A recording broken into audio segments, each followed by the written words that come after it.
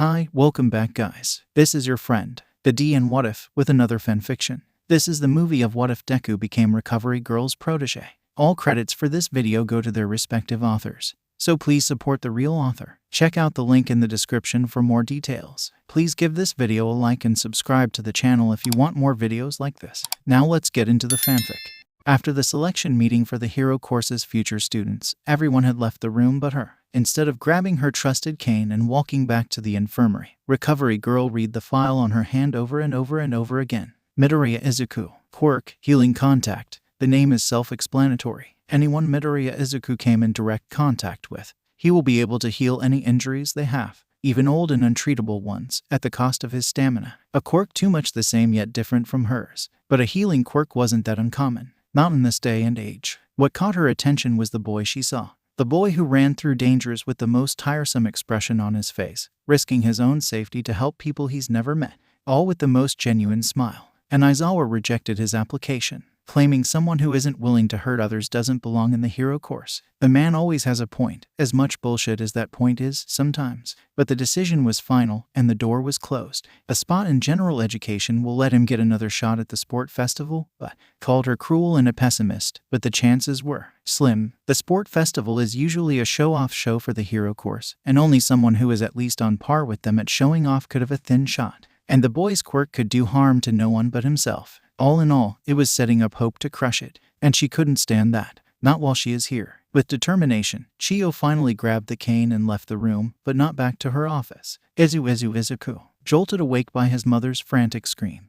Izuku rubbed his tired eyes before he set the pair of chopsticks he was holding down. Calmly, he walked towards the living room before getting bummed into by his mother. "Mom, what's wrong?" Izuku asked with a soft smile. "You know you can't flood the apartment with your tears again. Sadu-sen downstairs has been getting grumpier." "That's not important," Inko yelled back, before showing Izuku a letter she held in her hand. Yue's letter has arrived. For the first time since he woke up this morning, Izuku finally displayed an expression other than tiredness. His eyes widened at the revelation, gaining more energy than ever, maybe with a little dreadfulness along with it. Slowly, he took the letter from his mother's hand and studied it. "It's the real thing," he mumbled. "You go and open it," Inko shouted, snapping him out of his thought. "I'll clean up the table. Just go to your room and open it." Without a chance to reply, Izuku was pushed into his room. A moment of hesitation passed, and Izuku finally gathered up the courage to open the letter. Slowly tearing the seal off, Izuku found a coin-shaped device falling out of the envelope. He clicked on it, and to his shock, a hologram projection of his hero appeared, her face serious and firm.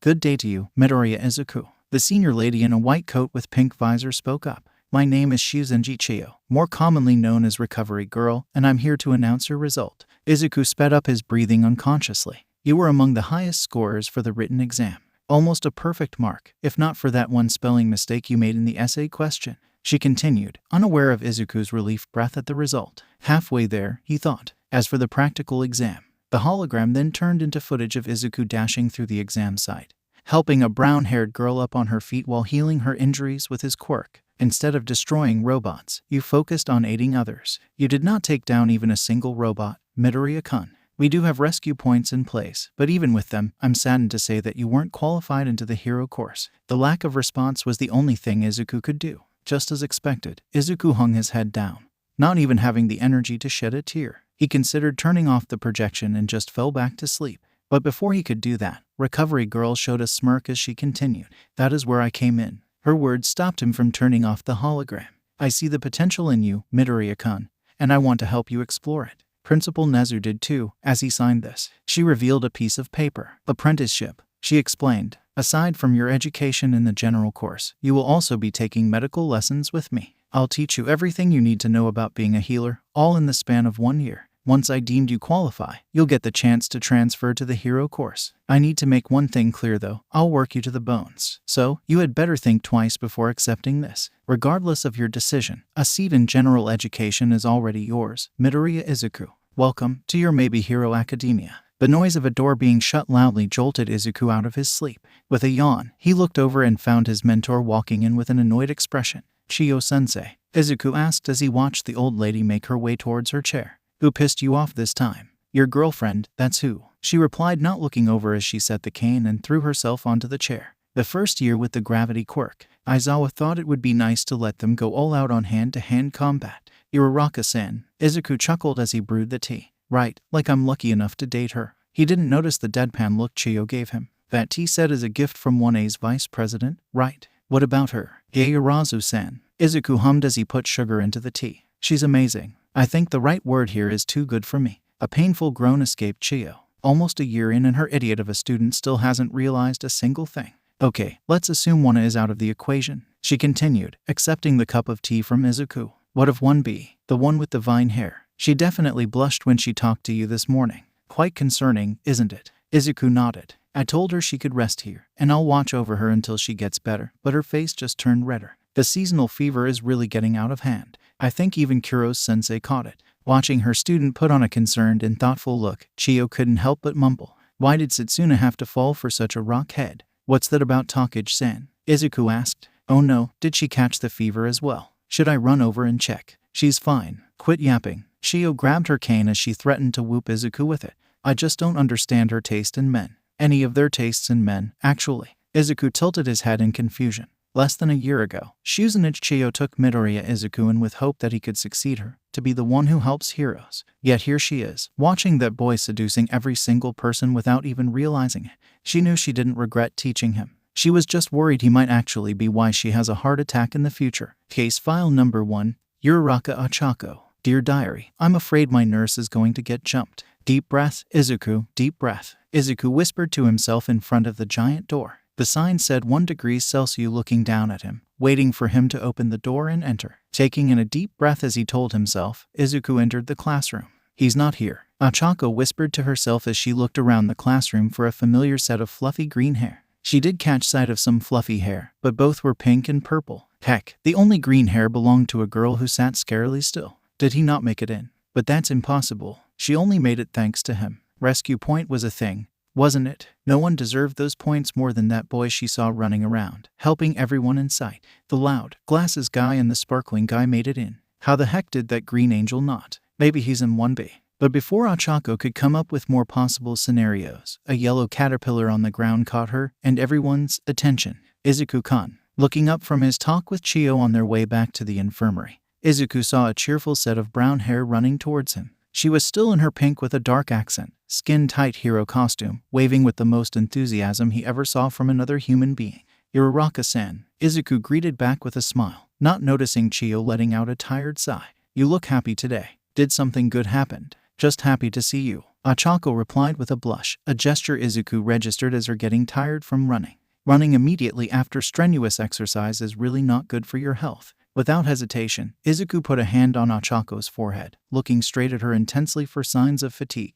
Your face is kind of hot right now. You're not making any eyes contact. You're making some strange noises. It doesn't look like fatigue, but it's not normal either. Chiyo-sensei, what's your thought? I believe you should let the poor girl have some space before she fainted. Chiyo calmly replied. While her rock-headed student was looking for signs, she had to witness the poor girl's face reach a new level of redness at the closeness. Well, I'm just going to use my quirk, just in case. Meanwhile, Izuku did not take a single clue as he grew more worried and started to grab Ochako's hand. At the sudden contact, Ochako let out some more gibberish as she watched her hand being gently held by Izuku. I, Izuku-kun. Ochako managed to stutter out a response. I'm fine. Really, you're going to get tired from using your quirk. What's a little fatigued if I could help you? Izuku joked. Not noticing smoke started emitting from Ochako's bright red face. Hell, I'll do this for the rest of my life if I have to. Anything for you, Uraraka-san. Both didn't notice Chiyo already gave up and left. Excuse me, is anyone here? Ochako dragged herself into the infirmary with the most exhaustion she's ever felt. Mentally, that is. The entrance exam took the cake for physical exhaustion. Immediately after the threat of expulsion from her homeroom teacher, Ochako had to sit through lunch without eating a single thing. Dinner water is all she needs to stay healthy throughout the day. Daily lunch and breakfast just put more of a toll on her already limited pocket. To top on all of that, the quirk apprehension test made the atmosphere in her class tenser than ever. After realizing that they could get expelled at any moment, no one tried to strike up a conversation with anyone, which just made her focus more on her growling stomach.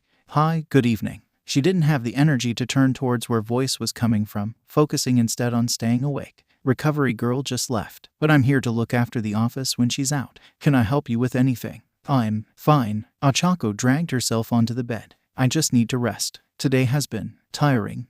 Overwhelming first day, I assume. The soft, kind, and somewhat familiar voice chuckled. Recovery girl did tell me to expect someone from the first year to come. Ochako could hear noises of the cupboards being searched, along with the sound of water being poured into a cup. Usually, sleeping the tiredness off would be recommended, but sleeping with an empty stomach just makes it worse. She then saw a yakisoba bread being placed in front of her face. Without missing a single step, Ochako tore the packaging off and devoured the bread with only a few bites. She quickly snatched the cup of water away from the nurse's hand and gulped down the water. Easy there. The nurse's chuckle somehow even got softer. Saving someone 3 times in a row would be a new record for me. Ochako's head shot up and, in an instant, she recognized that face. The green angel who lifted that piece of debris up and rescued her. The same angel she's been looking for all morning. It's you, she screamed, earning a chuckle from him. Good to see you again too, Gravity Girl. He smiled as he offered her another glass of water. Rough day in the hero course. Ugh, the worst. Ochako groaned before she gulped down another glass of water. I take it you're having an easier day.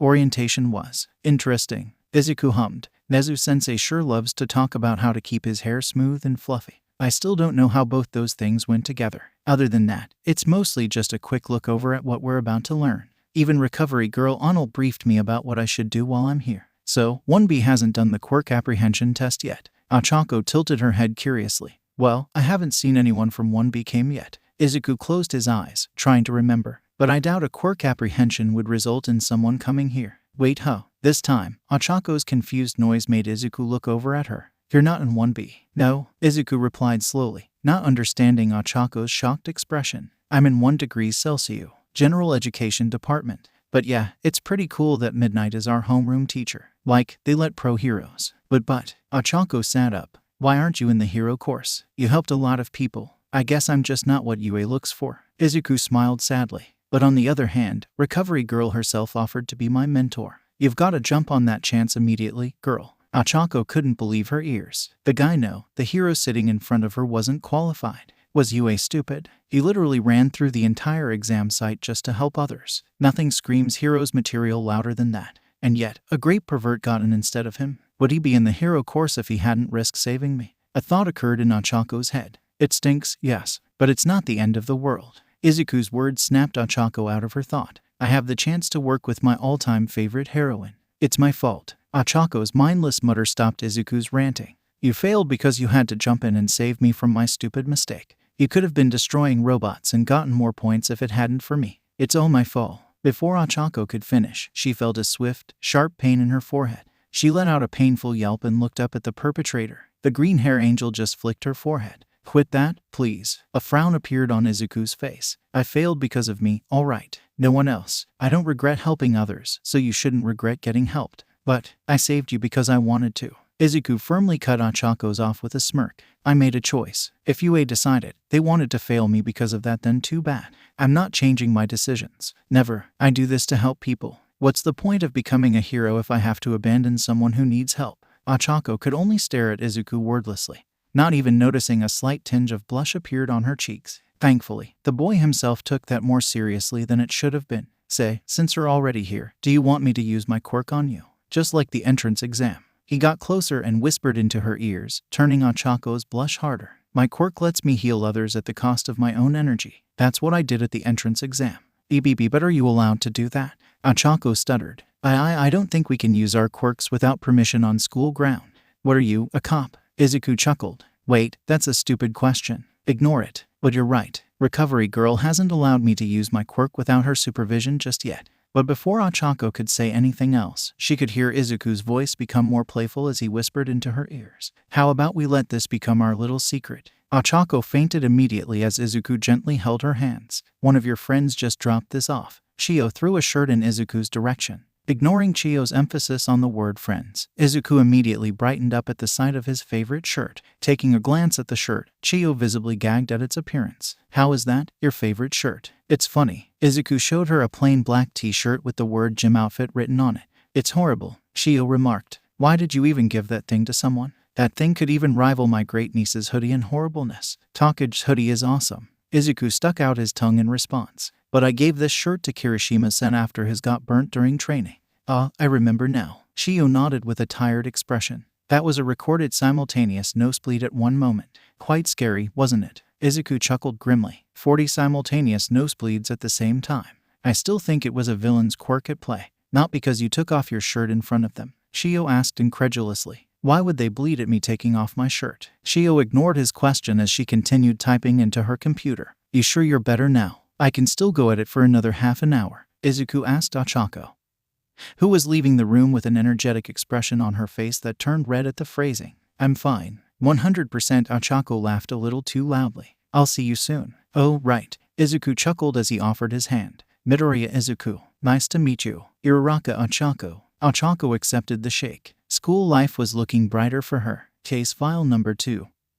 Hagakure Toru. Dear Diary, I think my nurse assistant is talking to himself again. I didn't know the winter is coming. Izuku looked up from the gigantic medical book that Chiyo forced him to squeeze the contents into his head. Over at the desk, Chiyo set the phone down with another tired look. 1A, she explained without a retort at the joke. Tosh, the Hero Foundation's teacher, thought it would be great to conduct quirk combat on their first week at school, all without safety guidelines nor precautions. That's dangerous. Izuku set the book down and went over to help his mentor with preparing medical supplies. Shouldn't this be their first time using their quirk against another human being? Yes, Shio confirmed. And yet that blonde oaf thought it would be nice to pitch those teenagers against one another. I swear, if not for that stupid quirk of his, I would already have beaten him to death with this cane. Ignoring the blonde and mysterious quirk part, Izuku chuckled awkwardly as he received the frostburn treatments. I don't think doctors are supposed to kill people, recovery girl. You took that oath last week. Not me, Shio casually remarked. Why do you think I always have a cane with me?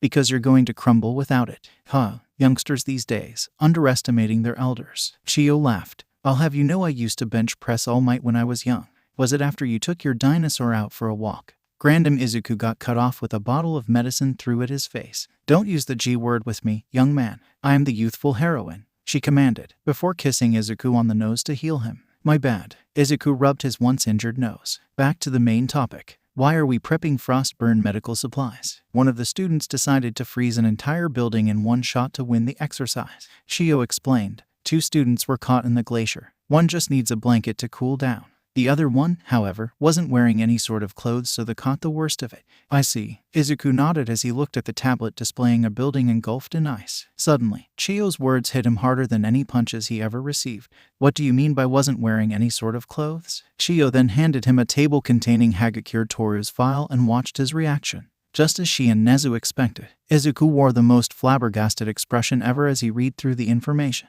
Oh, hey, Hagakure-san. Izuku waved towards the empty chair in the corner as he entered, surprised by her name being called out of the blue. Toru turned towards the door and found the school's her favorite nurse strolled inside, looking as tired as ever. However, before she could voice her concern, another beat her to it. Nurse, an energetic, cheerful voice spoke up loudly. Why do you look like you haven't slept for 3 days straight? I sleep just fine, Hatsum-san. Izuku answered as he rubbed his panda-looking eyes. I just came back from a mission with Chiyo-sensei. Some villains just don't get that people rest during weekends. Shouldn't you be resting, then? They looked at him with concern. At the side, quietly, Toru got closer to Izuku and inspected his eye patches. He looked like he could barely keep his eyes open. I am about to. Izuku nodded. Are you joining me in bed? Mei and Toru's brains shut down right there. Not noticing the 2 girls in front of him froze up.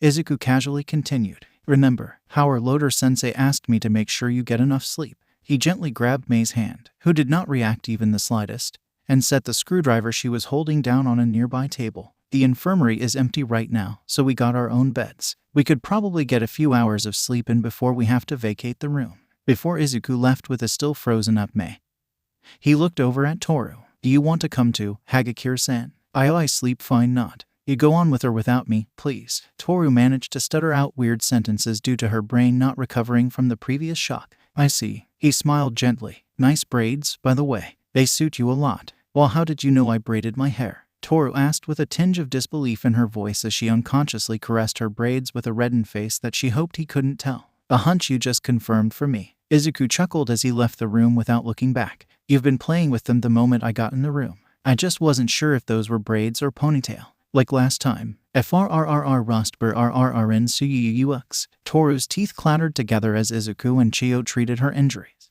Izuku focused on wrapping Toru's injuries up while Chiyo carefully kissed her on the right cheek to heal the injury.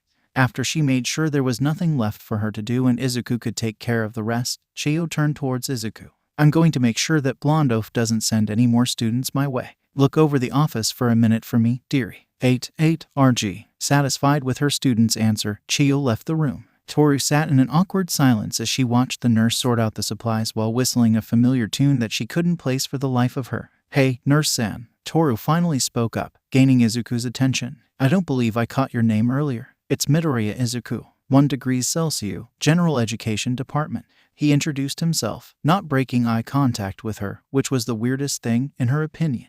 You are Hagakure Toru, correct? Why yeah. Shaking herself off the weird eye contact thing, Toru looked away. So, you're a nurse. At this age, you've done this before. Not quite. The nurse's smile somehow got softer and kinder than it already was. Most of my first aid knowledge came from books and community courses. I did help whoever needed their injuries tend to, but none was this official. Must be nice. Toru giggled. Here I am, failing my first heroic lesson. I wouldn't say it's your fault. Izuku hummed non-committedly as he checked over the labels of some medicines. You shouldn't even be put in that situation in the first place. It's only your first lesson, after all. And whoever made that thing you called a hero costume should be put on the gallows. It's not that terrible. Toru stuttered at the casual remarks. My quirk is invisibility. There's not much they can do about my situation. No. With a smooth, swift motion, Izuku pulled out a notebook from somewhere and turned towards the destined page. He revealed the page's content to Toru. Okay, first of all, calling your quirk is just stupid. How do you think your quirk works? Decided to blow past the rude remarks, Toru answered. My body naturally refracts light. That's why I can't be seen. Oversimplified. Izuku clicked his tongue. How do you think light works on our eyes? I don't. Light needs to hit our eyes so that we can see. If light just went through your eyes, what do you think would happen? I would be blind, Toru realized. But maybe my quirk has some ways to work around that concept. Quirks are bullshit, after all. Quirks are bullshit. That's without a doubt. Izuku nodded. But even they obey the law of physics. Sometimes they may work around it, even mess with it, but they do not disregard the natural law of physics. Take my quirk, for example. I channel my own vitality and transfer it to other people through direct contact. But I can't do it on myself. Not even pretending to understand the science that came out of Izuku's mouth, Toru asked, anxiously at the implications of Izuku's word. And then how does my quirk related to any of this? My theory is you aren't completely invisible. Izuku proudly announced his theory, missing Toru's hitched breath. Your pupils must be visible in the smallest, thinnest way possible to allow you to see. It's invisible to the human's eyes.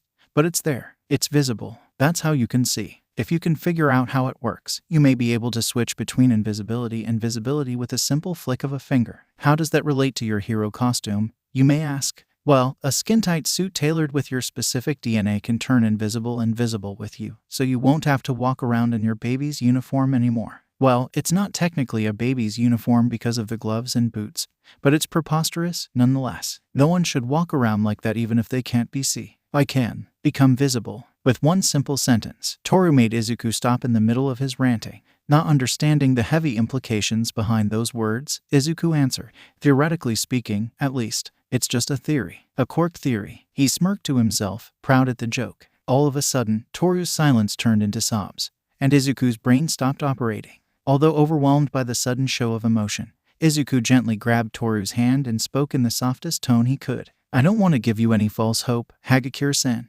Toru sobbed more at Izuku's words. But as long as it is still a possibility, recovery girl and I will work to the graves to make sure you can reach your full potential. She looked up. In front her was still the same set of viridian eyes, but the tiredness at it was completely replaced by determination and assurance. Not once did they break away from her own. For the first time ever in her life, Toru could feel someone looking at her. Where are those notebooks coming from, by the way? Setsuna asked, eyes still staring at Izuku's back in disbelief. What notebooks? Izuku replied cluelessly as he continued his writing. That. Setsuna pointed at the notebook Izuku was holding in his hand. In return, Izuku looked at where Setsuna was pointed at and looked back at her with worry. You sure Tetsu-Tetsu-san's punch didn't leave a concussion? Setsuna turned towards her great-aunt as a last resort, trying to understand the sheer madness that was happening. Much to her disappointment, her aunt just gave her a cup of tea. Something aren't for us mortals to know, Setsuna, Shio casually said as she sipped her tea. Learn to live with it. Your life will be much easier. Setsuna gulped down the cup of tea like it was a bottle of liquor. I'll talk with Shuzenji-sensei about your hero costume, Izuku assured Toru. The person who went through with the gloves and boots is already dead. To her, at least. I took an oath, sadly. Giggling at the joke, Toru mindlessly tugged her invisible hair behind her ears. Thank you, Midoriya-kun. Honestly, you don't know how much you've helped me. It's in the job description. Izuku smiled at her words. I'll be here if you need help with your quirk. Can I come visit for, lunch and stuff, time to time? Toru asked meekly, not daring to meet Izuku's eyes this time. Just don't come wearing this again. You don't know how hard it is for me to keep my thoughts at bay. Before Toru could burst into flame from embarrassment, Izuku continued, no feelings could describe how angry I am at this. Gloves and boots. It's an insult to the support industry. Nothing boils my blood more than this. All right, Toru whistled. I'm angry, too. Nothing but anger. Definitely only anger. Case file number 3, Kudakuji. Dear Diary. Is there any way to check if someone is a Disney's princess? Angel exists. He knew it. One appeared in front of him. It all happened too fast, though. One moment, he was having lunch with Shaoji and Takoyami. Next thing he knew, the alarm almost blew his ears off. Chaos ensued immediately after. Students pushed against one another, completely disregarding others' safety. Thankfully, with his figure being naturally larger than others, Kuji wasn't hurt too badly. Physically, at least. The sound of alarm blaring through the hall, students screaming, telling each other to move, combined, triggered a panic attack. As a selective mute, Kuji never asked for anyone's help. Whenever he was having any of his episodes, an animal friend always came and was there for him, helping him to calm down.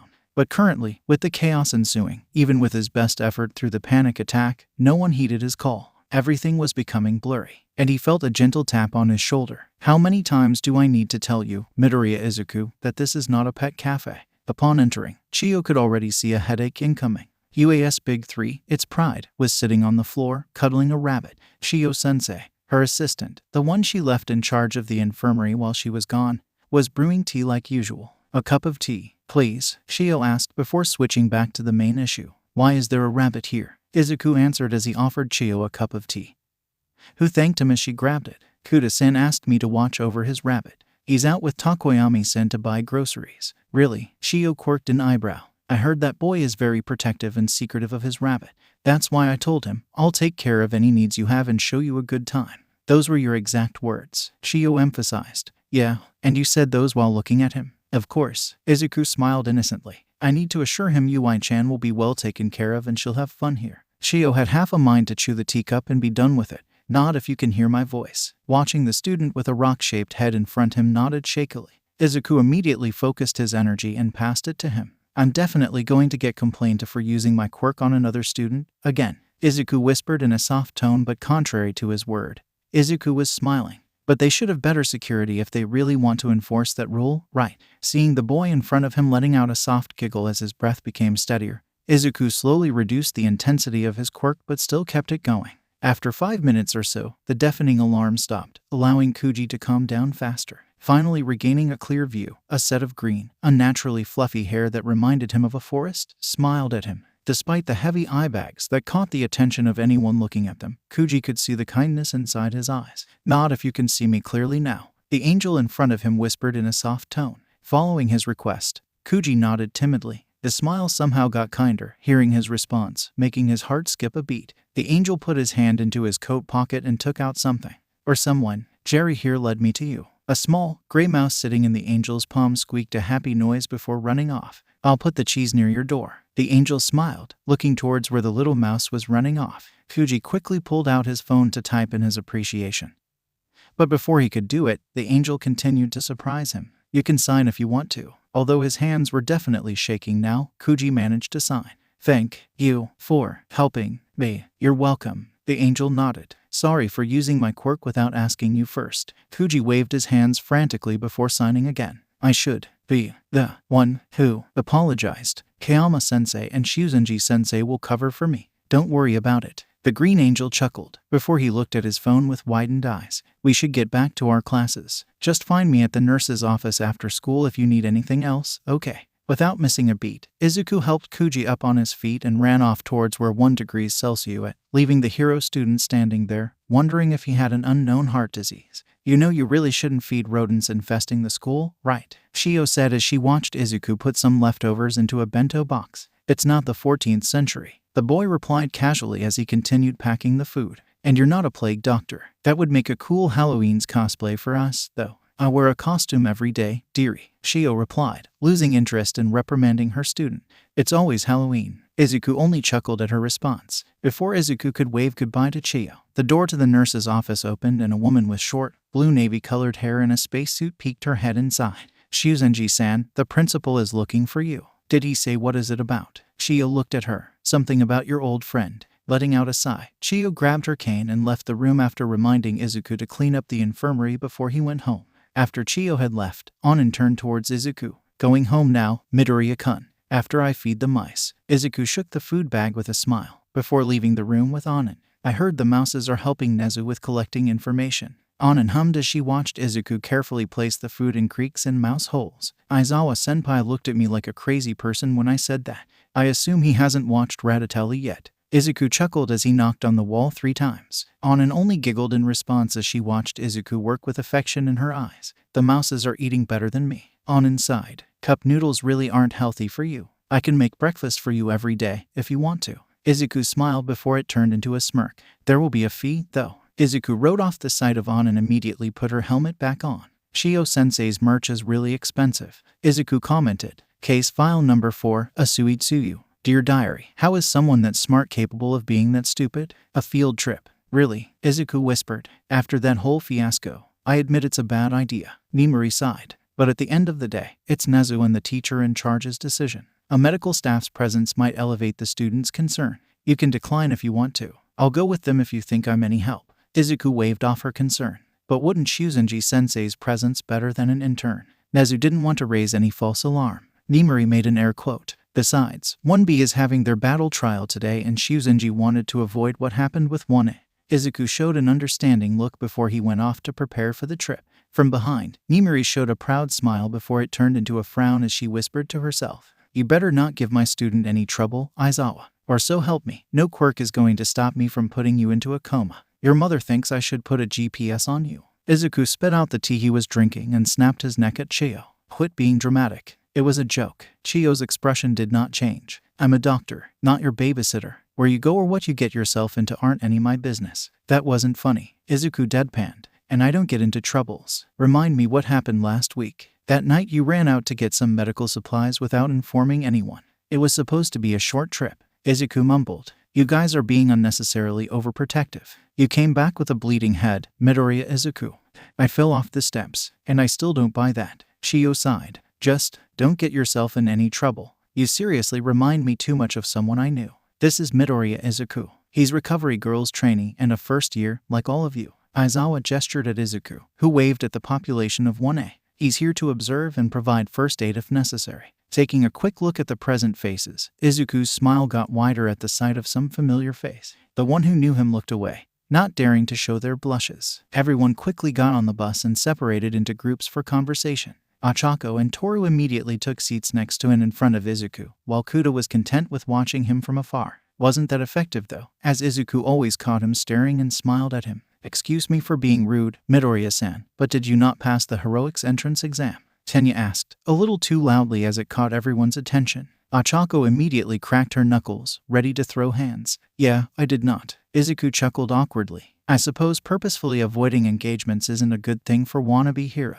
But you recognized the true point of the exam, did you not? Tenya continued. You saved your Uraraka-san from the 0-pointer. You even assisted Recovery Girl in her healing efforts. I merely provided the necessary amount of energy for Shuzenji-sensei to heal them. Izuku scratched his cheek. My quirk doesn't heal everything randomly. I have to know what I am healing for it to work. I see. Tenya nodded. It's a shame, though. I was looking forward to seeing you in class. No reason we couldn't see each other outside of class. Izuku smiled, unaware of Tenya freezing up. You can always find me at the nurse's office. After school, that is. Ideally when no one's around. Midoriya-san quickly napped out of his stupor. Tenya reprimanded through a red face. It's not appropriate to extend such invitation. Really? Izuku tilted his head and asked. An action made anyone saw it turn away. That's when I'm usually at the office. I thought it would be better if we can talk without me being distracted by work. Before Tenya could come up with any response, the bus came to a stop. Through all that, no one noticed Katsuki being oddly quiet in his seat.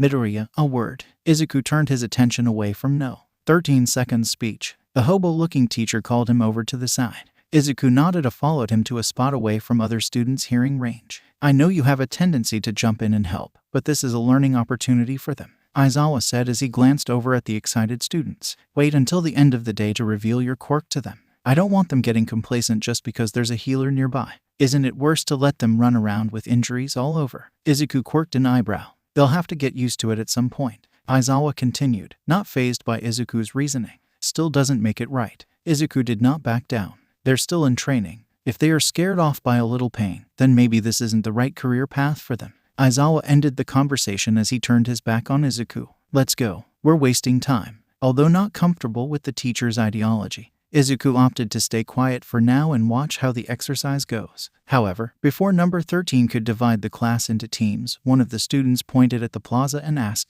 "What's that down there?" Imari looked up from her paperwork at the noise of the door to the staff's room being open. There, she found her student, wearing his usual white coat over the uniform, looking more tiring than ever. "Midoriya-kun, what brings you here?" "Nezu asked me to remind you that office hour is over, Kayama-sensei." Izuku smiled. "He said you can finish your paperwork tomorrow." "Why, I must have lost track of the time." Imari chuckled as she took a glance at the clock. "Why are you still here, then? Shouldn't you be back at the dorm? Are you overworking again? I swear to Nezu, I will knock you out by force if I have to. I'm going back there now." Izuku waved off her concern. "I'm just prepping some stuff in advance for Chiyo-sensei." "Oh, what a good student you are." Nimari smiled as she closed the door to the office and teasing pinched Izuku's cheek. "I'm kind of jealous over how much you've helped her. God knows I need someone to help me with my paperwork. I'll be with you all night if you want, Kayama-sensei." Izuku smiled. "As intriguing as that sound, dear." Nimari giggled at Izuku's phrasing. "A weapon more dangerous than anyone could anticipate. As your homeroom teacher, I would prefer it if you don't overwork yourself to exhaustion." "It's not that bad." Izuku chuckled. "I slept for 4 straight hours on Tuesday. More energetic than ever and railing to go. Today is Monday." Nimari sighed as she pulled off a piece of her costume, emitting the sleeping gas. Swiftly catching the now unconscious Izuku, Nimari smiled at the sight of his peaceful, resting face. "Guess that's why the rat sent him her way." Effortlessly, she picked him up and carried him over her shoulders, making her way back to 1 degree Celsius dorm. She just hoped her students won't pull out the witch's hunt gear again at this sight. "How are you so calm? You're a civilian." Minoru screamed at the sight of Izuku calmly looking at the water's surface. "Why shouldn't I be? You guys are getting me out of here." Izuku casually replied as he threw one of Minoru's balls into the water while the villains were backing away from the floating ball. "I'm grateful that you trust us that much, Midoriya-chan." Tsuyu spoke up with a tone matched Izuku's calmness. "But I don't see any ways we can defeat the villains. Not with this formation in this scenario." Itoshi mumbled. "A sinking ship with water-based villains readying to ambush them the moment they touch the water." However, even with those odds, the nurse didn't even show a single tinge of emotion other than tiredness. He quietly studied the water's surface for a few minutes before he turned back to Hitoshi with an assuring smile. "Shinsu-san, wasn't it?" Hearing his name, Shinsu slowly nodded in confirmation.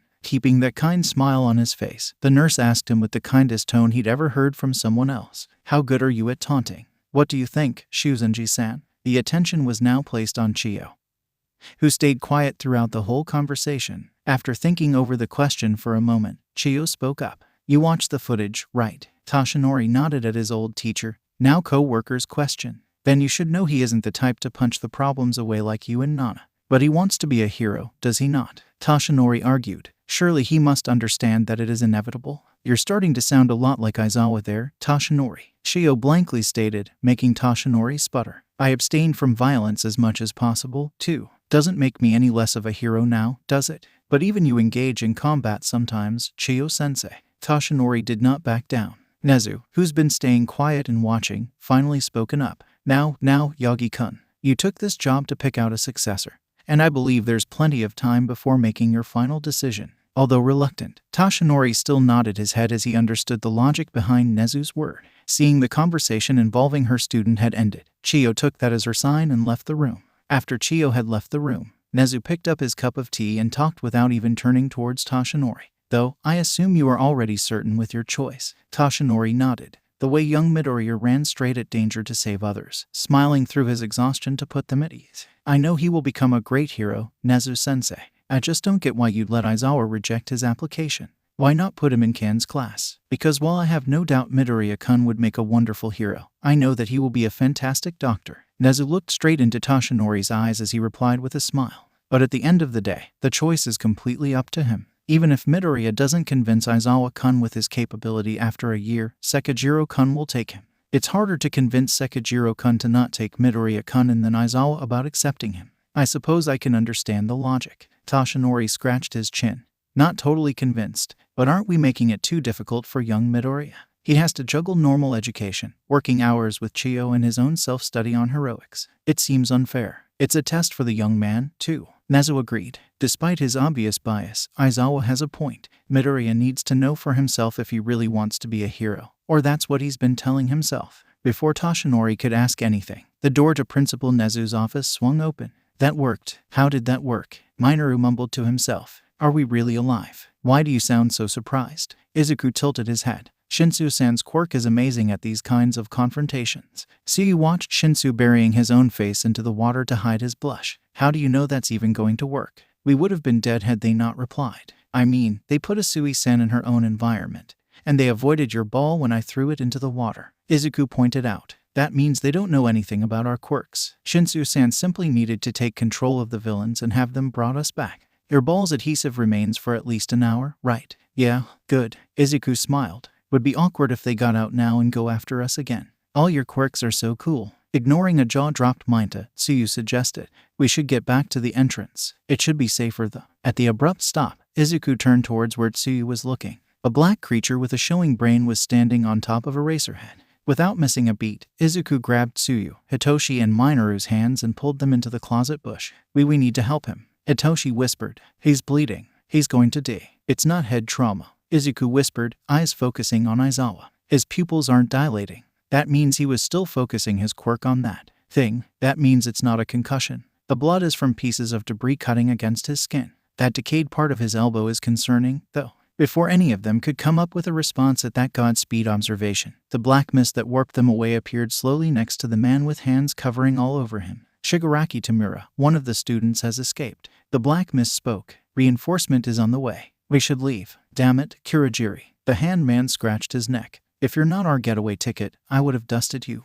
All Might isn't here, too. What's the point of bringing the secret weapon if the boss isn't even here? Minoru released the breath that he didn't know he was holding. They're leaving. Thank All Might. But before we leave, Izuku could feel the malice that was aiming towards them. Let's leave him some dead students. Everything slowed down at that moment. Tsuyu could feel her face being grabbed by the villain's hand. The one with the disintegrating quirk. She squinted, her eyes shut in fear, not daring to look at what is to come. Yet, nothing happened. Slowly and shakily, Tsuyu peeked, her eyes opened and glanced over to her right. Izuku was holding onto her hand for dear life. His eyes were squinting in exhaustion, he was panting. But his hand did not loosen even a little. A healer with a counter quirk. Tamura smirked. With his remaining hand, he reached over to Izuku's face. Let's see if you can use it on yourself. Tsuyu's eyes widened in fear. She let out a fearful croak, begging Izuku to run. But as a response, Izuku only smiled softly at her before glaring at Tamura, not even attempting to dodge the incoming death sentence. Tsuyu could still feel his tightened grip on her hand. She gripped it back.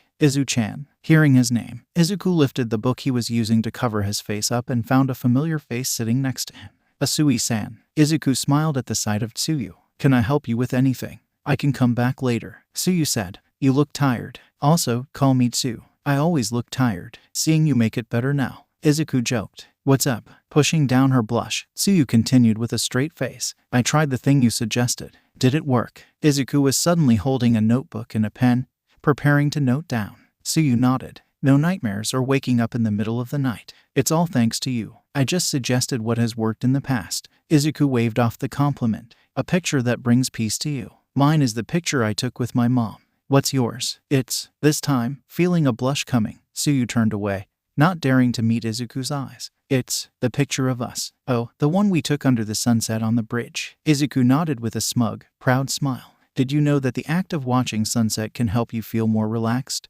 present, and content?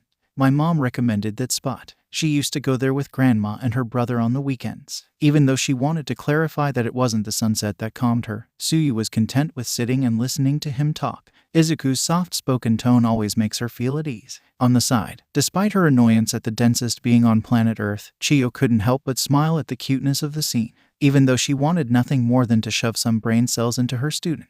Annoying. Tamura clicked his tongue in annoyance as he looked behind his back. Aizawa was glaring at him with bright red eyes. Namu, kill. Before Tamura could end his command, Izuku threw Tsuyu into the water, with Hitoshi and Minoru immediately jumping after her. Ducking under a shocked Tamura, Izuku ran towards Aizawa and slid beside him. He grabbed Aizawa's hand and focused on using his quirk, patching up the decayed elbow. Cool move, healer. Tamura grinned, turning his attention away from the students who were now away from the shore. A touch-based quirk that heals. Finally, a player too worth playing against. Before Tamura could go further into that statement, the dome's top was crashed through by a huge figure. All Might was here, and he wasn't smiling. Case file number 5, Kuro's Onin. Dear Diary, they said the Ton 618 is the heaviest black hole with the densest singularity discovered till date.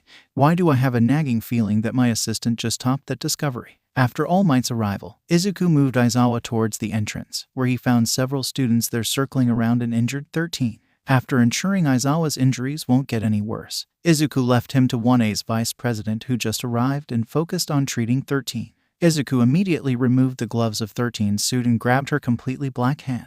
Izuku could feel his nose start to bleed, along with Ochako telling him something, but the headache and the exhaustion blur out everything else. Izuku's sole focus was on patching up the disintegrated wounds of his teacher. Gradually, his vision started to get blurry as his eyes started to blink more and more. Izuku bit down on his tongue to keep himself from falling unconscious, utilizing the pain and the taste of blood in his mouth to keep his brain from falling asleep. 5 minutes felt like an eternity. He hasn't overworked his quirk like this since the entrance exam, and even then, he stopped at nose bleeding. But he can still feel the pain. That means he could still endure it. Even when the sound of glasses shattering, door being kicked down following by gunshot, Izuku did not stop. Only when an unfamiliar, sweet, calming scent entered his nose that everything went black. Recovery girl. Ochako pleaded. Shio's eyes followed the sight of Izuku, Aizawa and Onin being put into an ambulance. It's not life-threatening, Shio answered. Aizawa's elbow stopped decaying before the nerves were affected. Kuro's might need some extra treatment with her back being torn open like that, but thankfully the bleeding was stopped. As for Midoriya, overworking his quirk caused an overload on his brain. An MRI scan is needed, but he was still conscious until midnight knocked him out, so it's safe to assume that he'll recover soon enough. Tsuyu's tightened fist loosened a little at the good news, although the guilt was still apparent on her face. Toru and Kuji went over to check up on the frog girl. Can we visit him? Ochako asked. I don't think it's a good idea, dearie, Shio assured her, but I'm sure he'll be up and running by next week. He's a tenacious brat, after all. Now on to different matters. Nezu set down the papers and looked around the room. I read a paper that said checking up of the staff's life outside of work would improve productivity. Last weekend, I sent my rat friends on a mission to spy on Tartarus. Yagi-kun, now you do it. Spying on Tartarus. Blood came out of Toshinori's mouth. No, sharing, Nezu clarified. Your celebrity status would make you a terrible spy. Okay. Looking past a secret he shouldn't be hearing. Toshinori tried to remember what he did last weekend. With my partially healed stomach, I figured now would be a good opportunity for me to go and try out all the cuisines I've been missing out on for the past 5 years. A wise choice, Nezu nodded. What about you, Ken-kun? I took my dog to his monthly spa. Inui came with us. Sekijiro shrugged as Ryo sneered to himself. What about you, Yamada-kun and Aizawa-kun? Sleep, patrol, sleep, marking papers. Shota answered unamusingly. The usual stuff. My radio shows. Hizashi excitedly yelled. A lot of requests for love advice from the students have been pouring in. And you, Shuzunji-san? Just hanging out with my sister and her family, Shio replied. My fashion disaster of a grandniece needed help picking out an outfit. Uo, I smell a love story in the air. Nimori grinned. Was it a date? With my student? Yes. Everyone quietly agreed to ignore the sound of glass cracking coming from their youngest co-worker. But her knuckled head probably thought it was only a friendly invitation. Anyway, really? Toshinori raised an eyebrow. Young Midoriya showed me a picture of them with matching sweaters. It was horrifying. Wow, All Might, Ken chuckled. Didn't expect you to roast the kids like that. Oh, right, sorry. Toshinori scratched his head embarrassingly. The children looked cute together. Everyone stopped for a second at the noise of glass cracking getting louder. But the sweaters they picked out were horrifying. Toshinori continued, sweat dripping down his face. I do not understand who in their right mind would sell them. Couldn't be that bad, right? Majima asked. I've looked straight into the eyes of the Boogerman, Majima. Toshinori rubbed his face with his palm. But those sweaters, they scare me. But at least they look cute together. Toshinori, I am trying so hard to not be in a black hole singularity. Toshinori and the rest of the staff followed Chiyo's glance towards Onin. Although her face couldn't be seen through the helmet, black mist could be seen emitting through the spacesuit. Before Toshinori could rectify the situation, the staff turned their attention to the door being slid open. Drinks are here. The subject of the conversation, Midoriya Izuku, casually walked in with stroller. He approached Nezu and then Chiyo, refilling their teacups. For Majima, he handed him a can of energy drink. For Ectoplasm, Hisashi and Nimiri, he poured them a cup of warm rose water. Tashinori gratefully accepted a glass of cool water from him. Aizawa, Kan, Snipe and Inui nodded their thanks as Izuku poured them a cup of coffee each. As they received their drinks, the rest of UAS staff watched with interest as Izuku approached on. Kuros-sensei, you're looking happy today. Izuku smiled as he gently handed her a non-alcoholic cocktail. Just happy to see you, Midoriya-kun. Somehow with her mask already off, Anan smiled as she accepted the cup from Izuku. This cocktail is amazing. I'm glad to hear that. Izuku nodded as he started to turn towards the door. If you want more, you can always find me at the dorm. I'll even give you a little extra service. Before Izuku closed the door, he asked, while we're on that topic, the teacher's bar really needs some touch-up. I can make better drinks with the tool I have at the dorms. Watching the nurse left. Everyone quietly watched as Anan sipped her cocktail with a goofy smile and a bright red face. What's the verdict, Your Honor? Ectoplasm turned to Nezu. Oh, she's definitely in love. Nezu cackled. That means 1 week of overtime, Aizawa. Aizawa responded by drinking his coffee like a tequila shot. After passing out from her fight against Kurogiri, Anan woke up in a hospital bed, feeling strangely energetic. After informing the nurses and doing a few checkups with the doctor, Anan finally heard what happened from a detective. All about what happened to the students until reinforcement had arrived, including why her supposedly fatal injuries only felt itchy now. Immediately after the detective had left, Anan came straight to Izuku's room. Sliding the door opened, she found Chiyo sitting next to him, reading through some papers. UAS medical staff looked up from their conversation at the unexpected visitor. Hey, you're finally awake, Izuku said with a joking smile, almost earning himself a cane if he hadn't been in bandages. How are you feeling, Kuros-sensei? Before Anan could come up with an answer, Chiyo grabbed her cane. I need to go talk to All Might, Chiyo told them before she left the room. Be back in 10 dearies, minutes or hours, Izuku asked. I'm going to let you figure that out yourself. She closed the door as she left. Anan then approached the chair next to Izuku's bed and sat down, looking all over the nurse. I heard about what you did, Midoriya-kun. Anan whispered in an apologetic tone. I'm so sore.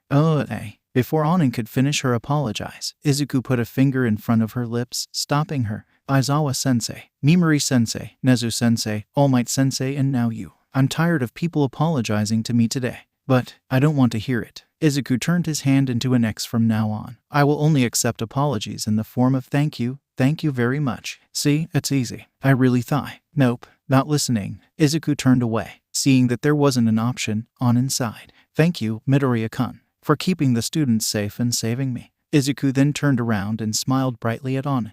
You're welcome, Kuros-sensei. As Izuku said that, Anan could feel him staring straight into her eyes. The cheerfulness she saw on her face was now replaced completely with attentiveness. His viridian eyes stared straight into hers. Izuku slowly leaned in as more seconds went by, completely ignorant of Anan's red face and the fact that their nose was almost touching. Even though she was experiencing the most embarrassment she ever felt in her entire life, something about Izuku's eyes entrapped her, keeping her still, not daring to move a single muscle. Only when Anan was positive that she was leaking her quirk on accident that Izuku finally broke back into a smile as he sat back down on his bed. Not noticing Anan's hastened breathing, Izuku giggled. Your eyes are really pretty, he continued despite black matter was now leaking out of Anan's mouth as her iris were spinning around at the sudden compliment.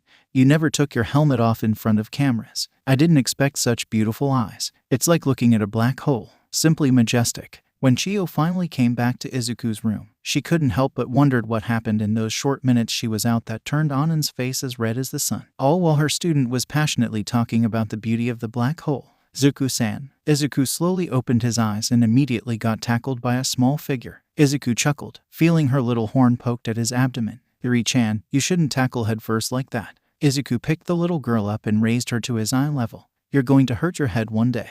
Do you not like it? Iri meekly asked. I love it. Izuku smiled as he set Iri down and patted her head gently. I'm just worried about you getting hurt. I'm going to be sad if you're hurt. Can you be careful next time? For me. Iri showed Izuku a blinding smile as she nodded. Glad that his word got through, Izuku's teasingly, but gently pinched Iri's cheek. The little girl smiled brighter at the gesture. If anyone caught Aizawa snapping picture, they can't prove it. Case file number 6, Takage Setsuna. Dear Diary. What can I say to my sister so that she'll stop nagging me to set Setsuna up on a date with my emotionally dumb nurse? Acting weird. Izuku repeated. Yeah, Chiyo let out a tired sigh, avoiding eyes contact, staying unusually quiet. That kind of stuff. Did anyone else notice it? My sister and the girl's parents chalked it down to nervousness, which makes sense in a way. Shio continued typing into her computer. Her first week in and so much already happened. Really? Izuku continued copying information down from a medical book. It's been a pretty chill week, for me at least. You were hospitalized. Extra free time to read books. Izuku shrugged. Whatever you say, dearie. Shio ignored her students oblivious to trauma. I did try to ease her into sharing, but it turns out to be having the opposite effect. Maybe she's just not comfortable sharing whatever she's going through with you just yet. Izuku offered. I'd say let her have some time to figure things out first. She's a grown-up. I'm sure in time, she'll find it easier to talk to you or someone.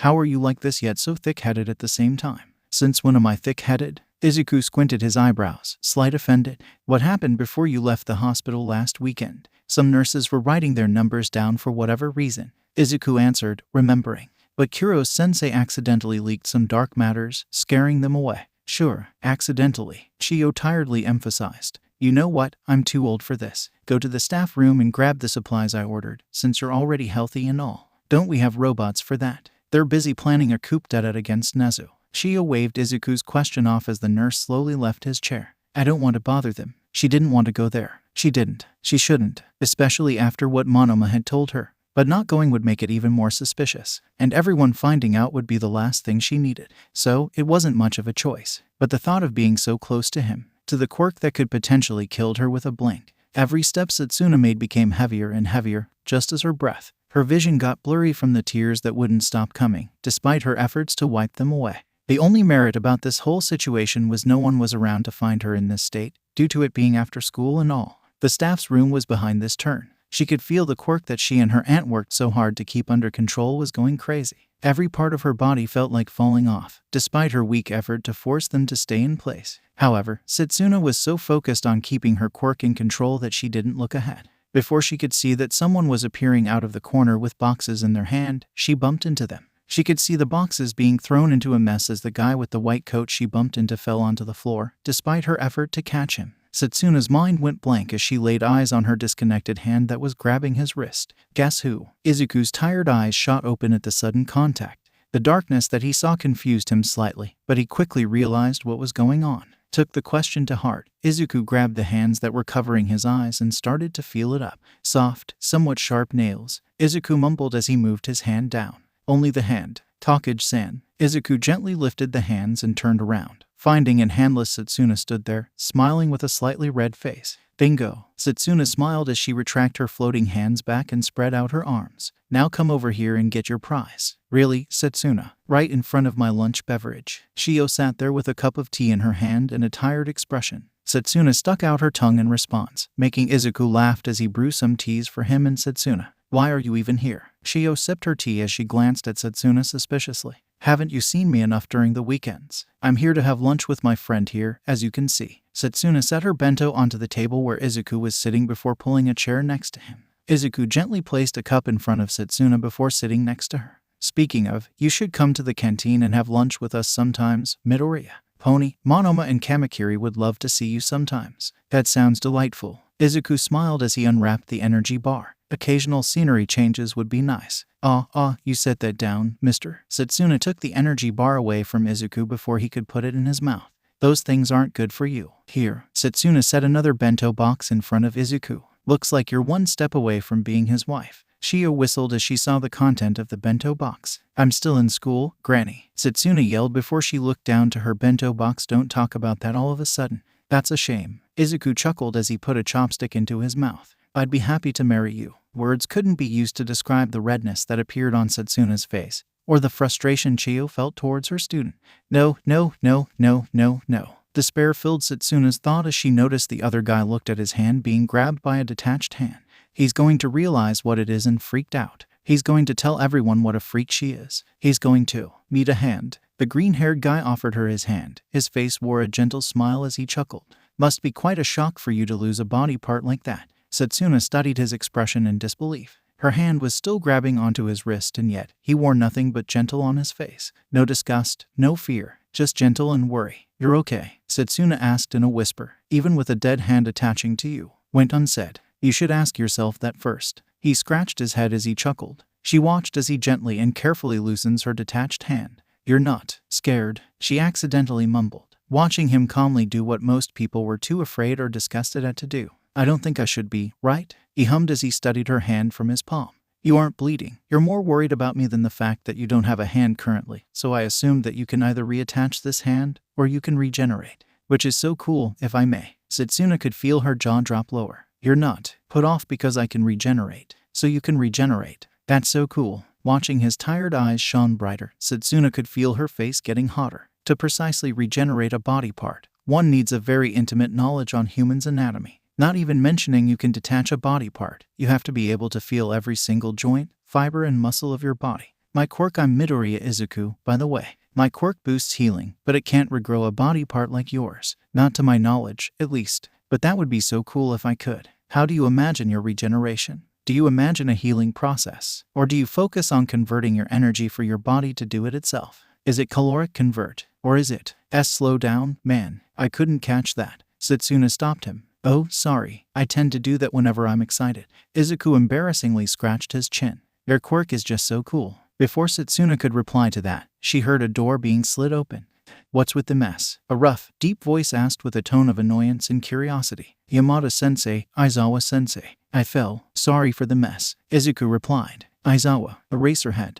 Disconnected. Broken. Death. Setsuna immediately curled up and hung on to the closest person, trying to hide behind him. Away from. Please don't use your quirk. Please don't use your quirk. Please don't use your quirk. She squinted her eyes shut, her sobs muffled behind Izuku's back. You need help with that, little listener? Hisashi asked as he started to walk towards Izuku. No. Izuku yelled a little too loudly. I mean, I can pick it up by myself. It's my mess, after all. Nonsense. Hisashi smiled. As teachers, it's our duty to help students. Right, Shota? Stop screaming. It's annoying. Aizawa grumbled. Sometimes I think you want me to use Era. Actually, I do need your help with something. Izuku shouted, cutting the teachers off. I heard the robots are planning a coup.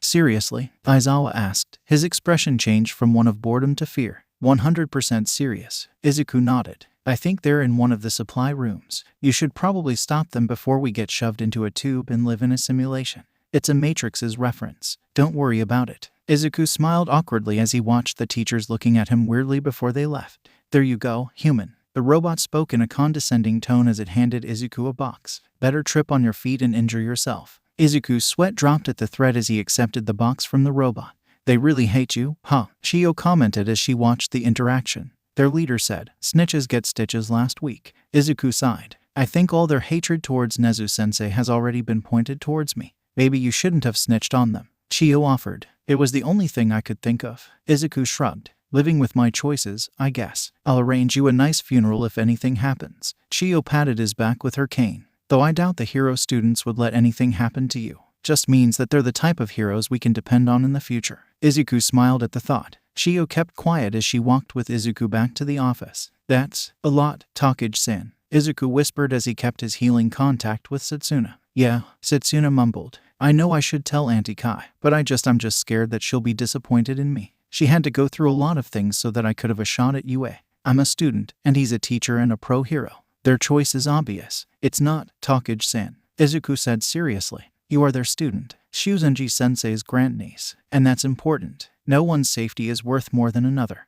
I just don't know if I can do it, Setsuna said, her hand gripping Izuku's tighter. I can come with you if you want. Izuku smiled softly, assuring her. Heck, I'll up and leave UA if you don't get to stay. You shouldn't do that. She mumbled, getting red in the face. It's not worth it. You're worth it, Takage-san. I'll be there with you. Whenever, wherever. Izuku did not give any thought to Setsuna putting her forehead onto his chest. Case file number 7, Tojike Chikuchi. Dear Diary, today I learned my nurse doesn't hurt people physically, verbally and emotionally. On the other hand, I'm proud, but don't tell him that. Got to keep up appearances, after all. So, the sport festival is coming. At Nimuri's announcement, the population of 1 degree Celsius stood up from their seats and cheered, much to Nimuri's approval. Nothing beats the excitement and fire of youth, after all. Now, I know you're excited. I am, too. But calm down and let me explain it first. Nimuri raised her voice over the noise, making them sit down in anticipation. As you've already guessed, the sport festival is more of an event for hero courses students to shine.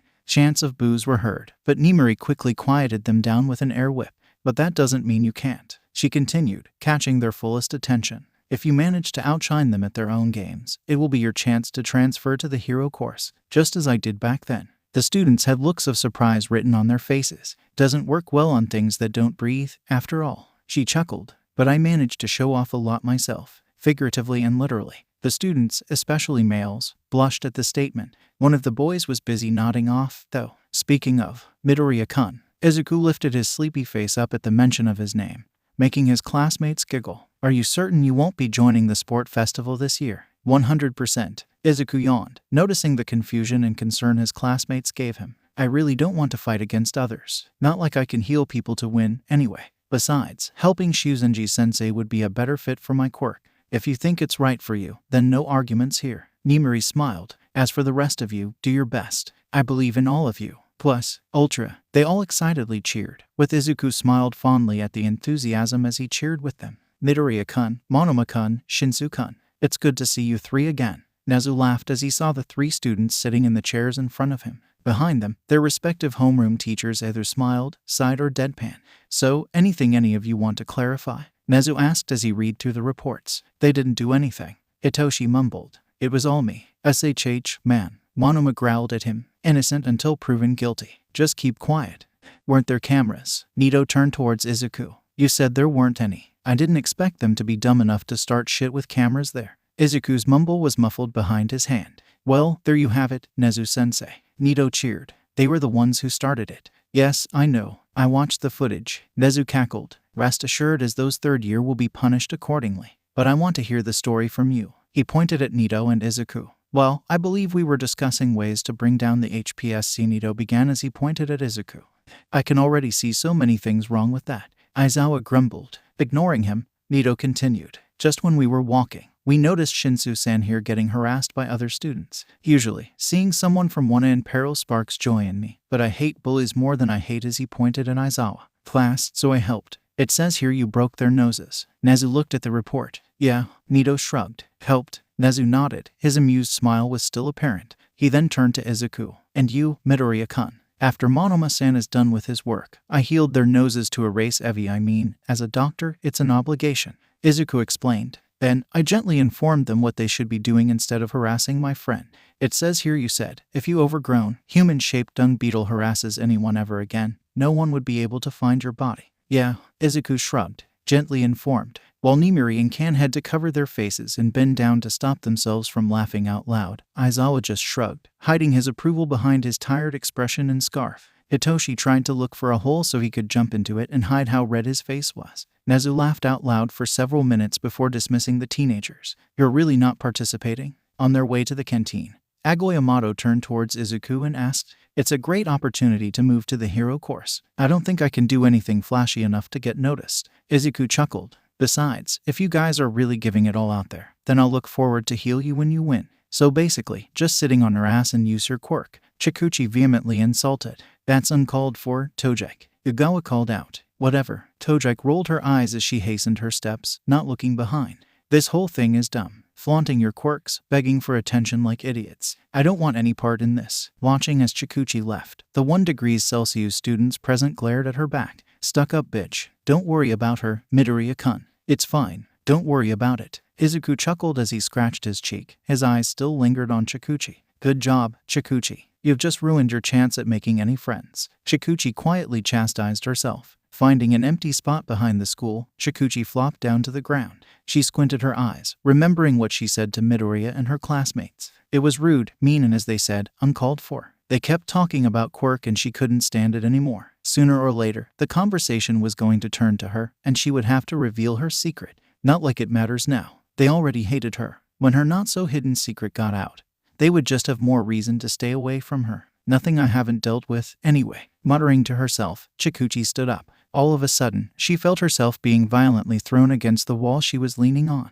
Let's see. All Might looked around the giant hallway's intersection. I believe I saw young Midoriya headed towards the backyard. Figuring he should at least have a talk with the young boy before making his decision, Toshinori opted to ask the boy to eat lunch with him in his own office, one Nezu had given him to relax in his true form. Any doubt Toshinori could think of, Midoriya Izuku had squashed it after the event of USJ. Despite his reservation at confrontation, He'd seen Midoriya's heroic nature, the way the young man stood over Aizawa to protect him, his effort to heal Kuros despite his limits. All of that, and the nagging feeling he felt from told him that he'd found his successor, a true hero who could succeed him, one who would maintain and keep his purpose stays true. But he wouldn't be able to do that if he can't find the young man. Trying to remember the layout of his alma mater, Toshinori carefully maneuvered the hallways. Such a waste of space. She heard the blonde bitch. You stole that spot from someone who worth sitting in. Guess you must feel pretty good, huh? I passed the entrance exam fair and square. Shikuchi groaned from the pain. So yeah, pretty hap. She didn't get to finish, though, as she felt a slap on her cheek. Quite a mouth you've got there, ponytail. One of bullies pulled on her ponytail as the other two laughed. Refusing to shed a tear, Shikuchi glared at them with the harshest glare she could muster up.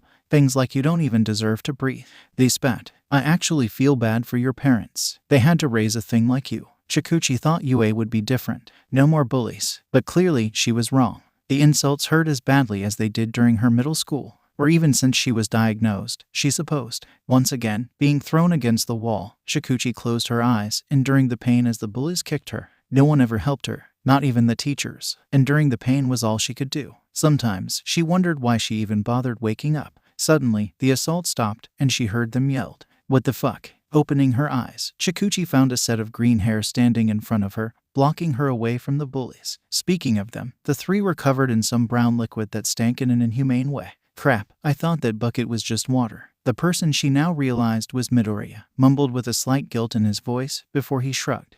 Well, what the fuck, asshole? One of the bullies yelled. You talked a lot of shit. Izuku answered. Thought you would like to be one. Do you know what you're even protecting? One of the bullies smirked. That quirkless. Shikuchi's eyebrows creased. But before she could squint her eyes and prepare for another assault, Izuku's reply shocked her. And, it seemed the bullies were taken aback at that statement as well. What do you mean? And, she's quirkle. Yeah, I heard, shit faces. He kept his glare on them. And, did my classmate do anything to offend you? Something so offensive and revolting that you thought it was a good idea to assault her in UA's backyard. A school that has zero tolerance towards violence and discrimination. Where you dipshits thought that you would get away with it because Tojike-san is quirkless, a normal person without a source of unnecessary power. Are your brains filled with as much shit as your personality and mindset? Is it genetics? Or is it taught and encouraged? I'm curious because I do not see a single good reason for you to attack her apart from you being a bunch of quirkist bimbo who got away with so much in their life that they thought everything they do is justifiable in the eyes of others.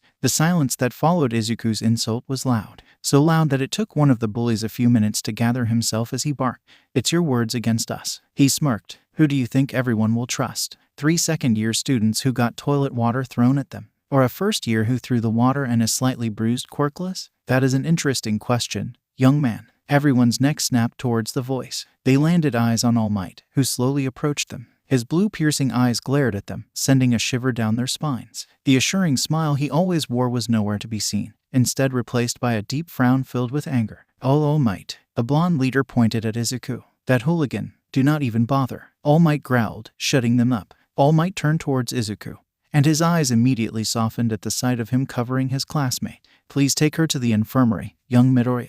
I will take care of this. Izuku nodded before he helped Shikuchi up to her feet and made their way towards the infirmary. Oh, is he slee? SHH. Shikuchi loudly shushed her classmates. That caused the opposite result to what she was trying to achieve. Izuku slowly opened his eyes from the sofa as he sat himself up. How long was I sleeping? Izuku asked with a yawn. My Midoriya. Shikuchi turned towards him. About 10-15 minutes. Geez, Tojike. One of the guys joked as he walked towards the stairs. Maybe you shouldn't have shushed so loudly. Shikuchi shot him a look that said she was going to poison his dinner later. She then moved and sat next to Izuku and apologized. Sorry, Midoriya. I didn't mean to wake you up. It's fine, Tojike-san. Izuku waved her off. It's the living room, after all. I shouldn't even be falling asleep here. Why are you so tired to begin with? Shikuchi squinted her eyes suspiciously at Izuku. Did you pull another all-nighter?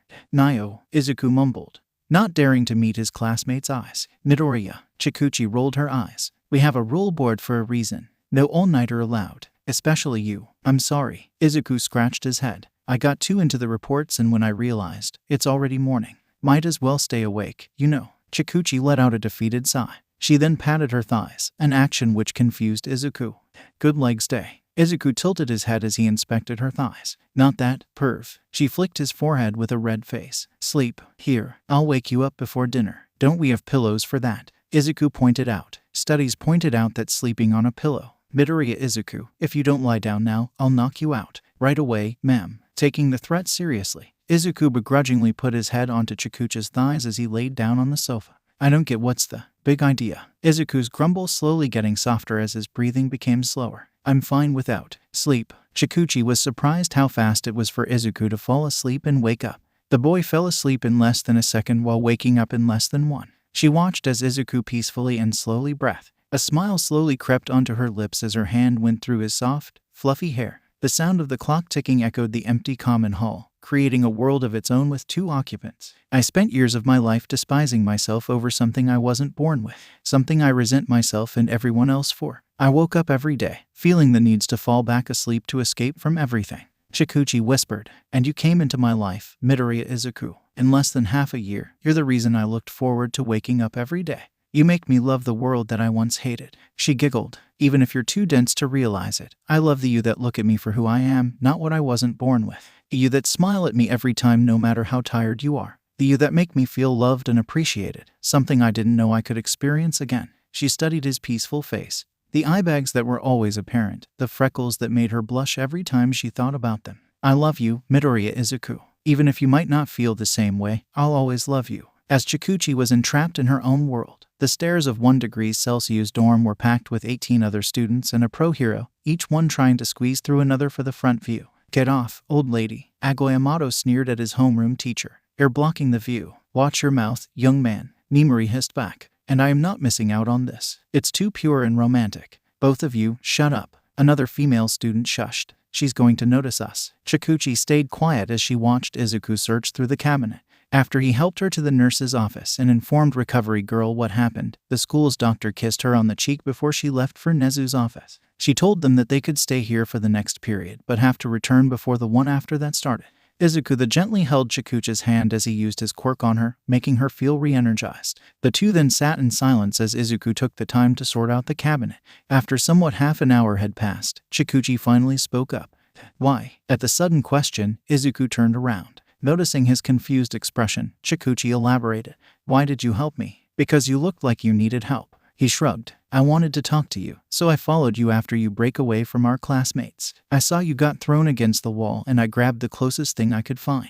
I'm quirkless, Midoriya, she yelled, but she was glaring at her damn red shoes instead of Izuku. Why did you help me? Izuku tilted his head. What's that have got to do with anything? He continued, not noticing Chikuchi looking at him. You needed help, Tojike-san, so I did. I don't know what else to tell you. No one ever cared. She mumbled. Not at home. Not at school. Everyone I turned to has either ignored me or took part in making my life miserable. No one cares. I don't Matt. Before she could finish her sentence, she could feel Izuku gently holding her hands. You do. You matter, Tojike-san. Please don't listen to anyone who tells you otherwise, okay? Not even yourself. I can't even imagine what you've gone through, so I can't understand. Chikuchi tried to reel in her sobs. But please, don't tell yourself that. You're my classmate, Tojike-san. You're important to me. She sobbed louder. I do care. Please, let me be someone you can cry and rely on. She gripped his hand tightly, letting her tears go free. Case file number 8, Monomanito. Dear Diary, do you know what dense objects do to each other? They attract. Again, I didn't know anyone of 1B has been here before. Well, apart from Takage-san.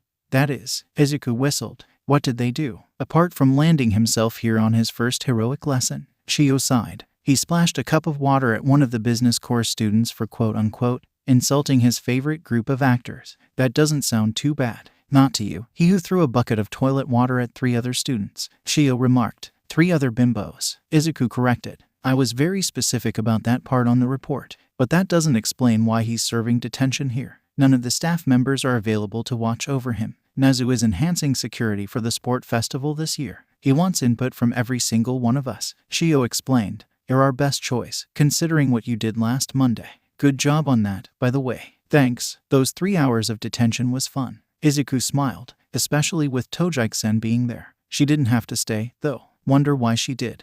Are you really asking that question? Shio asked with a disbelief tone. She literally leaned her head on your shoulder. I mean, I told her she can always lean on me whenever she wants. Izuku shrugged. Shio slammed her face onto the table. Midoriya. Setsuna greeted Izuku with a smile. Finally, someone's who willing to sing Rewrite the Stars with me. I can sing it with a floating hand slammed into Pony's mouth, cutting her off. I'm afraid you'll have to wait, Takage. Nito confidently chuckled. He and I are performing Agony, a perfect song for us. No, Pony threw Setsuna's hand back at her. We are doing And Forever from the anime Big O. As the three were arguing for their turn, Tagaru handed Izuku a cup of soda. Here you go, Dr. Luigi. Sorry for these idiots. Tagaru apologized. They've been in it since yesterday. No worries, Kamakiri-san. Izuku chuckled as he accepted the cup. It's good to see you guys are so close to one another. Tagaru looked over to Setsuna throwing her feet at Pony, who was headbutting Nito with a red face, unclear from anger or embarrassment. The blonde copycat struggled to hold Setsuna away from him with his right hand,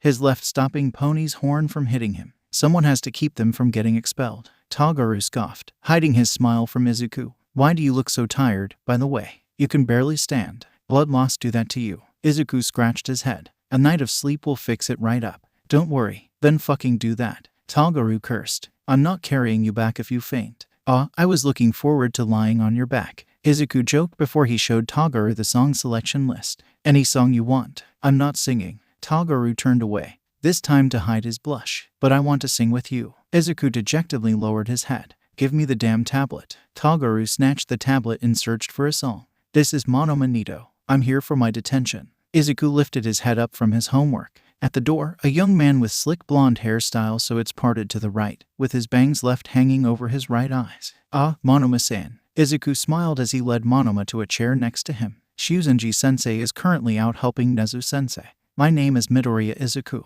I'm supposed to oversee your detention. I see. Monoma nodded after he sat down. Midoriya, are you perhaps the Midoriya who is responsible for the expulsion of 3 Quirkist students? 3 Quirkist bimbos. Izuku corrected him. I was very specific about that part.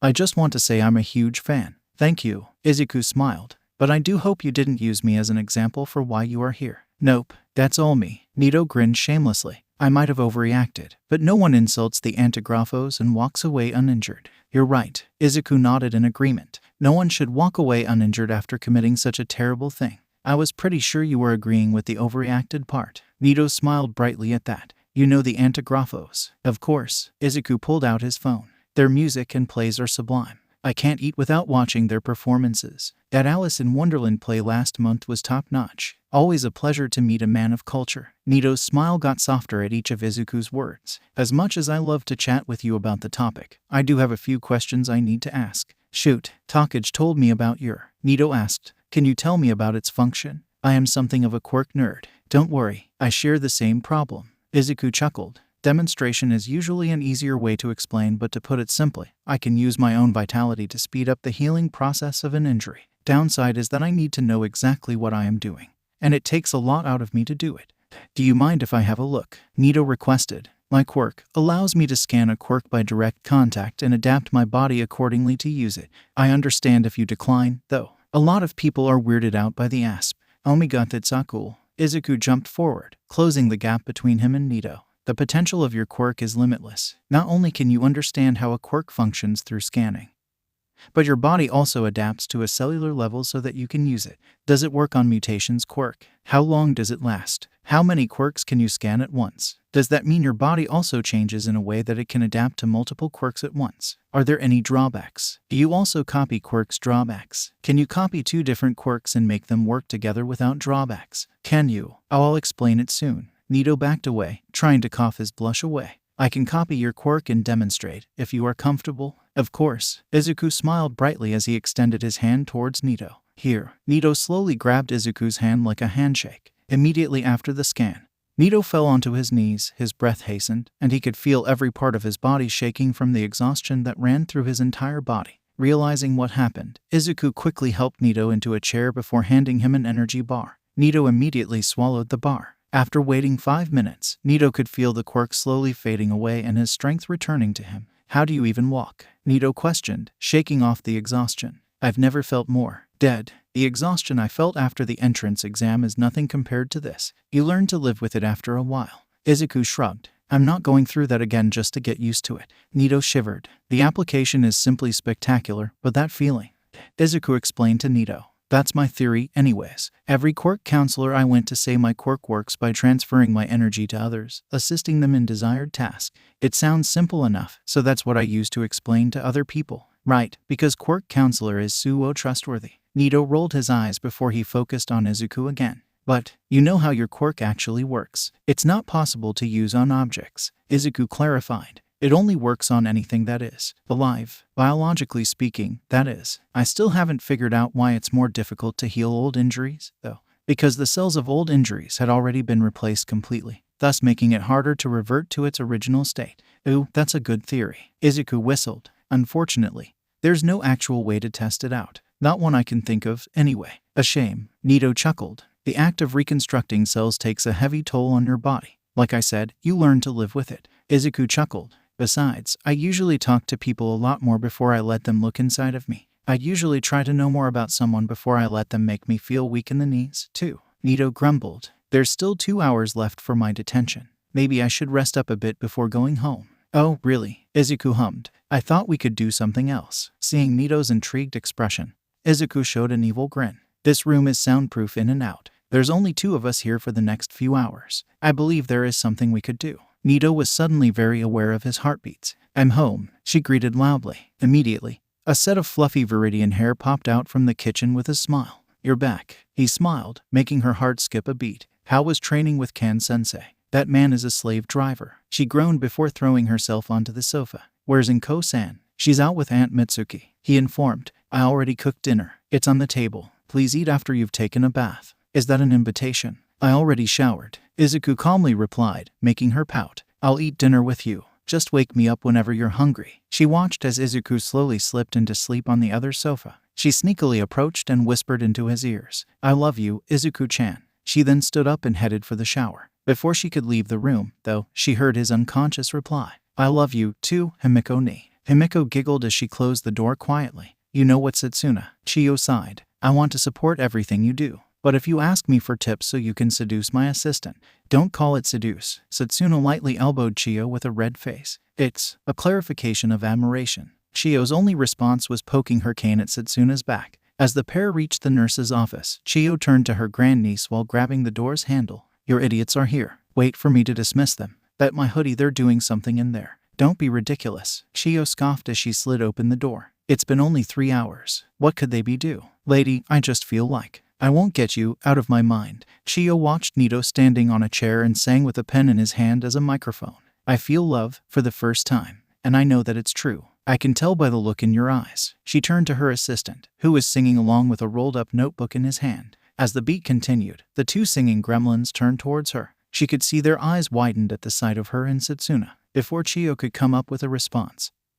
her grandniece pulled a chair in between them, jumped on it and sang. Lady, hear me tonight. Cause my feeling is just so right. Like a sign, they sang together perfectly. As we dance by the moonlight, can't you see, you're my delight. And the number of singing goblins increased by 1. With a defeated sigh, Chiyo closed the door to her office to prevent the noise from attracting more of their kind. As Chiyo pulled out her phone to record the scene, she contemplated at the thought of whether she should retire or not. Case file number 9, Flying Goblin Torino Sorahiko. Dear Diary, it seems my past has come to bother me again. He might be shorter than before, like Wei shorter, but he's still as annoying. I don't care if he's still taller than me. He's a goblin who can fly. I don't want your smartphone. Sensei. Toshinori stuttered as he hit his legs to stop them from shaking. It's me, Toshinori. Toshinori. Who's that? The old voice asked. What happened to Watanabe, the usual sales guy? It's All Might, Nana-sensei's student. You're punching bag. Toshinori. He could hear the old man grinned. Finally found the balls to contact me. I'm still shaking a lot. Does that count? That'll wear off. So, why do you call? I found him, Sorahiko-sensei. Toshinori spoke up seriously. My successor. Took you long enough, eh? Is it the kid Sasaki suggested? No, Toshinori shook his head. He's different. He's not an official hero student. But I see so much of Nana-sensei in him, sensei. He's the right choice. I'm sure of it. You must have thought about it a lot. So why even call me? Despite your teaching method, Toshinori shivered at the memory. I value your opinion a lot, sensei. Would it be possible for you to come to UA and talk to him? What about Shuzenji? What's her take on your choice? She recognized his talent, too. She actually mentors him. Toshinori explained as he scratched his head. But she was not supportive. She wasn't outright against it, but I don't believe she supports it as well. If what you said about him is true, then I don't blame her. She took Nana's death hard, maybe even harder than us. You know that. Toshinori turned quiet at that. Without a response from his student, Sorahiko coughed loudly to break the tension before saying, I'll come to UA and talk to the kid. Might as well watch the sport festival live and give you a good kick, for old time's sake. Before Toshinori could respond to the sudden threat, the call ended. Great, now his hands were shaking. Mom, welcome home. Izuku gave his mother a smile. Dinner, or breakfast, is on the table. Instead of answering, Inko used her quirk and pulled the pen away from Izuku's hand. Midoriya Izuku, it's 3 a.m. Why are you still awake? I was waiting for you. At his mother's tone, Izuku looked away from her eyes. I'm not falling for that again. Izuku, Inko sighed. It's not good that this reminds me of my childhood. I didn't know you were such a night owl back then. Izuku raised an eyebrow. I mean, you still are now, but that's because of your job. No, back then, I had to stay up to make sure your grandma has enough sleep. Inko explained with a nostalgic smile as she threw herself onto the couch. I suppose the workaholic thing is genetic. There are so many cases to solve these days. You don't sound like someone who's tired of their job. Because I'm helping people with my job. Inko grinned. Guess that's genetics, too. Izuku chuckled as he watched Inko slowly fall asleep. He took a piece of blanket and put it over her. Quietly, he turned off the light, grabbed his report and sneaked out of the living room. Before the door was closed, he heard his mother call out to him. We're going out for lunch tomorrow. Himiko's choosing where we're going to eat if you wake up later than her. You wouldn't. Izuku squinted his eyes. Not if you go to sleep now. Inko replied. I'll unlock your door. She'll sneak in again. They're coming to you for frostburn, Midoriya Izuku. Chio poked her cane at Izuku's cheek. Why am I seeing them leaving with red faces? At the start of the first event, a hero course's student threw a glacier at the rest. While the rest of the heroic course wasn't affected, many from the general education, support and business department had to come to Izuku and Chio for their injuries. Because of how their quirks work, Chio and Izuku have separate booths to work in. Chio's quirk healed fast, but they took a lot out of the patients. Anyone who didn't want to rest on the beds at Chio's booth can come to Izuku so he could revitalize enough for them to continue enjoying the festival. But for some reason, anyone who visited Izuku's booth left with a red face. I didn't do anything. Izuku moved the cane away from his cheek. While holding their hands to heal, I complimented them for the good work and told them that as long as they tried their best, they are already heroes to me. Sometimes I think you're doing it intentionally. I mean, yeah, I complimented them by myself. Maybe it's the heat. It was not the heat. Confirming that her assistant had zero clue about what he just did, Chio gave up and returned to her booth. Izuku only shrugged at his mentor before returning to his booth.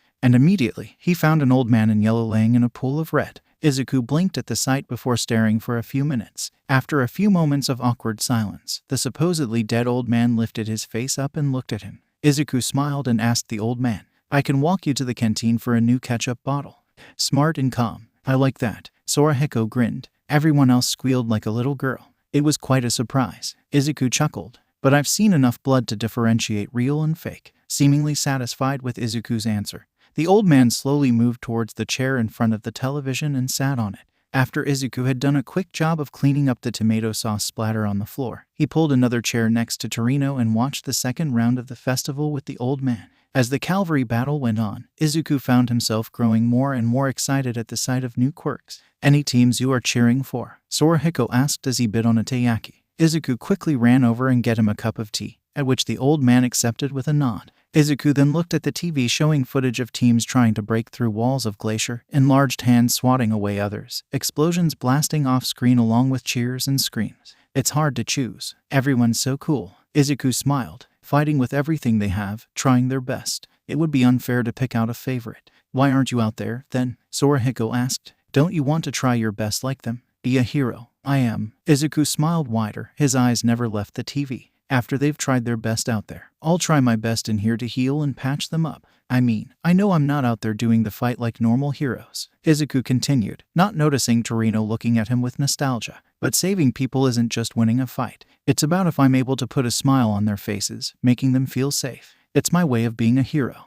That's what my mom said when I was 6, anyway. I turned that into my whole belief system. A smart mother you have. Sorahiko chuckled. She sounds like a good friend of mine. Toshinori could learn a thing or two from her. Really? Izuku asked curiously. What is your friend like? A strong, confident, beautiful and smart woman. Snarky and mischievous and yet denser than a rock. Sorahiko huffed amusingly. Her husband must have performed a ritual or something. That woman wouldn't get it if you took your shirt off in front of her. Can someone be that oblivious? Izuku chuckled. You have no idea, kid. Sorahiko laughed out loud. You should ask. Suddenly, the door to Izuku's booth slid open. Both occupants stopped their conversation, turned towards the door and found a tall, thin figure and a senior lady with a pissed-off look on her face.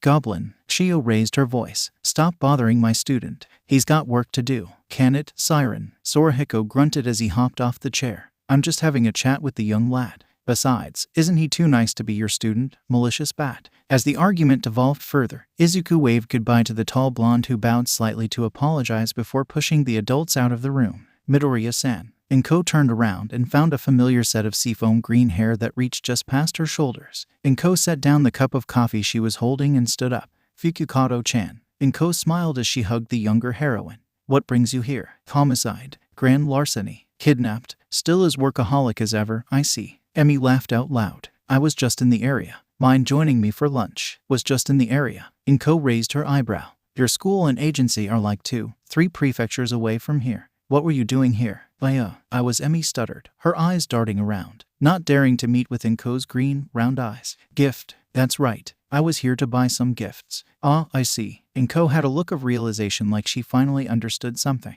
Well, if you want, I'll help after we've had lunch. Really? Emmy smiled, a little too wide and bright before she regained her cool. Thank you, Midoriya-san. I appreciate it. Anything for you, cutie. Inko giggled before she grabbed Emmy's hand and left. As the scene was happening, from the corner, Sansa and Naomasa watched the interaction. After Inko pulled a red-faced Emmy out of the room, Sansa leaned over and whispered, You sure she doesn't know what's going on? Positive. Without looking up from his paperwork, Naomasa sipped his coffee. That's our brightest and densest detective at work right there. This is the third heroine who asked her out for lunch this week, Sansa emphasized. You're telling me she still has no clue. You'll get used to it. Case file number 10. Yaoyorozu Momo. Dear Diary, my student is going to ruin the economy. Or maybe he already has. Your face is looking quite red, Ochako-chan. Suyu said, studying a red-faced Ochako who walked in after visiting the nurse's booth. Were you crying? And no, this is something else. Ochako stuttered as she remembered her hands being held while the pain from her injuries eased out. I really thought you had him with that meteor rain. Toru aggressively flailed her hands around. Ochako only nodded her head mindlessly as she sat down on a chair next to Tsuyu with a dreamy look on her face. Currently, a set of viridian hair, his emerald, green eyes and his soft-spoken voice was the only thing occupied her thought. She unwarily let out a strange laugh as his compliments came back to her. Someone wakes Uraraka up, Kyoika asked as she poked an unresponsive Ochako. Momo's match is starting. Midoriya-san. Izuku looked up from his book and found 1A's vice president in front of him with books in her hands. Yaoyorozu-san. Izuku smiled. I didn't know you visit the library. I've only seen Yanagi-san and Jiroda-san. I have heard good things about this place, so I decided to give it a try. Momo coughed into her fist before gesturing to the chair in front of Izuku. Do you mind if I join you? I very much don't. Izuku smiled brightly. It's always nice to spend time with someone I like. Momo blushed profusely as she pulled out a book and covered her face with it.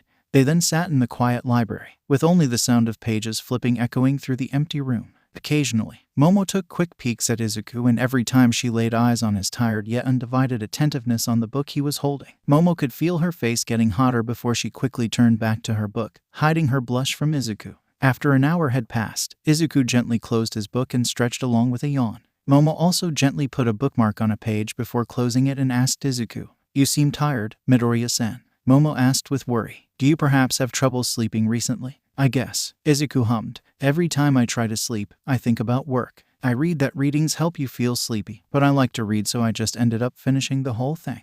You must be exhausted. Momo hastily reached her bag and pulled out a thermos. She elegantly poured a cup of tea and gave it to Izuku, who gratefully accepted it. Izuku immediately felt relaxed as he sipped the tea. Amazing as always, Yaoyorozu-san, Izuku praised, at which Momo showed a relief and giddy smile. It's lavender tea, Momo explained. Mother said it helps whenever she found trouble sleeping. Izuku chuckled at Momo's enthusiasm as she explained the tea's effect. Taking another sip, Izuku could feel himself nodding off as he mumbled with a smile. I wish I could marry someone who makes such a good tea. Momo was very glad that Izuku had fallen asleep, and that no one was around to witness the dolls she created in a panic. I've got to move on and be who I am. Izuku hummed to the song that was randomly stuck in his head with 2 hot dogs in his hands. Shio took over and told him to get something to eat. After running around to talk with a few pro heroes and trying out some activities, Izuku was currently returning to his booth with the lunch he bought. However, he heard a voice call out to him. He who snitched. A robotic tone called him. Be a decent, useful being for one and assist us with this task. With a groan, Izuku walked towards the robots. What's up? One of your kind is currently sweating through their eyes in the tunnel. The robot then pointed at the tunnel that led to the fighting ring. We are not equipped to deal with such a bothersome task. After no calculation, we agreed that a meddlesome being like you would be the right tool to solve this mess. That is, if you are useful at anything other than snitching. Ignoring the backhanded insults from the machine, Izuku nodded, showing that he accepted the task before thanking the robot and moving to where it pointed. Humans and their emotions. The robot scoffed. She lost, in mere minutes. At the reminder of her quick defeat, Momo tried to muffle her sob to no avail. Her motivation and self-confidence shattered the moment Midnight declared her defeat. The murmurs she heard from the stands as she walked back felt like knives stabbing her. The moment she stepped into the dark, lonely tunnel, she broke down in tears. Realizing she was crying made it even worse. Heroes must be strong. They must always stand tall despite their losses. And here she was, weeping at her loss that was all her fault. Maybe she wasn't supposed to be here. The train of thought stopped as Momo heard someone sitting down next to her, quickly wiping her tears away. Momo looked up from her knees and found a familiar set of green hair sitting next to her chewing on a hot dog.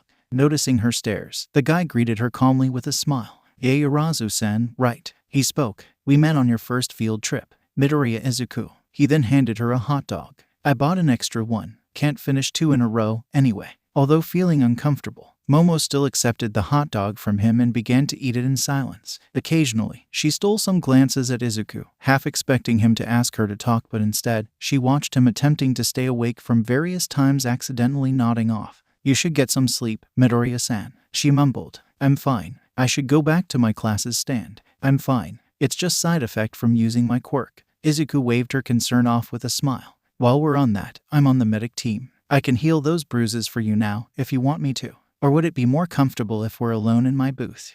You shouldn't bother with me, Momo whispered, fighting off her shaky voice. It's better you save your energy for someone who actually put their efforts into their performances. But, I am, though. Izuku tilted his confusingly. His smile never left as he continued. You fought with all you have out there, did you win? I didn't, Momo yelled, cutting Izuku off. I didn't even move as Dark Shadow attacked me. I just stood there, cowering behind my shield and got pushed out of the ring like an idiot. Tears were leaking out of her eyes again. They were all right. The other kids, my parents, my maids and butlers, my teachers, all of them. I'm not suitable to be a hero. I don't belong. Let's say everything you just said is true. Izuku cut her off, gaining her attention. Let's pretend you're not suitable to be a hero. Let's say whatever crap everyone told you was true. Izuku paused, letting his words sink into Momo, who became even more crestfallen at his word. Do you still want to be a hero? Despite everything they said, do you? I'm not. Izuku raised a finger, stopping her. Do you want to be a hero? It's all I ever wanted to be. Momo nodded slowly. Then that's good enough, isn't it? Izuku smiled. You still believe it's the right thing for you despite what everyone else said. You're on recommendation. That means someone thinks you belong here, and I agree with them. Do you really think so? Momo asked with a shaky voice. I do. Izuku confidently nodded. But you were the one who worked through hell to get here. Do you? Momo lifted her head up and showed a genuine smile through her teary face. I do. Momo nodded. Screw everyone else. They stood there and laughed. Ignoring the deafening cheering that happened outside, they stood there and laughed with each other. Having someone who believes in you is nice. That is one expensive tea set. Shio whistled as she studied the tea set that Izuku was using to brew some tea. It is, isn't it? Izuku smiled as he handed a cup of tea to Shio. Yaoyorozu-san gave this to me as a gift. A gift? What for? She said it was for being her friend. Izuku sipped his tea with a happy expression. This friendship tea set costs more than my yearly salary. Shio sipped her tea with an uncomfortable expression. How rich is she? She said she's the economy. It's scary that she said that so casually. Case file number 11, Midoriya Himiko, formerly Toga Himiko. Dear Diary, I feel bad for anyone who messed with that family. Blood. Himiko crashed into a trash can and tumbled onto the floor along with its content. Not even attempting to stand up, Himiko weakly dug through mess she just made, looking for any edible food. Blood. She needed blood. Grabbing a dead mouse, Himiko dug her sharp teeth into it, sucking out the disgusting taste. Human blood. She needed human blood. Her vision became blurry as the voice inside her head kept getting louder and louder, overwhelming her sanity. The flicking streetlights became marks for her to keep moving forward. Soon enough, she saw someone. A human. A boy. Couldn't be older than herself. Despite whatever rational thought left in her, Himiko aimed straight at him. She tackled him down to the ground and dug her teeth into his neck, just as she did the rat hours ago. Just as she did every animal, she managed to sneak into her room, away from her parents. Her name was Toga Himiko, and she wasn't normal, just as her parents have always told her. She was a monster. So, I'll see you tomorrow, Shuzenji-sensei. Izuku bowed goodbye to her with a sleepy expression. You look like you can barely walk. Chiyo sighed. Let me drive you home. A missing student is the last thing I need right now. It's fine. Izuku slowly chuckled. My mom is waiting for me and my sister outside. Do you want to talk to her? It's all right, dearie. Tell her I said hello. Chiyo smiled. You sure you can come to the second year's sport festival tomorrow? I'll be fine after a good sleep. He waved her off as he began to leave. As soon as Izuku came out of UAS gate, he was immediately tackled by a shorter figure with blonde hair. As the girl hugged her arm around Izuku's neck, he could feel his neck being softly bitten and, instead of resisting, Izuku gently patted his assaulter's head and continued to move towards his mother, who giggled as she helped him into the car. All right, what do you kids want for dinner? Inko asked as she drove. Sushi. Izuku. Katsudon. We ate katsudon last week. Izuku. Inko said, making Izuku pout. And you're already eating him, Himiko. Himiko just replied with a shameless grin. I'll be home in 30 minutes, Izuku. Inko's voice rang through the phone. Can you go to your friend's house in the meantime? Shizaki said her family is out for dinner today. I'll just swing by the convenience store. Izuku scratched his head. Sorry for bothering you, Mom. Nonsense, Inko told him. Everyone forgets their keys at one point. I'll be home in a jiffy. Seeing his mother had ended the call, Izuku left for the convenience store. The night breeze made him shiver slightly as he hastened his steps, trying to get to the store to stay away from the cold. The street was oddly quiet, despite it being a Thursday's night. Izuku didn't see anyone on his way, and he didn't know if it made him more nervous or relief. A blonde girl with blood on her face and the flickering streetlights sure didn't help. Wait, before Izuku could realize what he was seeing, he was tackled down onto the ground. Exhaustion combining with his head being slammed hardly into the ground. Izuku could only groan as he felt teeth bit into his neck, his blood being sucked out. As seconds went on, Izuku could feel the girl dug her teeth deeper into him, overwhelming his exhaustion with pain. And he felt droplets of tears on his cheek, and he was certain it wasn't his. I'm sorry, I'm sorry, I'm so sorry, he heard her whisper. Izuku noticed the girl tightened her hold on him as she sobbed. Izuku then put his hand on her head and whispered with the softest tone he could. You look malnourished and exhausted, Vampire-san. I'll use my quirk to help with the exhaustion, all right. Try not to suck too much of my blood. The girl didn't reply, but she held onto Izuku's arm tighter, taking that as confirmation. Izuku used his quirk on her. My name is Midoriya Izuku, by the way. He smiled. Can I ask for yours? Himiko, she replied. Okay, Himiko-san. Is it okay for me to guess that your quirk is pushing you to do this for blood? As his guess, he could feel Himiko flinch. It's okay, Himiko-san. He patted her head. It's a normal quirk's requirement. Why you are even in this state is more concern. Normal. Himiko's whisper almost became inaudible. Normal, despite the pain at the back of his neck. Izuku nodded. Just as normal as me having an unhealthy craving for energy drinks. My mom drinks coffee more than she does water. Everyone has different needs. It's normal. Does that mean I'm normal, too? It's normal for you to want blood, Himiko-san. Izuku chuckled. I still do not recommend attacking passerby. It's dangerous for both you and the party involved. But I suppose I'm your first meal. Himiko shakily nodded as tears continued to flow through her eyes. Then I suppose it's fine. Izuku nodded before pulling out a piece of paper. Here. Himiko took the piece of paper from him and studied it. What is this? Swing by this address later. A detective will help you if you want. You just gonna help me? Himiko's voice became shakier as she screamed.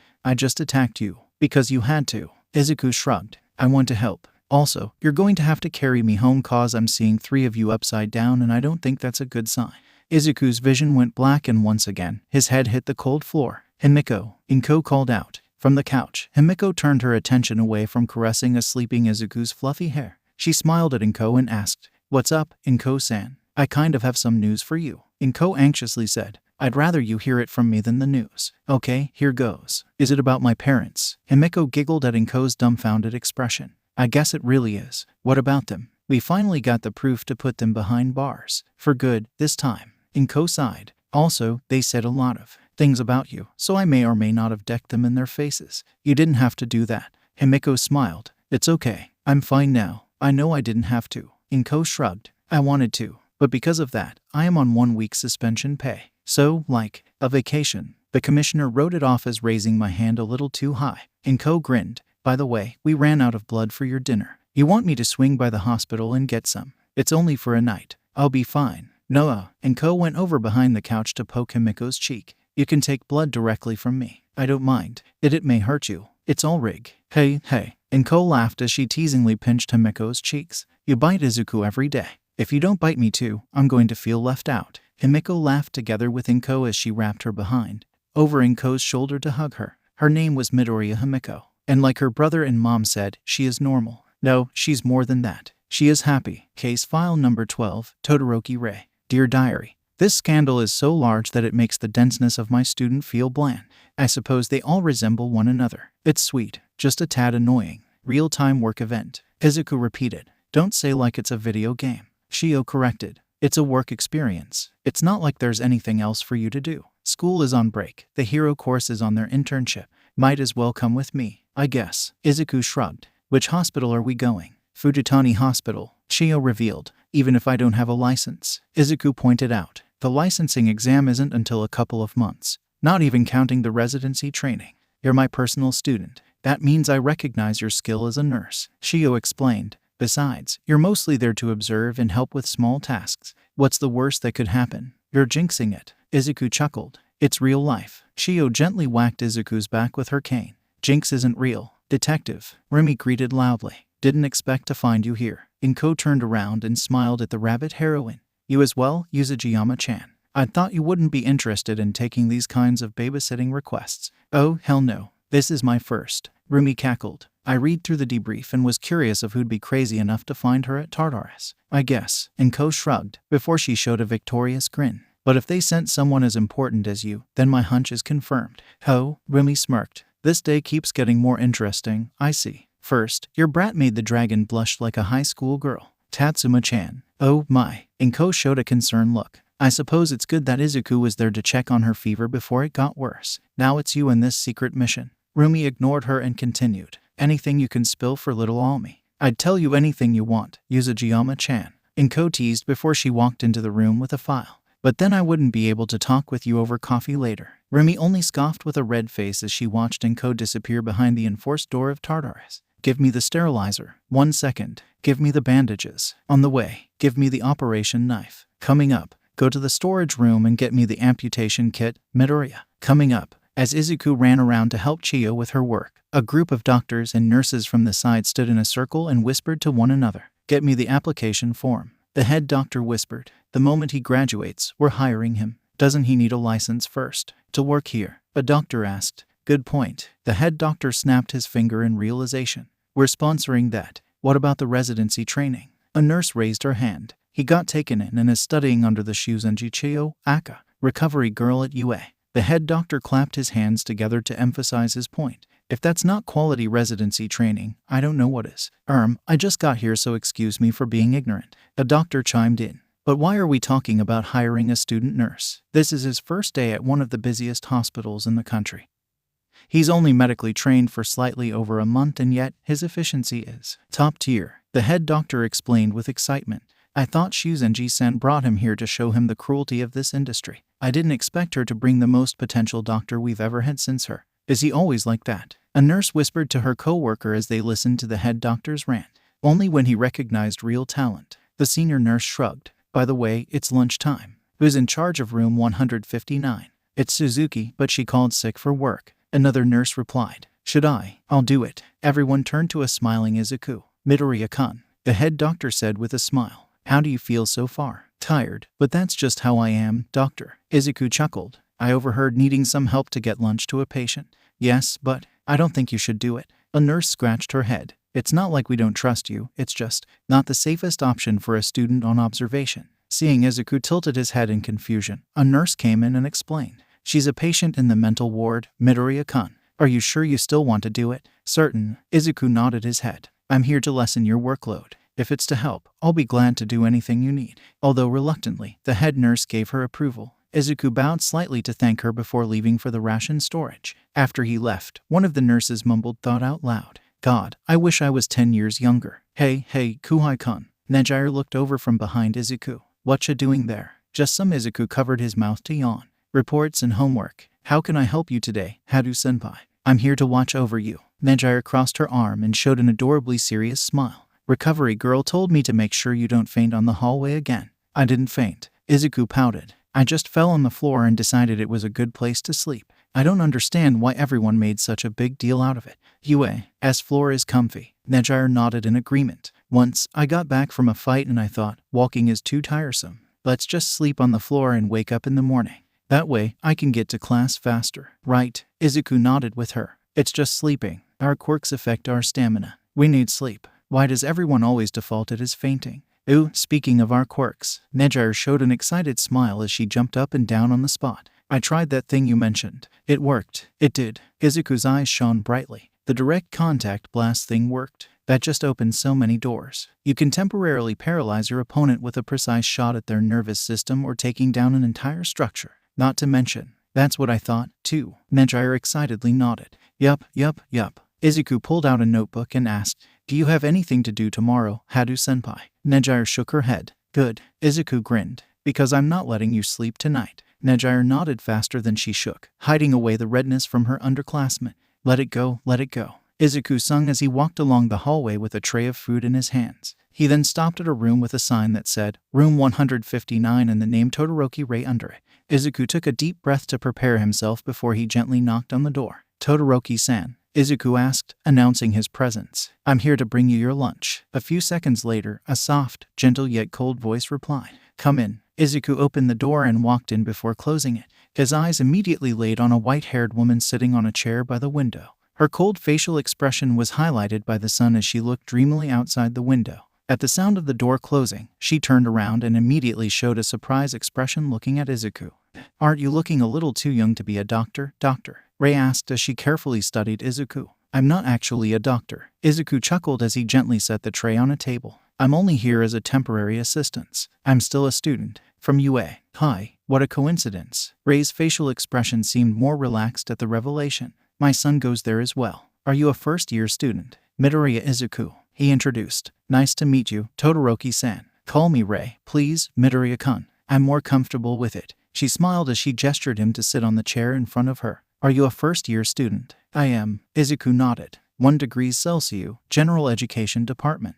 Which class is your son in, to do Rei-san? I know he's in the hero course. 1A, if my memory is correct. Rei smiled fondly as she talked, yet Izuku could see a tinge of guilt. You must have been very proud at his performance at the sport festival, then. Izuku continued. His attempt at blowing past his own suspicion turned out to confirm it. Rei's kind expression turned to one of conflict, sadness, and guilt. Tears began to drop as Rei tried to wipe them away while suppressing her sobs. Izuku immediately put a handkerchief in her hand. I am so sorry, Rei-san. Izuku apologized in a panic. I shouldn't have. It's not you, Midoriya-kun. Rei cut him off as she accepted the handkerchief. It's me. I can't, it's all my fault. Taoya, Shouto, my family Fayumi is trying so hard and it's all my fault. Hey.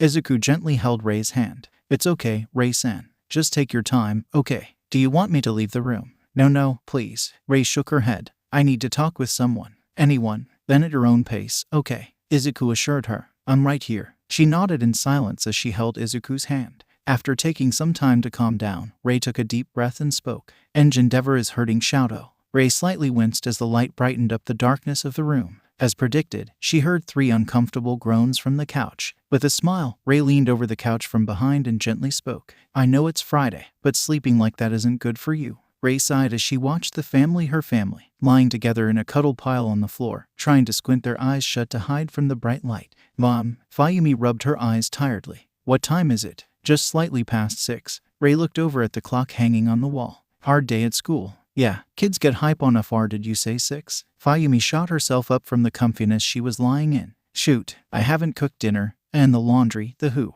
Calm down, honey. Rei smiled. Inko invited us out for dinner. She's heading there with Himiko-chan right now. Wash your face and change if you want. That goes for you, too, Izuku. With a pillow on his face, Izuku gave her a thumbs up. But you need to take a shower, Shouto. Rei giggled as her son groaned louder, refusing to sit up. You reek of sweat. Seeing that her youngest son wasn't responding, Rei moved over and kneeled next to him. She leaned over and whispered at a low volume so that only Shouto could hear her. You sure you want to smell badly next to Izuku? With a blink of an eye, Shouto shot up and bolted to the bathroom. At the sight, Rei giggled and looked over to Izuku. So, did you mind? She asked. Not really. She heard Izuku's reply being muffled under the pillow. It's just sweat. He's a hero student. That's normal. And the fact he ran to the bathroom because he didn't want you to think he smells bad. He probably thinks it's rude. I honestly don't mind. Izuku shrugged. By the way, Fayumi-sen looked kind of red when I gave her the sweater I bought. Do you think she likes it?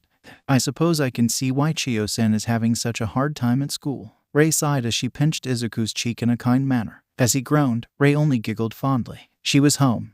I guess you heard all that. Izuku looked at his mentor. Instead of replying, Chiyo tilted her head, silently telling him to move to a more private location.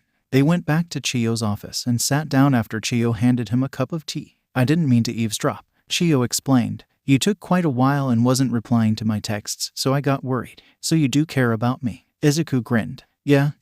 Chiyo rolled her eyes. As angry as I am, no, we can't take down the current number 2 hero. Not now, not in this current situation. I figured as much. Izuku nodded, looking perplexed. But we're not letting this slide, are we? No, we're not. Chiyo shook her head. But our priority here is Rei and Todoroki Shoto, I mean. We need to get them out of their current living situations without raising too many suspicions. Please tell me you have a plan. For Rei, I might. Chiyo nodded, but she didn't look very happy. But Shoto is difficult. Impossible as of now. Baby steps, I guess. Izuku sipped his tea tiredly. What do you propose? Depends. You said your mother is a detective. Yeah. Can you ask her to come here tomorrow? Case file number 13. Ida Tenya. Dear Diary, I think I overheard 1A's plan to bribe Nezu into transferring Izuku into the hero course. Their class, to be precise. One has to wonder how screwed UA would be if 1B and 1 degrees Celsius find out. I can still work. Izuku pouted. That's the exact problem. Idiot. Chiyo poked her cane at one of Izuku's pouted cheeks. You're here to observe, not overworking yourself on the second day. It's just a few reports. It's a week worth of work you finished in a night. Chiyo twisted her cane deeper. If you still insist on not taking some rest, take a walk outside. Your mother and I need to talk, anyway. Speaking of, I wonder how it's going inside there. Izuku looked in the direction of where Rei's room was. They've been talking for a while now. They're fine, Chiyo commented. I heard they were giggling in there. As for you, get out of this hospital and don't return for at least another 2 hours. Fine. Izuku rolled his eyes as he took off his white coat and replaced it with an oversized t-shirt that said, Unihumu. That reduced 3 years off my lifespan. Chiyo groaned as she watched Izuku walk out of the room. She suddenly remembered something before she yelled. I missed your mother before she went into Rei's room. What was her name again? It's Inko. Izuku answered without looking back. Midoriya Inko. Closing the door to Chiyo's office as he leaves, Izuku missed Chiyo's mumbling in denial. Inko, she repeated. It can't be, can it? Midoriya-chan. Himiko turned around at the call of her family's name. She laid eyes on Tatami jogging towards her while waving with an excited smile. Tatami-chan. Himiko grinned. She greeted with a seductive voice. My, someone's excited to see me. Watching Tatami stutter for words with a face redder than Emi-sensei's, Himiko giggled as she gently patted Tatami's back. You've got to get used to this at one point. What's up? It's about the makeup license exam. Tatami poked her fingers together embarrassingly. I'm still kind of nervous. Do you want to go to the arcade with me and Yo? Before the big day. Here I thought it can be our private date. Himiko whispered into Tatami's ear. But I'll bite. If you promise another day for just the two of us, that is. Watching smoke start to come out of Tatami's ears by her shameless flirtation, Himiko had to wonder how her mother and brother do it without even taking a single hint. Heck, she could tell her whole class was having some sort of crushes on her just by winking at them. At least the lines she learned from the density of their head were extremely useful for her fighting tactics. I just want to feel this moment, Izuku hummed as he held onto the new bag of clothes he bought. Since there was nothing to do around his hospital, Izuku took the train to Hasu to enjoy the department stores the city has to offer. Izuku strolled around and picked up a couple of t-shirts for himself, Inko, Himiko, Rei and Chiyo. He considered getting t-shirts for Nito, Setsuna and the people at the church he usually volunteered at, but seeing that it would take a lot more time, he filed the task for another day, heading towards the station to get back to Fujitani Hospital to resume his shift, also to hear more about the current situation with Rei. But before Izuku could step into the station, a loud explosion noise boomed behind him. Whipping his head around, Izuku found a weird yet familiar creature with an exposing brain getting kicked out of a train. Namu, Izuku mumbled in disbelief, before another familiar, short old man in yellow dashing after it to chase it down. Torino-san, what is even? Kid, a hero called out to him with a panicked look. Evacuate down to the platform right now. It's dangerous out here. What is even going on? Izuku yelled back. The Nomus are attacking the city. The hero replied as he looked over to where the white Namu had run off to. They're all over the city. It's total chaos out here. How many? It's not your problem to care about it, the hero yelled. Get down to the station right in. Before he could finish his sentence, the sound of someone shrieking along with loud engine noise caught both of their attention.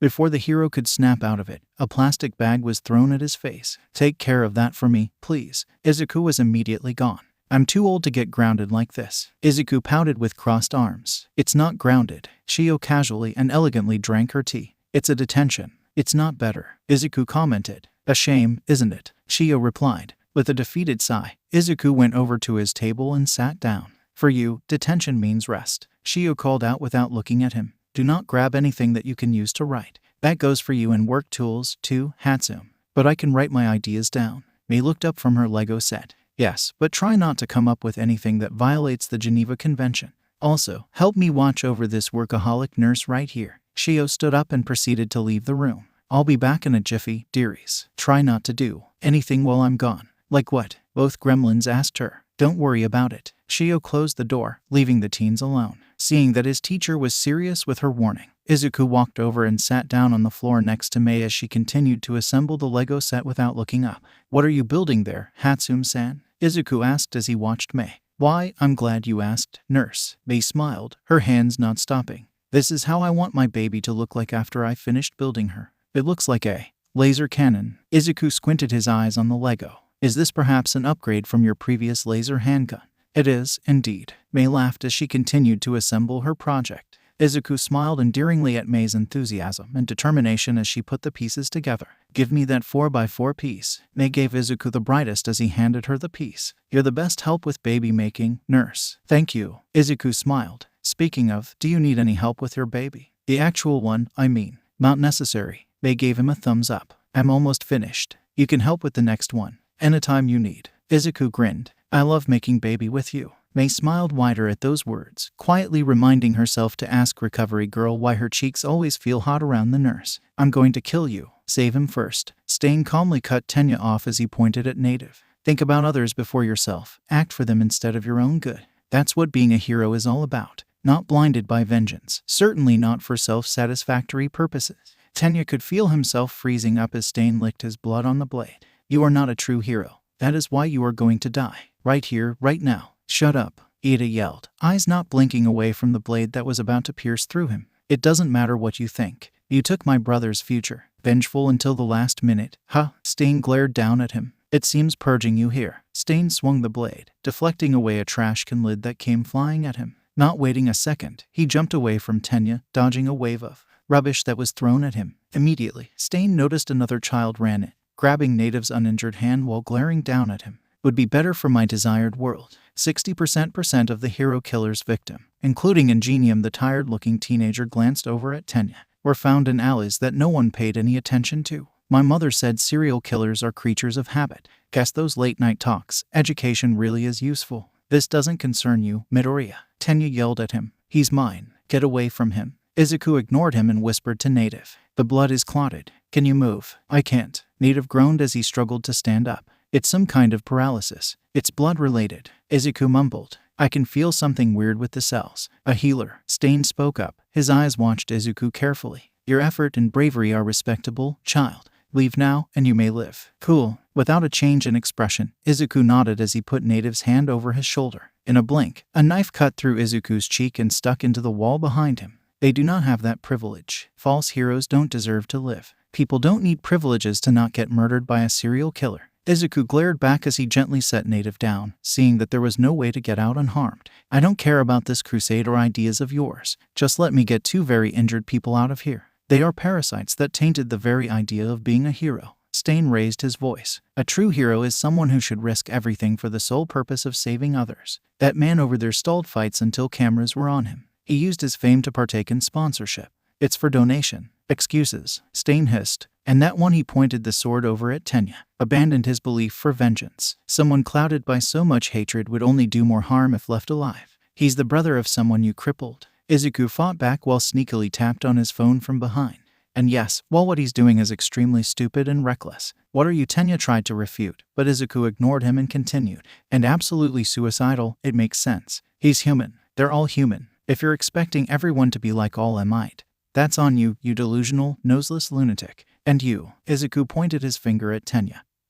who flinched at being targeted. What the bloody hell were you thinking? You think what? You just going to stroll in here and defeat the hero killer that killed over 6 heroes and crippled your brother, Ingenium? Have you thought what might happen if you die here? I have to be the one who does it, Tenya argued. Ingenium has to be the one who defeats him, the one who kills him. You are too far gone, Stain groaned but was shut up by Izuku. Lips moving, still talking. Izuku pointed his finger at Stain before looking back at Tenya. You do not have to. You just want to. And that's different. You said Ingenium has to be the one who defeats him. Bullshit. The Ingenium I saw on TV never wore that face. Are you going to live up to that name? Or you're going to change it to something worse? This is none of your business. Tenya snapped at him. His voice became shakier and shakier. Meddling in others' business is what being a hero all about. Izuku snapped back. That's why I'm going to get you and Native out of here. Even if I have to knock your dumb ass out and drag you the hell out of this alley on 13th Street next to a damn taco restaurant. Stain wore a maniacal, satisfied grin as he listened to Izuku's words. So, you are ready to put down your life for these fakes? No. Izuku glared at him. I'm ready to save these two from you. Past. Stain's grin opened wider as he charged towards Izuku with the katana in his hand, and a glacial wall rose from the ground. Meeting number 3. Tenya pressed the button on the presentation slide. Subject, War. Mina raised her hand. Yes, Mina. Next to Tenya, Momo signaled him to voice his inquiry. Exactly with who this time? Mina asked. It said war on the presentation. Not competition like last 2 times. Because this isn't like our previous 2 meetings involved Tojike-san and Shizaki-san. Tenya slapped the board with his hand. It's the entirety of 1B and 1 degrees Celsius. Don't tell me. Achako abruptly stood up from her seats, eyes widening in realization. Yes, Momo lowered her head in shame. They have successfully invited Midoriya-kun over for a sleepover. Sons of bitches. Ijiru hugged his head in desperation. I understand your feelings, Kirishima-kun, but please refrain from using such languages. Tenya reprimanded him. Unlike them, we are here to discuss like civilized human being. Fuck civilization. Katsuki slammed his hands on the table. We are killing those motherfuckers. Amidst the argument, Shadow raised his hands up. I don't mind. And everyone's glare was now on him. Like a switch had been turned, Tenya snapped. You have nepotism treatment, Ice Cone. Your family is close with his. Doesn't that apply to Bakugo as well? Shadow calmly pointed at Katsuki. He is too much of a tsundere bitch to do any like that. The fuck did you say? Glasses. Katsuki yelled with a red face. Before the situation could get any worse, everyone turned deadly quiet as a familiar voice followed a knock on the dorm door. Is anyone home? Izuku asked from behind the door. I have some spare cookies. As the noise of the door handle being turned, Momo instantly threw a smoke bomb onto the ground while everyone else ran around to hide everything. Izuku coughed a little as he walked into a room full of smoke before setting the basket down and getting to open the windows. Terribly apologize, Midoriya-kun. Momo ran to Izuku and helped him open the windows. I was trying to replicate Midnight Sensei's sleeping gas. It's all good. Izuku chuckled. You must be needing some supplements after training. I have some cookies in that basket. There's just enough for everyone in there, but if you want, I'll bake some mo. Midoriya-kun. From the smoke, Tenya walked out and approached Izuku while ignoring a death glare that Momo was giving him. What a pleasant surprise. To what do we owe this visit? Ida-san. Izuku greeted him with a smile. I'm just here to give out some cookies I baked. There's one for everyone. All of them are in bags with everyone's names. How's Tensei-san? Thank you for your concern. He's recovering well. Tenya nodded with a soft smile. The crutch is still needed to go outside, but he doesn't need it to walk around the house anymore. That's great news, Ida-san. Izuku clapped his hands together before he pulled out 2 small see-through bags that were tied by a little red ribbon. Here, for you and him. Tenya accepted the bag with a red face. Thank you, Midoriya-kun.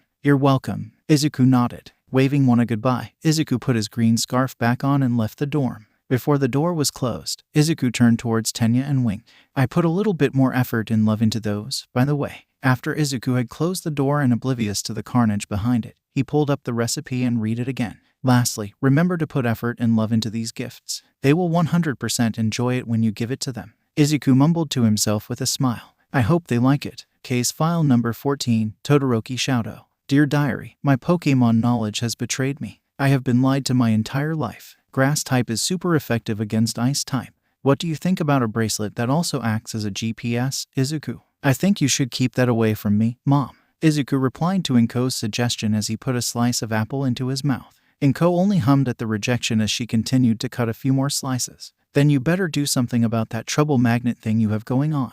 Inko put a slice of apple into her mouth. Just you wait until Ibara-chan hears about this. I don't have to wait for anything if no one tells her. Izuku stuck out his tongue. I mean, legally, we aren't allowed to say anything after that whole gag order. Better innocent victim than punished hero sometimes. Inko shrugged. I'm just pissed that it's Endeavor who is getting the credit. Like damn, what about Gran Torino who actually arrived on time and knocked out the hero killer? I don't think Torino-san would like the attention seeing how he's somewhat retired, Izuku pointed out. Speaking of, how's the case with Rei-san? It's going. Inko sighed. Intentionally or not, Rei was the one who injured Shadow-kun. Our only option here is for her to get her out the proper way, which means a very intensive psych evaluation, a place of residence, and someone who deems fit to look over her for a while after she gets out. Don't we need family's approval, too? Like Endeavor's approval? That's easy. I won't bore you with the details. Inko waved Izuku's concern off. I'm more worried about the toll the whole process would take on Rei. As they were talking, Inko's phone rang.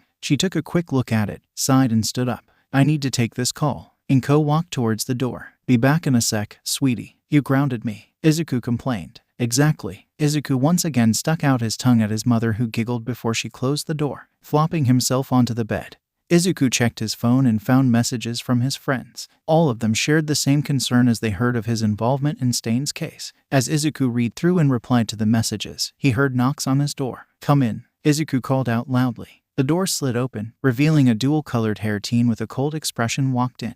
Todoroki-san. Izuku's eyes widened. What a surprise. I wasn't expecting you. Ida is talking to his family. Shadow replied blankly. I did not want to intrude on him. I also owe you a thank you for assisting me in taking down Stain. I should be the one who thanked you. Izuku smiled as he gestured Shadow to sit down on the chair by his bed.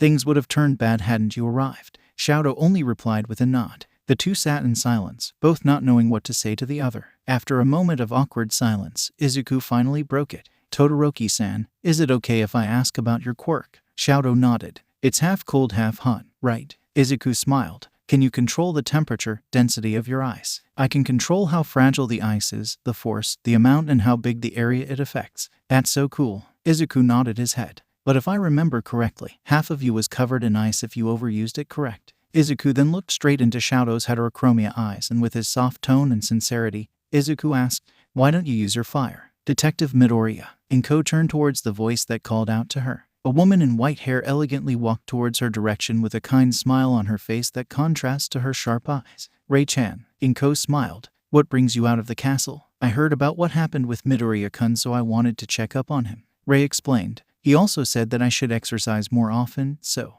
I'm going back to his room now. Inko pointed towards the direction of Izuku's room and took the spot by Rei's side. Busy day at work. Rei asked. Just updating some information for the heroes' agencies. Inko sighed. The Hasu attack left a lot of things to clean up after, not counting the cult of followers who heard Stain's word on that viral clip.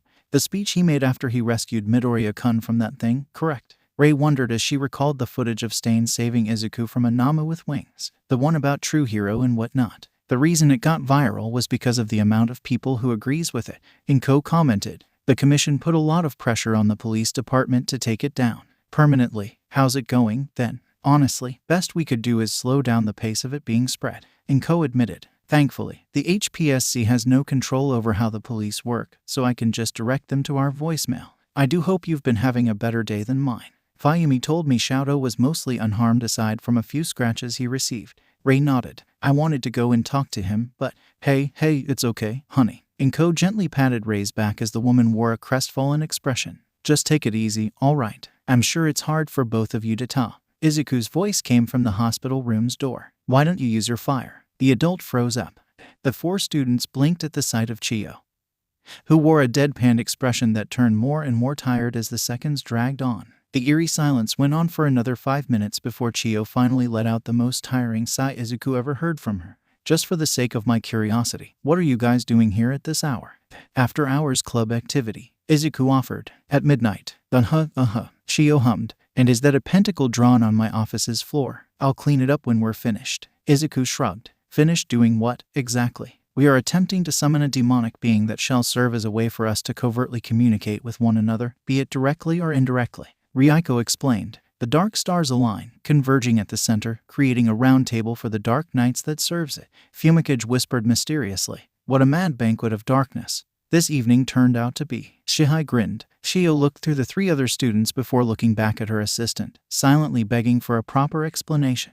Yanagi-sen found a forum with a ritual on how to communicate telepathically. Izuku explained. She said it is for Emily to communicate more easily with us. My inner sibling wishes to converse more freely with my classmates and your assistant, recovery girl. Ryuko added in. She is under the impression that her thoughts are not well transferred over by me. Chiyo nodded and looked back over at Izuku. Shouldn't you ask your girlfriend from the support department about that first before starting a cult meeting in my office? His what? Ryuko shot up from her seating position, as did Fumikage, who did it in a quieter manner but no less shocked. As that happened, Shihai was silently brainstorming possible pranks he could pull on the support course. I did text Hatsune-san about that, Izuku replied, not noticing Three Heads snapping at his answer. She said she's currently focusing on another project, so that would take quite a while. We're not dating, by the way. I'm sure she has better options than a sleepless nurse. Try Dents, but that girl isn't any wiser anyway. Chiyo shrugged before she grinned at the other three. Doors wide open for you kids, it seems. As Shihai and Fumikage were busy hiding in the darkest corner of the room at that comment, Ryuko was very not subtly breathed out a sigh of relief. The ashen-haired girl turned towards Izuku and with her indifferent expression, announced, "It appears fate agrees with us and so does your mentor, my beloved. Would you now agree to take our hands in marriage, as in walk you down the aisle when you get married?" Gladly, Izuku showed a beaming smile. "Though I really think your father should do it. This is the 5th time you've asked me." Ryuko nodded before turning towards Chiyo while pointing at Izuku. "You are certain this is incurable? If it is, I would have done it long ago." Chiyo sighed. Even with Shadow glaring at him with utmost fury, Izuku's smile did not drop slightly. "Your fire is a natural solution to your ice, and that goes in the opposite way as well. The drawback your right side has can be easily fixed with your Phi. I know what I am capable of," Shadow hissed, cutting Izuku off. "It's none of your business. Of course, it's your quirk," Izuku continued. "But clearly, by using only your right side, you are operating at half of your power. That affects your performance and proves to be dangerous for yourself, is it not?" "I don't care." Shadow's glare hardened. "I will become a hero using only my mother's ice, not his fire." "Whose ice and fire?" "What?" Caught off guard, Shadow blinked. "What are your parents' quirks, Todoroki-san?" "Frost and Hellflame." "And what is your quirk?" "Half cold, half hot." "That means the fire and ice that come out of you are yours, then?" "You don't understand." Shadow's glare hardened once again. "My father. And exactly how many people you are going to put in danger because you are half-assing out there, Todoroki-san." This time, Izuku matched his own glare with Shadow. "You expect to go out there and fight with half of what you have because of your father. Is that why you want to be a hero? Out of spite?" Before Shadow could find an answer to that question, the door to Izuku's room was pushed open. The teenagers turned and found Rei standing at the door. Despite tears rolling down her eyes, Rei did not show any other expression other than attentiveness. Her serious eyes were locked with Shadow's shock. "I'll drop this right now if you say so, but I'm willing to bet that's not who you are." Izuku turned back and continued to push on. "So, I'm going to ask again, why do you want to be a hero?" "Because," Shadow mumbled, not looking away from his mother. "Because I." "Rough day?" Rei asked, poking Shadow, who laid his face on the dining table. "Work, study. More like child labor. Not even the fun ones. Just dangerous and tiring." Shadow groaned. "What type of child labors do you categorize as fun?" Fayumi's sweat dropped as she set the table. "Why did you even pick him for your work study?" Natsuo asked incredulously. "You of all people should know how that man is. I've ignored half of myself for a long time." "Natsuo." Shadow looked up. "I'm just doing all I can to catch up. Enji's work attitude is admirable." Rei nodded as she pat Shadow's head. "Despite his dog-shit personality and obsession, that is." "Language, Mom," Fayumi begged, much to Rei's amusement. "How about a lighter topic, then?" Natsuo grinned. "How's that crush on that Midoriya kid going?" Contrary to Natsuo's expectation, Shadow once again slammed his face onto the table as Rei giggled even louder. "That bad, huh?" Natsuo chuckled as he drank the water. He couldn't even form a proper sentence when Izuku cupped his cheeks to check for injuries. Fayumi smugly grinned as she recalled the memory from their last interaction. "That's rich, coming from you." Natsuo gave his sister a side eye. "Didn't you almost faint when the kid put his forehead on yours?" Immediately after the sass, Natsuo jumped out of his chair and ran with Fayumi hot in pursuit with a fork. Rei only shouted, "Be careful," before she returned to stroking Shadow's head. They stayed in the comfortable silence for a few minutes before Shadow turned towards her.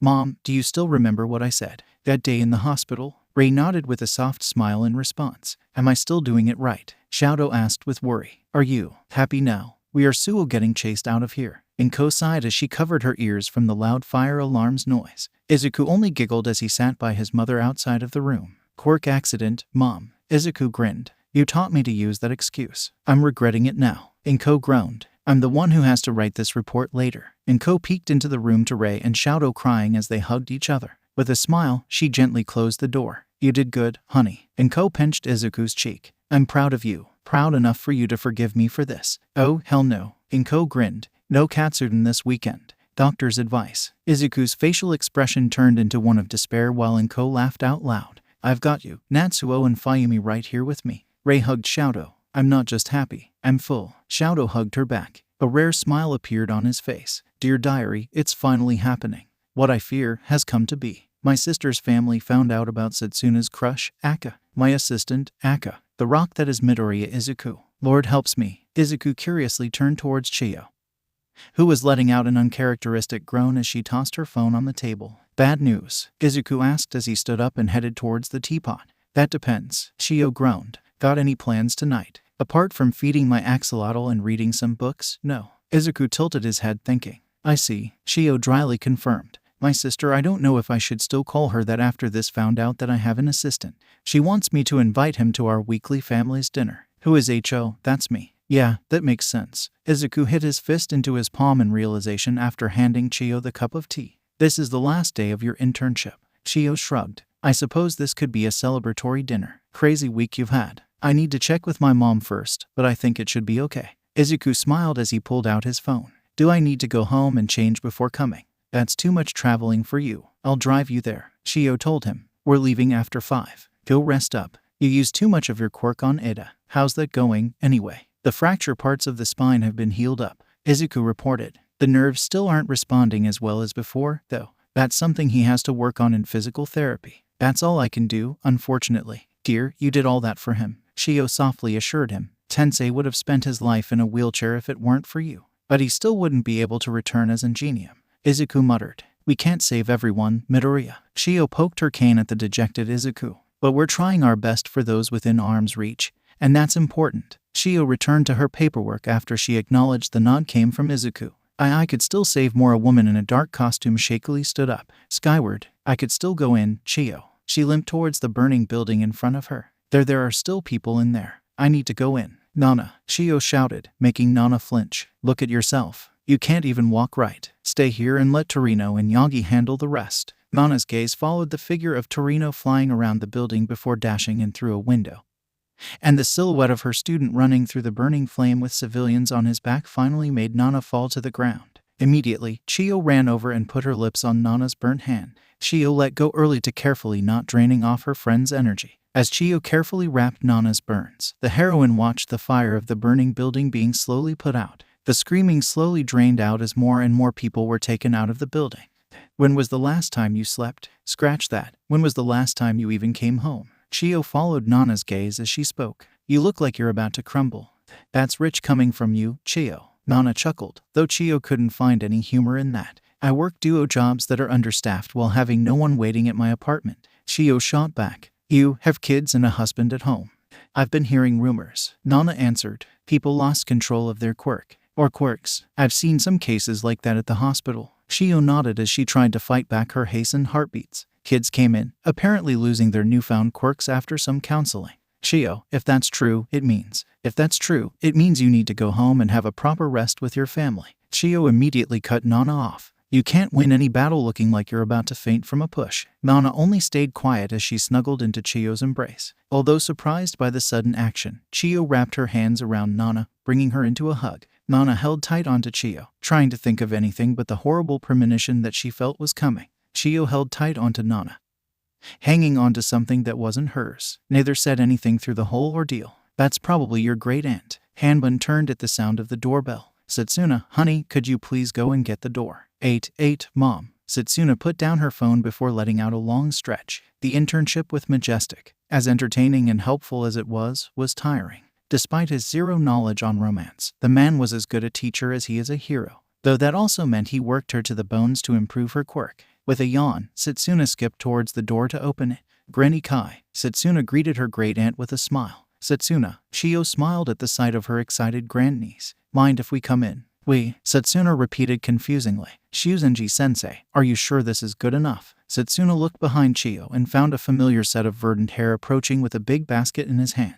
I still think it isn't good enough. We invited you over for dinner, Chiyo emphasized. I already said you don't have to buy anything. I'm interrupting your family's dinner. Izuku pouted. Buying a gift is the least I can Takage-san. Setsuna snapped out of her shock as she felt her face getting hotter. Setsuna quickly coughed into her hand before putting on a wide smile. Midoriya, I didn't know you were coming. It's great to see you, Takage-san. Izuku smiled as he gave Setsuna the basket. Here, for your parents. Awa, you didn't have tea dinosaur crackers. Setsuna cheerfully exclaimed before she detached her hands and floated them along with the basket inside. Come on in. When did you even have the time to buy those? Shio turned to Izuku as they walked inside. When you were putting gas in your car. That was 5 minutes. I ran really fast. Izuku shrugged as he took off his shoes and his coat. Shio did not give any more comments as she walked towards the living room with Izuku behind her. Upon entering the living room, they found Setsuna enjoying the gift as she put some crackers into her mouth and happily chewed on them. Sitting on the love seat, an elderly woman with long, green hair that was turning silver waving at them.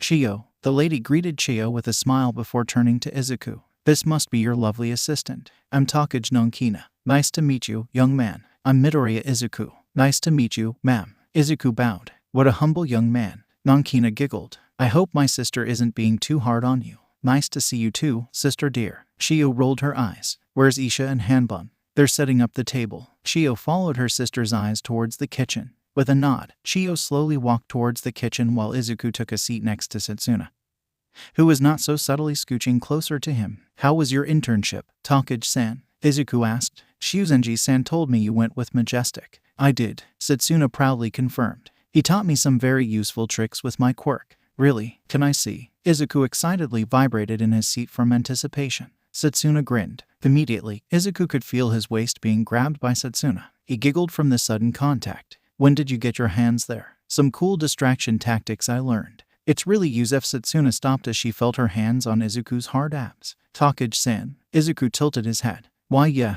it's just a useful sneak attack Majestic taught me. How was your week? Setsuna laughed a little too loudly as she retracted her hands and looked away. A little busier than usual, but it was really mind-opening. Izuku didn't pay any attention to Setsuna's weird reaction as he reached his bag. I actually got a gift for you. Izuku then pulled out a yellow t-shirt with a picture of a triceratops with a sunglasses and police hat. The word Triceratops was written under the dinosaur. Setsuna grabbed the shirt with the brightest look in her eyes as she studied it. I love it, Setsuna exclaimed, looking at Izuku. This is going to be my third favorite shirt. I'm glad you like it, then. Izuku smiled before standing up. I'm going to see if Shuzenji-sensei needs any help. After Izuku left the living room, Nonkina, who had been staying quiet throughout the whole conversation, turned towards her granddaughter with a mischievous grin on her face. That was cute. I don't know what you're talking about. Setsuna looked away. Of course. Nonkina nodded. I guess I was just mistaking that cute moment with you caressing his abs while drooling like a hungry T-Rex. Setsuna immediately buried her face into a pillow, not looking at her grandma. Stupid hot, sexy, buff nurse. She pouted angrily with a blush on her face as she remembered the sensation. Hey, it's my favorite honey badger. Nana strode in with 2 bags of snacks and a cheerful smile. How are you, Nezu? Skyward, Nezu replied without a change in expression nor looking up from his book. As energetic as ever, I see. Nana chuckled as she set a bag next to Nezu before sitting down opposite him. What's that book you've got there? Instead of replying, Nezu slightly tilted the book over so Nana could read the title. The heroine took a quick glance and visibly gagged as she read the title. I thought you said you only read books that are worth your time. Only way to discern a bad book is to read some. Nezu replied unamusingly. You human has an interesting way of disagreeing with everything that had or will happen. Every single conversation, action could very well turn into an all-out war. You aren't wrong there. Nana nodded. Chio and Sora had a fight just now over who's picking up my kids for the day. I assume Recovery Girl has come out victorious. Nezu wondered, uninterested. Her rock-paper scissors rule is always a sure win for her. Nana shrugged. Maybe next time you should pick the kids up. My daughter would love to meet you again. That's a kind offer, Skyward. For the first time since Nana came in, Nezu showed a small smile. But I don't believe my presence would be helpful for a child's development, unless you want them to turn out ruthless and heartless like I am. That is, you sit on the idea, okay. Nana stood up and headed for the door. Before Nezu could return to reading in peace, Nana's voice once again made him look up from his book. That heartless thing is bullshit, by the way. Ruthless, maybe, but not heartless. And what makes you come to that conclusion? I have a good feeling when I first met you. Nana grinned. I'm sure you're going to be a great teacher one day. Nezu silently sipped on his tea with a smile on his lips after Nana closed the door. You want something? Shio blankly stated. What makes you think so? Nonkina cluelessly asked. I practically raised you, Nonkina. Chio rolled her eyes. What do you want? Don't be such a killjoy.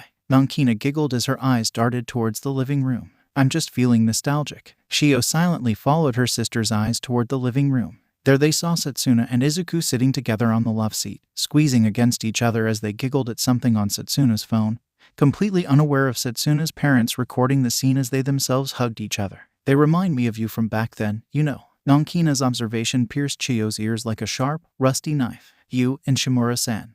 It wasn't like that, Chio mumbled. Almost half a century passed, and I still don't believe that. Nankina stuck out her tongue before she finally turned to face her sister with a serious look. Chio, I know you still don't. Chio cut her off. Just don't. Not today. Okay, sorry. Nankina sighed. I just hope Setsuna won't become like you. Not once since the conversation started until it ended did Chio look away from her grandniece. A smile slowly crept onto her lips as she watched Izuku tie Setsuna's hair into braids. I do hope so, too, she mumbled. Case file number 15, Kodai Yui. Dear Diary, it is hard to understand Kodai due to her being a person few or any words. But holy how, the look she gave that dense being. I didn't believe the phrase seeing one's emotion through their eyes.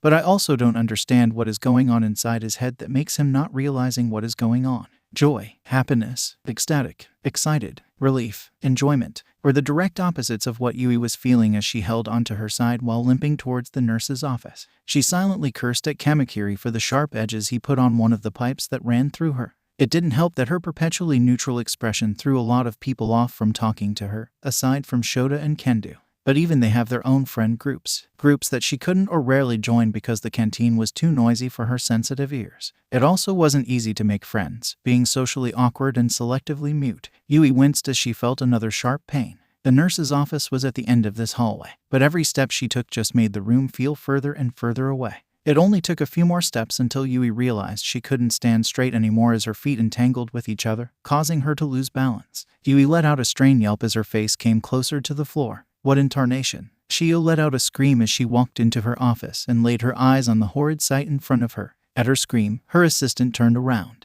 Shio-sensei, good afternoon. He smiled. How's the meeting? Not as scary as whatever is going on here. She yelled. Why are you covered in mushrooms? I fell asleep on a bench. Izuku shrugged. That explains so much yet so little. Shio finally relaxed a little as she cautiously made her way to her table. I assume that's why Kanoko is on the bed. Just exhaustion from overused. Izuku explained as he plucked off a mushroom from his thumb. I would have used my quirk on her, but I think it's best that she rests naturally instead. I see. Shio nodded. How long until the whole, goes away? She said it only lasts for a couple of hours. I should be fine before school closes. Izuku stood up and headed towards the door. Might as well get some uses out of the time remaining.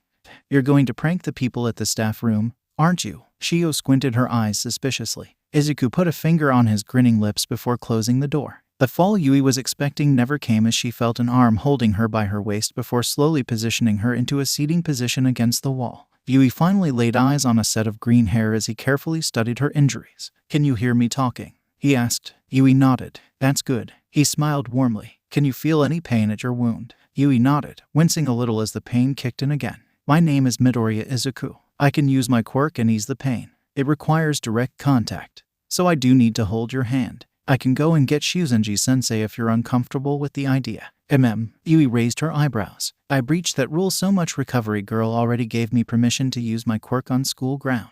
Izuku explained. So no problem on my part. Although uncomfortable with direct contact from another person, Yui decided to trust the nurse in front of her. With a confirmation nod from her, Izuku gently grabbed Yui's hand and focused his quirk on fixing up her wound. Slowly, the uncomfortableness Yui felt dissipated as the pain was replaced with the feeling of energization. Suddenly, the nurse released her hand and threw his back onto the wall next to her. Yui asked in concern at the sight of the nurse panting. I'm fine. Izuku chuckled tiredly. It's just a drawback. Speaking of, can I ask about your quirk? Yui nodded as she showed her palm. Hey, touch-based quirk gang. Izuku grinned as he mimicked the action. Or yours contact activated like mine? Yui shook her head as she wiggled her fingers. 5 fingers. Izuku nodded in understanding. What does it do? Yui took out her phone and expanded it to the size of a laptop. Yui felt a sense of smug as she put her fingers on both hands together and shrunk the phone back to its original size as Izuku watched in amazement with admiration in his eyes. With his eyes still closing, Izuku let out a long stretch while yawning. Tiredly rubbing his eyes, Izuku sat up from the hospital bed. At the familiar voice, Izuku turned his eyes to his left and found Yui sitting there with her ever-expressive face and a pack of tomatoes. Kodai-san. Izuku smiled. Is the canteen loud today? To his surprise, Yui shook her head and instead, she just pointed at Izuku before pointing back at the bed behind her. Stay guard. Izuku tilted his head. On what? At that question, the drape was pulled open, revealing an ashen-haired girl with a tiredness that could match Izuku. Yui is here on a mission to prevent myself from being closer to you, my beloved, Ryuko explained. Despite my insistence on just wanting to sleep on the same bed with you, Yui came with me to make sure I did not perform any unsafe for work actions. Unsafe for work, Izuku repeated. What do you mean? It means. A tomato was shoved into Ryuko's mouth before she could say anything further. Ryuko only shrugged in response before excusing herself to go to the bathroom. Yui asked. Just some late-night talk with a friend from overseas, Izuku explained before letting out another yawn. I was sleeping. I woke up because Izuku defended himself before realizing. I actually woke up because I heard your voice. Did you say something when I was asleep? Yeah, that was a dumb question. Izuku scratched his head. Want to have lunch together? Here's the doctor's note. Izuku handed Yui a piece of paper. Please come here immediately if you feel anything weird. Yui nodded as she accepted the piece of paper. She then slightly bowed before leaving the office, heading back to the practice site. On the way back, Yui blushed at the memory of her hand being held gently by Izuku. It did not help that the nurse's plain yet kind face was exactly her type. Even better since he was a respectful and gentle person. He didn't write off her silent demeanor as cold or rude. Instead, he communicated with her normally. He communicated with her normally. She didn't say a word and he talked with her just as normally as anyone else. The realization hit Yui hard as she tried to hasten her steps, hoping no one would see her face being as red as a tomato. Ensuring that Ryuko was now asleep, Yui closed the drape to her bed and returned to just watching Izuku sleep. She slowly leaned down, next to his ears. I love you, she whispered at the smallest, softest tone. She quickly sat straight back up as she noticed Izuku slightly twitched. She quietly swore to herself that the next time she says those 3 words, he would be awake and listen, preferably without Emily listening in on them. As much as I want to say no, Shio sighed tiredly. At the end of the day, it's his decision. I understand. Toshinori nodded. Then I shall do it. Shio gripped her cane tightly. I will tell young Midoriya about. Case file number 16, Nezu. Dear Diary. There's a phrase that I really like. You can't make the same mistake twice. The second time you make it, it's not a mistake. It's a choice. 10 years ago, the head of Hero Public Safety Commission made a mistake, threatening the wrong person which he paid dearly for it. If they're really making the same choice again, I'm afraid they deserve it this time. I understand you wish to talk to Midoriya-kun about Yagi-kun. With his usual indifferent smile, Nezu looked down at the number 1 hero, who was kneeling on the floor. But I do not believe stalking the young man is the right way to go. Even Kayama-kun was weirded out by your actions. Behind him, Chiyo and Sorahiko rubbing their own faces tiredly as they watched their old student being chewed out. The heroic foundation teacher only managed to nod as Nezu continued to speak. Now, instead of stalking him before classes start, ongoing, and end, have you tried approaching him during his working hours with Shuzenji-san? Nezu asked. I believe she is more than understanding to give you both some privacy. I did try that, Toshinori dejectedly answered. But young Midoriya's friends are always with him. It's a different student every day. This I can confirm. Shio nodded, before she drove the sharp point of her cane onto Toshinori's back. But have some decorum, would you? That's my student you're stalking there. Please stop calling it stalking, Toshinori pleaded.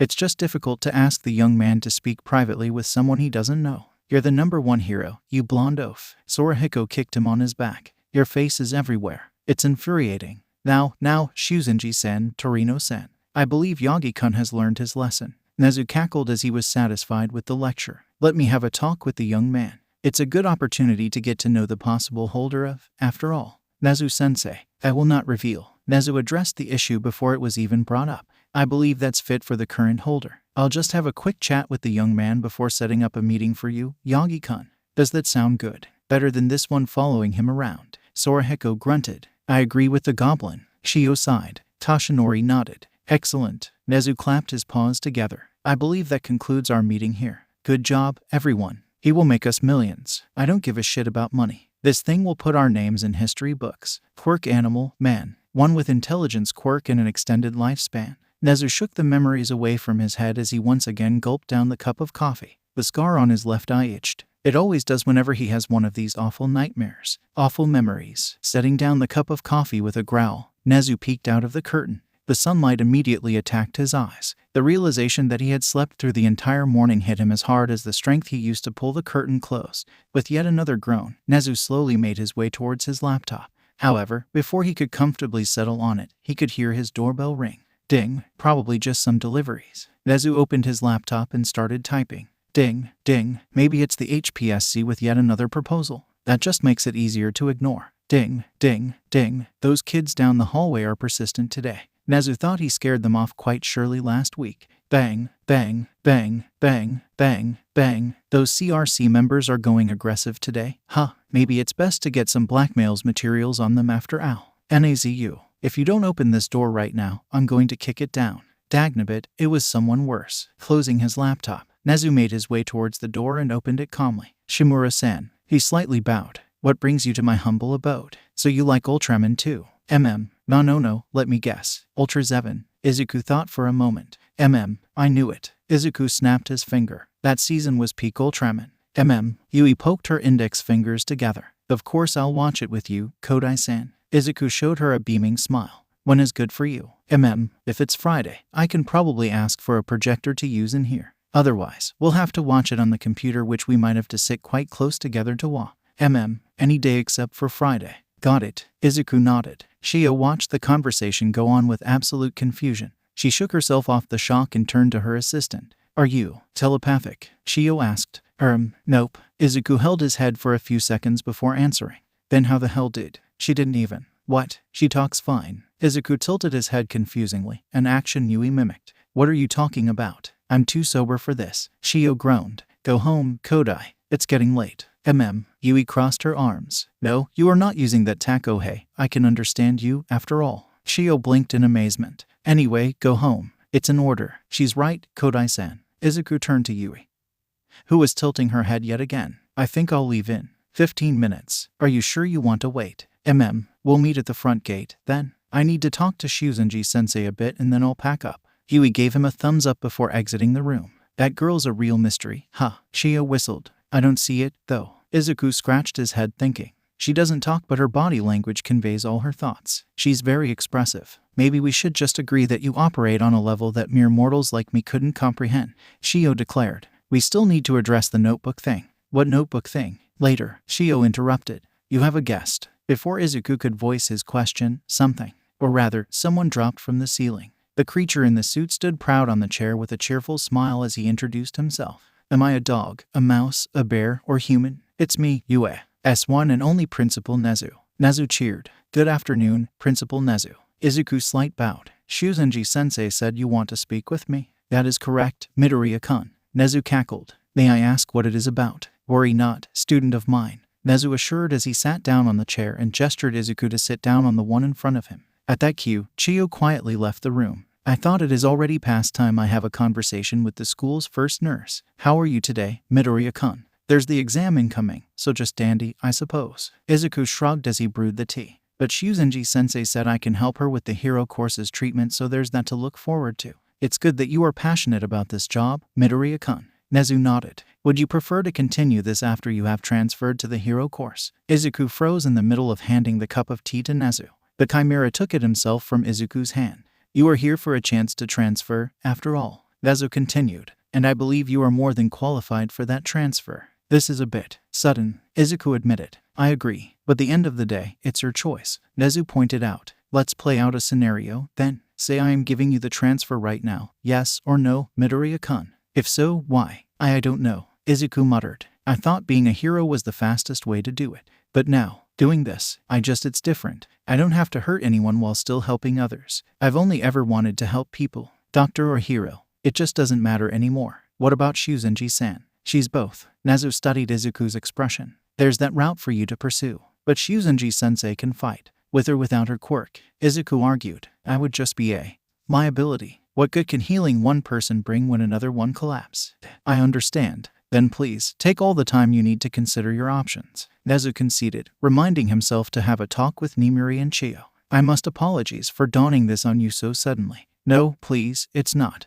Izuku chuckled sheepishly. You just gave me a lot to think is all. That's great to know, then. Nezu clapped his paws together before jumping down from the chair. I'm afraid I have taken enough out of your time today. I have someone who wishes to talk to you, and I believe he might be able to help you with your choices if you would like. That's fantastic, Nezu-sensei. Thank you. Great. Shuzenji-san will inform you about the details tomorrow. I believe Kodai-kun is waiting for you. Right. Izuku quickly grabbed his bag and headed out of the room. Before he closed the door, he turned to Nezu. As for your first question, I might be wrong, but you always give that honey badger vibe. Nezu showed a swift, shocked expression before it turned into a nostalgic smile. You're still alive. Good. Nana firmly nodded as she welcomed herself inside. Then I can personally kill you myself. You miss your first day at UA. I start next week, Shimura. Nezu sighed as he closed the door. Teacher needs orientation too, Nezu. Nana scoffed as she sat down on a chair. I would have thought you're doing this to get fired if I didn't know you any better. Nana then proceeded to slam a letter with the word resignation on Nezu's table. The Chimera took a look at it and just sighed.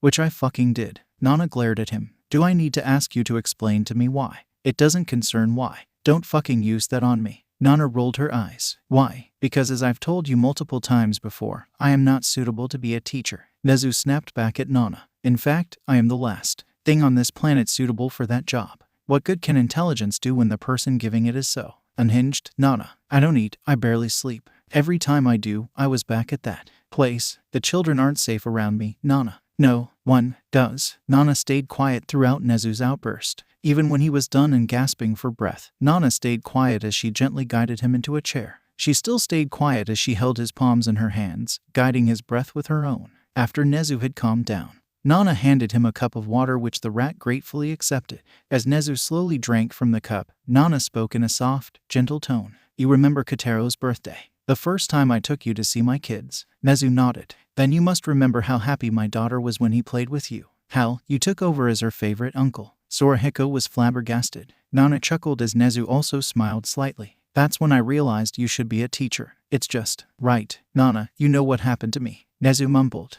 How can I be sure they'll be safe around me? Because I saw it when you were playing with them. Your smile. Nana grinned. A kind, soft and genuine one. She then grabbed Nezu's resignation letter and handed it to him. I know you will be a great teacher, Nezu. Please, just give it a chance. Nana pleaded. The children need someone who's been through darkness to guide them to the light.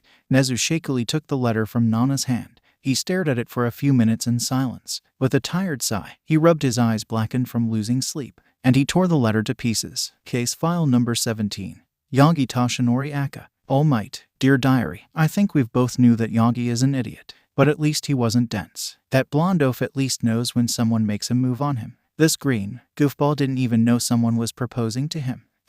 Whoops. Inko winced as her eyes laid on Izuku sitting on a ladder with Izuku sitting on it with Himiko sitting on his shoulder. Judging from their constant blinking, Inko confirmed that she didn't tell them she was coming home early. Tell us you're home because you forgot your key. With a welcome banner in her hands, Himiko pleaded. Please, I don't think lying straight to your face would set a good example, Himiko. Inko admitted. Hold up, Himiko ni. Let's look at this positively. Izuku smugly smiled. Mom is alone. We still have time. Detective Midoriya. A familiar voice cut Izuku off as he stood up in a panic, forgetting where he was. With a surprise yelp, Himiko grabbed onto the wall as Izuku hugged her around her waist before the ladder collapsed. Inko watched attentively as her children hung onto each other from the ceiling. Is this normal in your house? Inko turned around and found Rei looking at the scene in shock. They're usually more gremlin than this. Inko shrugged. Shouldn't we help them down? Rei asked in concern. Inko only showed Rei a grin before turning back to her children. Rei watched in bewilderment as Izuku effortlessly dropped down on the ground and held his hands out, catching Himiko in a princess carry. Good catch, Izu-chan.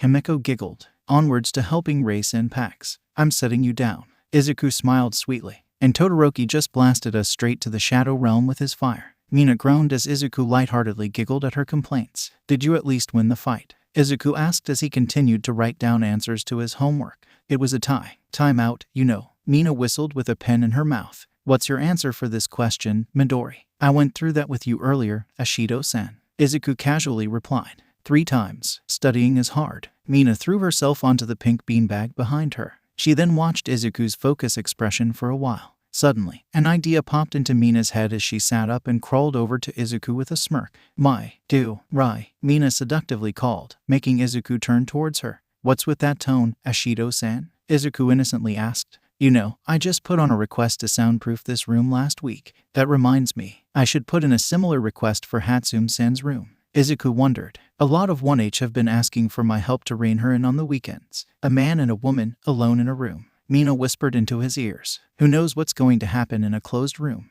Oh, Izuku quirked an eyebrow. Thought you. Mina grinned. See, no one can resist the good all Mina's char. You make a great point, Ashido-san. Izuku cut Mina's off. We're alone, in a soundproof room, with no one to interrupt us. My Midori, Mina nervously asked. I suppose now would be a better time than ever, especially with two of us here. Izuku grinned as he leaned over Mina, whose face was turning from pink to scarlet red. Izuku then leaned in, his lips next to Mina's ears. Mina suppressed a moan as Izuku's soft breath attacked her ears. Midori, if we're going to do it, at least let me. Get out your math homework, Ashido-san. We've got work to do. Immediately, Mina went straight for the door, attempting an escape. Has Rei settled into your house? Shio asked before she took a sip from the cup of tea in her hand. Yep, but to be fair, she doesn't have that much stuff to pack. Izuku answered. Mom had to drag her shopping yesterday. I surely hope her clothing choices aren't as terrible as her son. I'll have you know I have an amazing sense of fashion. You guys are just too behind time to understand them.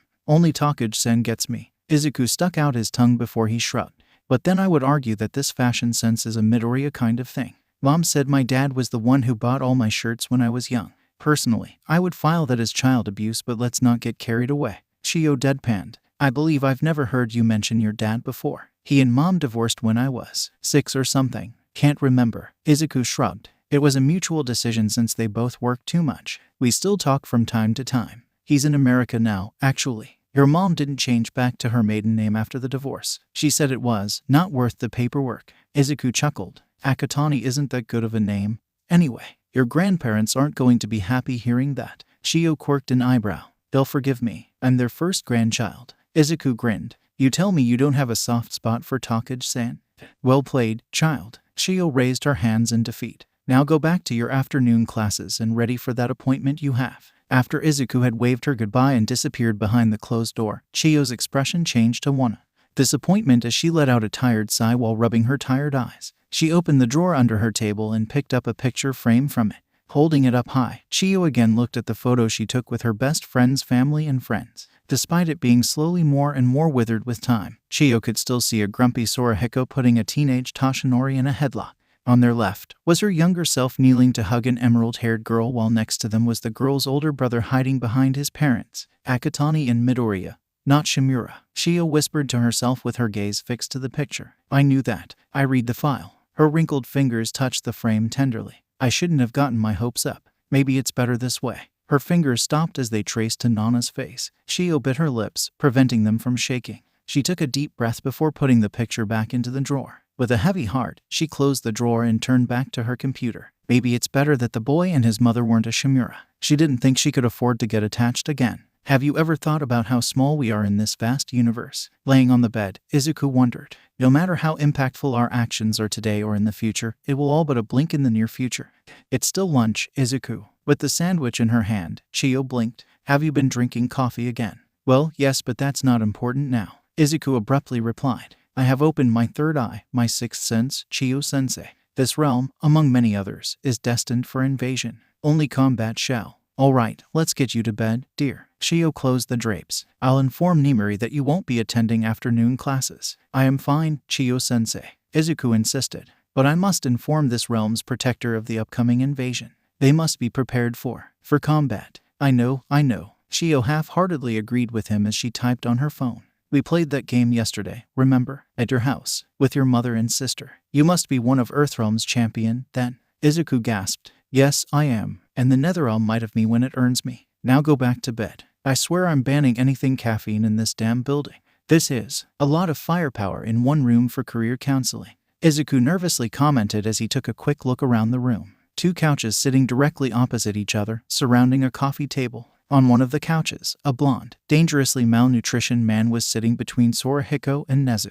On the opposite couch, Chiyo signaled him to take a seat next to her. It is career counseling, Midoriya-kun. Nezu clarified as Izuku took a seat next to Chiyo. This is just at a different scale, I suppose. I'll leave it to Yagi-kun to give you the details. Okay, then why are you, Torino-san and Shuzenji-sensei here? Because this is probably going to be the most outrageous story you've ever heard. Nezu explained, and it is going to be unbelievable. That's why we are here to clarify any doubts or concerns you may have during and after. Izuku hesitantly nodded in understanding. Seeing that, Toshinori took that as his sign to introduce himself. I believe this is our second meetings, young Midoriya. Toshinori spoke up. My name is Yagi Toshinori. On paper, I am merely All Might's private assistant. This is not our second meetings, though. Izuku cut him off. Excuse me. Shio glared at Toshinori. Is it not? My apologies, young Midoriya, but I only remember our first interaction, which was during the sport festival. No. I'm pretty sure we've talked plenty of times before. Izuku showed a confused expression. The USJ, that backyard incident with Tojike-san, occasional encounters in UA's hallway, at the staff room sometimes actually. What did you mean by All Might's private assistant? I don't believe I'm following, young Midoriya. Toshinori looked over at Sorahiko and Chiyo, who were showing a similarly confused expression. Meanwhile, Nezu's curious smile remained on his face. I mean, All Might is All Might's private assistant. How does that even work? I mean, it could work if you do everything by yourself, which you absolutely could since you're All Might. But why call yourself your own assistant? That's just weird, isn't it? Izuku tilted his head. Also, I just learned All Might's real name. Isn't it supposed to be a huge secret? I've followed your entire career since debut, and this is the first time I've heard of it. Also, why do you look like you haven't eaten anything since you've escaped being buried alive for a month? Izuku's rant was met with absolute bewilderment from the three adults in the room. Nezu's curious smile turned into one of mischievous grin as he listened to Izuku's discovery. Shushuzenji-sensei. Toshinori looked at Chiyo. I assure you, Toshinori, that I did not say a single word about this to him. Chiyo replied, still trying to make sense of the situation. Why is everyone looking so surprised? Izuku asked Nezu. They didn't know. They do, Midoriya-kun. How you do is why they are in such state. Nezu cackled as he offered Izuku a cup of tea. Mind if I ask how you came to such a baffling conclusion? Did someone tell you? It's very obvious, isn't it? Izuku accepted the cup of tea. Let's put the similar eyes, hair color and hairstyle aside. Anytime I meet him it's always the same clothing. The way he speaks, and his voice is almost the same. Whenever I walk into the staff room, he's in All Might's seat, and even though his name is not on the staff roster, he seems to be very familiar with the rest of the staff. I just put two and two together, and I believe you haven't told anyone about your discovery. I thought everybody knew. Izuku mumbled. It's like telling them the sky is blue. Like, what even is the point? It took several minutes for the other three to recover from their shock and for Nezu to calm down from laughing his throat off. After a frantic process of ensuring Izuku wouldn't tell anyone about this, Toshinori finally sat straight up and looked into Izuku's eyes. Young Midoriya, I heard you've been having troubles deciding which path you want to move forward in the future. Izuku nodded. Toshinori asked again, why do you want to be a hero or a doctor, then? I want to help. Izuku looked at him with determination. I understand that there are a lot of messed up things out there, and not everyone is willing to put themselves out there to solve it. Even if I'm the only one, even if the changes I could do is minuscule, I want to extend my hand so that someone would have a chance to grab it. Toshinori studied Izuku's eyes for a few seconds before he himself broke into a smile. He saw Sorahiko showed an amused scoff while Chiyo just nodded proudly. Young Midoriya, what do you know about my quirk? The media always theorized it as some types of strength enhancement. Izuku squinted his eyes. But you always deflected the question whenever it was brought up. My quirk's name is, Toshinori announced, and I am its 8-holder. 8-holder, Izuku repeated. You mean there are 7 other people with a similar quirk? Not similar, Toshinori corrected. Just one. There are 7 people who held on to this quirk before me. And I want you, Midoriya Izuku, to be the 9th holder. Taking in Izuku's silence, Toshinori continued. Allow me to paint you a clear story, one of 2 brothers, from the dawn of quirks. Rei-san. Himiko lazily looked up from the couch. Is Izu-chan and Inko-sen home yet? He said he has some career counseling to go to. Rei thought before answering. You want to wait for him or have dinner now? I'll wait for him, Himiko replied. What about you? Eating now or wait for them? Waiting. Rei kindly giggled. It's been a while since I've had a proper family's dinner. Awa, I was going to hug you, but the couch already got me. Himiko giggled. Rain check. Of course, Himiko-chan. Rei softly smiled before she once again relaxed herself on the comfort of the chair. So this all for one terrible name, by the way.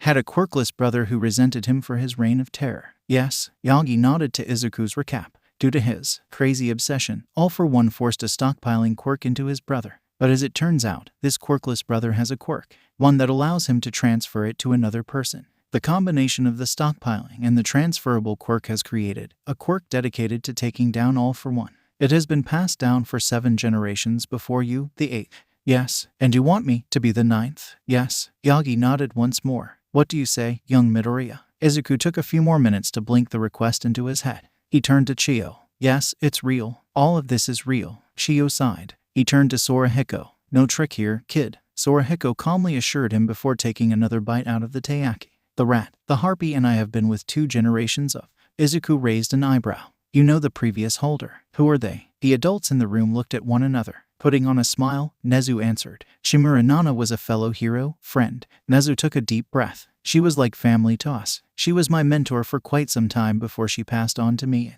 Toshinori coughed into his hand. Felled by all for one. I'm sorry to hear that. Izuku muttered regretfully for bringing up a sour topic. Her name sounds familiar. Was she a popular hero? I wouldn't say popular, like that harpy or the blonde oaf. Sorahiko pointed his cane at Toshinori and Chio, who stuttered and scoffed in response. But she did make the headline a few times. The Marvel heroine, Skyward was her name. I definitely know her. Izuku grabbed his head, trying his best to remember. I just couldn't remember from where. As interesting as that is, I believe we're straying further from our original purpose here. Nezu clapped his paws together to gain the attention of everyone else. Right.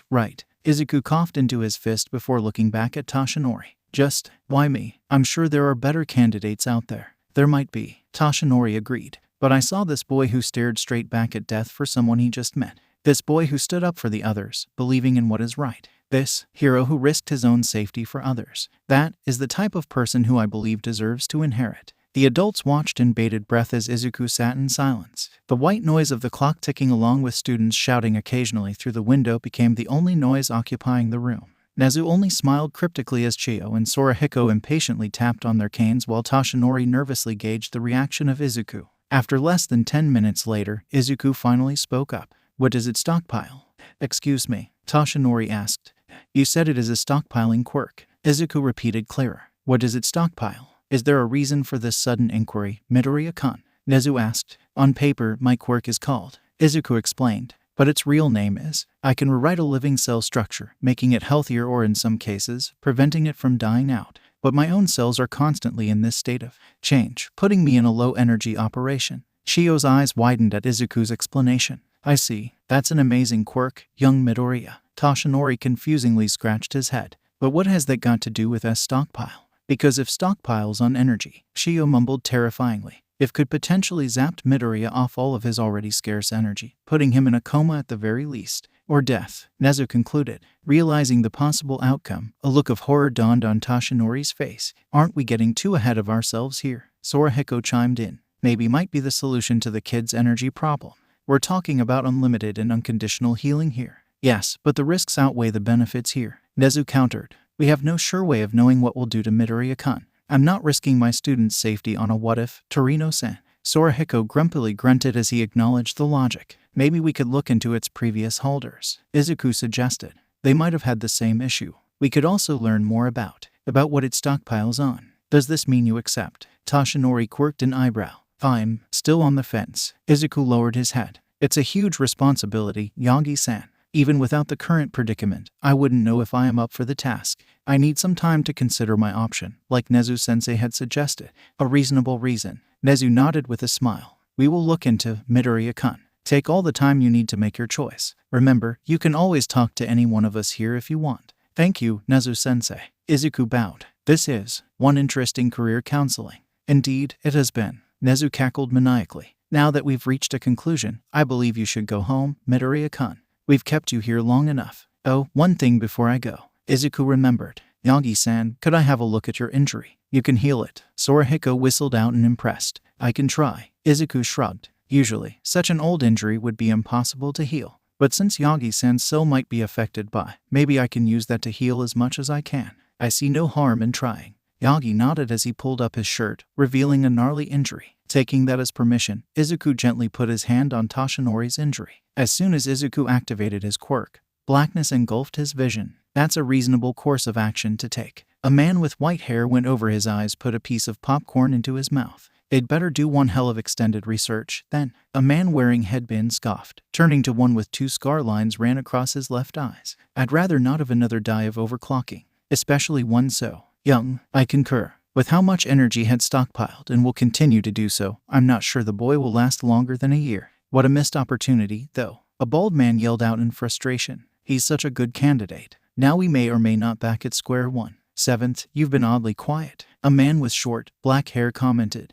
Is there something on your mind? Or is this a start of a phase like second? Fuck you, sixth. A man with scar in the middle of his face cursed. It can't be. Right. A woman with black hair mumbled under her breath, watching the green hair boy collapsed on the floor while Chiyu checked up on him. He is. A yellow silhouette watched his mentor in silence. Detective Midoriya. Inko turned around at her name being called. The withered figure of the retired number 1 hero was approaching her with a surprised look on his face. Yagi-san, Inko greeted. I didn't expect to find you here. Neither did I, Detective. Toshinori coughed into his hand. But to be fair, this is the last place I would expect any acquaintance of mine. Just acquaintance. I'm hurt. Inko faked a crestfallen expression. No, I didn't. What I meant was, of course, you're not just an acquaintance. You're Iui. Toshinori stuttered, panicky. Aren't you a little too gullible to be the number 1 hero? Inko laughed as she slapped him on the back. So, what brings you to Tartarus, Yagi-san? I'm just here to give some insights about the security on.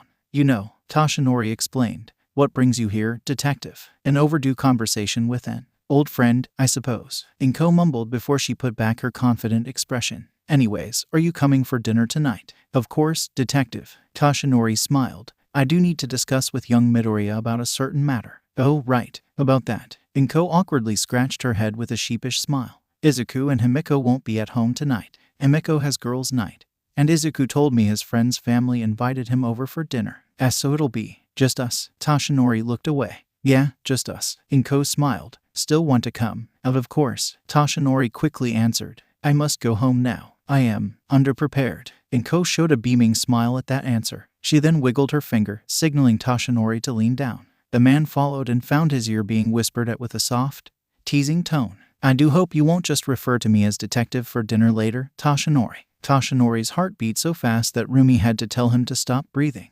The Tartarus visit that was mentioned in Chapter 13. Case file number 18, Shizaki Ibara. Dear Diary, holy shit, she has the childhood friend subplot and she might actually win this war. I'm heading out now, Izuku announced with a low voice. Be back before dinner. Are you sure going out now is a good idea, Izuku-kun? Ray concernedly asked. It's only been 2 days. SHH.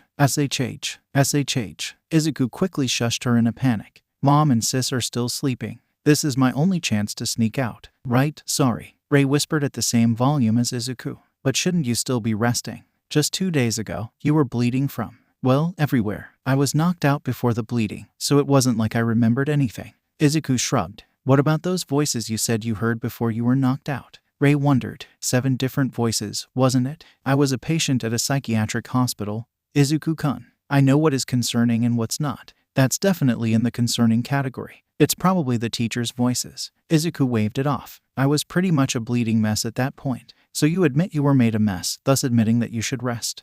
Izuku gulped. You were surprisingly scary, Ray-san. I am a mother of 4, Izuku-kun. Ray grinned. I know how to deal with kids. Now, either rest or help me with breakfast. Or lunch, for the 2 sleeping ogresses in there. Ray-san. Izuku pouted. It's the weekend. I promise I'll be back before dinner. I'll even get some groceries on the way back. Ray was locked in a staring competition with Izuku's puppy eyes for a rough 5 minutes. Then, with a defeated sigh, Ray conceded. I'll call you to check up. If you don't pick up, I'm bringing Inko. With a beaming smile, Izuku nodded and left the house. Ray had to wonder how Fayumi was able to deal with her students. Speaking of, she should tell Izuku about her children coming to visit next weekend. Moving. Why all of a sudden, Izuku sat up from his bed, tiredly answering his mother. Even though it's been almost a year since Izuku became like this, the pain and guilt that Inko felt just kept getting worse and worse. It's complicated, honey. Inko steeled her heart and answered. But to put it simply, I have a bad feeling about this area. Besides, the area we're moving to is pretty quiet and calm. The neighbors seem really nice, too. It'll be good for you. It's also closer to my job. So I have to say goodbye to the Bakugus, to Aunt Mitsuki and Uncle Masaru, to Kaken, to Kaini, Izuku asked with a shaky voice. For now, yes, Inko nodded, not daring to meet his eyes. But you can still see them from time to time. I promise. I'm sure little Katsuki would be thrilled to come over and visit us. Instead of responding, Izuku only nodded sadly. Holding his hands up, Inko noticed Izuku's sadness turned into one of conflict. Ever since this quirk came in, Izuku's life has completely changed. Izuku was only allowed to even go to school all thanks to his extreme stubbornness. Even then, he could only watch as his friends went out and played among themselves while he couldn't even run. He had to endure people giving him a look of annoyance or pity. Inko had to watch her son, who was so full of energy, happiness, and innocence, being slowly taken away by his quirk. Izuku. Ibara looked up from her book and smiled upon seeing a familiar tired face. I did not expect to see you today. I had to sneak out, Izuku explained with a smile as he put on the apron. Mom was very adamant about me resting up for the rest of this weekend. Considering the event that transpired from what I heard, I must agree with her, Izuku. Ibara clasped her hands together. Though I am grateful that you are here to help us, I am inclined to wrap you up and tie you into a bed. What happened to no quirk use in public? That does not seem to deter you throughout our whole childhood, does it? Ibara smiled. What happened to the rule-abiding Ibara that I know and love? Izuku dramatically gasped. What have you done to her? Where is she, you harlot? Clearly, she is incapable of making you understand the importance of remaining healthy. Ibara flicked Izuku's forehead. Boo. Izuku booed. I liked her more. Ibara giggled. Fine, you can help me with distributing the food. The children like you more than me, anyway. I'll take care of the rest. You sure? Izuku raised an eyebrow. That's a lot of work for one person to handle. My vines can help me. I'm allowed to use my quirk within the church's premises. Ibara explained. It's good practice for the upcoming exam. There's my rule-abiding friend. Izuku giggled, before a vine softly smacked him on the head. Nice to meet you, Midoriya-san. Ibara smiled as she greeted the new addition to her class. I'm Shizaki Ibara, but you can call me Ibara. Midoriya Izuku. Nice to meet you. With a tired smile, Izuku greeted his seatmate back before slamming his head onto the table. Undeterred by the weird action, Ibara continued. May I ask, why are you joining us so late, Midoriya-san? School has already been going on for a week. We just moved here. Izuku tiredly replied without even looking up. We had to move all our stuff first. So you are new to this area. What a wonderful opportunity the Lord has bestowed upon us. Ibara cheered. I can walk you around town, introduce you to a few popular places if you wish, Midoriya-san. I can't. Izuku dejectedly declined. Oh my, what a shame. Do your parents not allow you to venture after school? It's more of a I can't. Izuku turned towards Ibara with a sad smile. My quirk makes me tired all the time. It's difficult for me to do any strenuous activity. Or any activity. What is your quirk, if you don't mind me asking? Ibara asked. Mine is, as you can see. Here I thought that was just a cool hairstyle. Izuku chuckled. Mine is, let's just call it. And it uses my own energy to heal others. That's a wonderful quirk you have been blessed with, Midoriya-san. Ibara replied honestly. I know. Izuku grimly chuckled. I just wish it didn't make me feel so tired. Midoriya-san, class is still going. Ibara whispered to her new friend, who had his head on the table.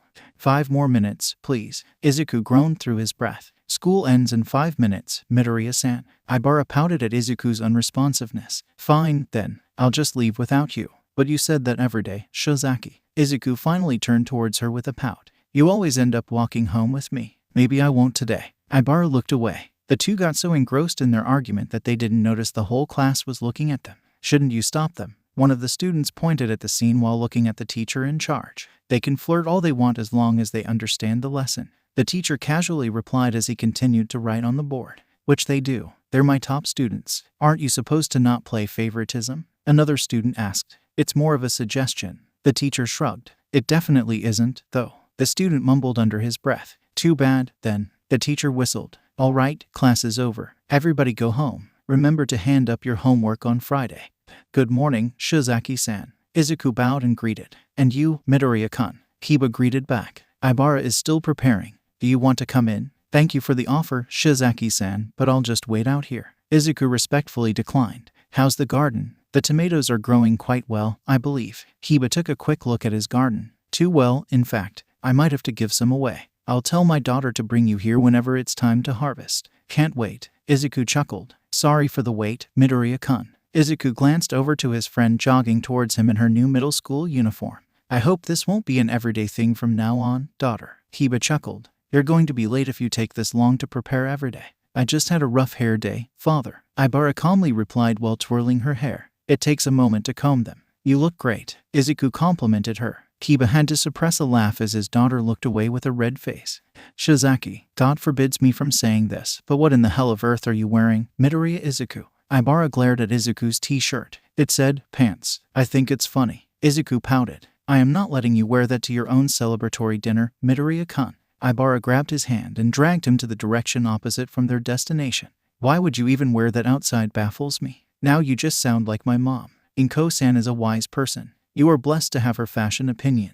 Ibara continued to drag him towards a clothing shop. Listen to her next time, I beg of you. It's not even that big of a celebration. Izuku rolled his eyes. Maybe not to you, Midoriya-kun. Ibara countered. But as your friend, it sparks me joy to see you are no longer burdened by the downside of your quirk. It's still not that big of a deal. Izuku nervously looked around the shop. It is to me. Now, Ibara raised the t-shirt to Izuku's chest to measure. Try this on. 4th place. Izuku whistled. I might have thought twice before making fun of your hair now. These vines have been carrying you ever since we were children. Izuku. Ibara replied with closing eyes while relaxing her body. You should be thankful for them instead of fearing them. I remembered them wrapping me up like a mummy. Izuku twirled his finger on one of Ibara's vines. You've only yourself to blame for that event, I'm afraid. Ibara giggled. Which class are you in? 1 degree Celsius. Izuku replied as he continued to style Ibara's hair. I didn't know UA is opening another hero class. They aren't, though. Izuku tilted his head. I'm in general education. Hey, Ibara turned around. Hey, Izuku leaned back, keeping distance from Ibara's approaching face.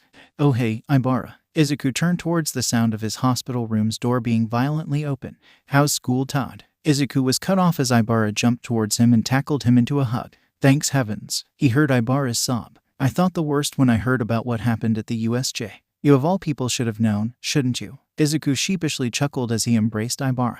I told you I'm like a cockroach. Once I got into your life, you're not getting rid of me that easily. I've told you plenty of times that is a terrible comparison. Ibara chuckled. At least compare yourself to a leech. Isn't that just a Mikoni? I'm inclined to think she's more of a vampire. She always hides behind you whenever I come by. Ibara turned to her right at the sound and found Izuku leaning his head against the bench while snoring softly. With a smile, Ibara gently set Izuku's head on her thighs, patting his head slightly. Despite all the years they've been together, Ibara never got sick of the sight of her friend nodding off. She quietly guided her vines to a playing speaker nearby and lowered its volume. After all those years, I will admit it feels strange to not have you in the same class as I do anymore, Izuku. Ibara chuckled. If I say that to you while you are awake, I'm afraid you will tease me for a long time. I can't imagine how different I would be if I had not grown up with you. Maybe I would be a lot colder and reserved. Maybe I would be very narrow-minded, susceptible to placing judgment on everyone else. Ibara whispered, but I do know one thing.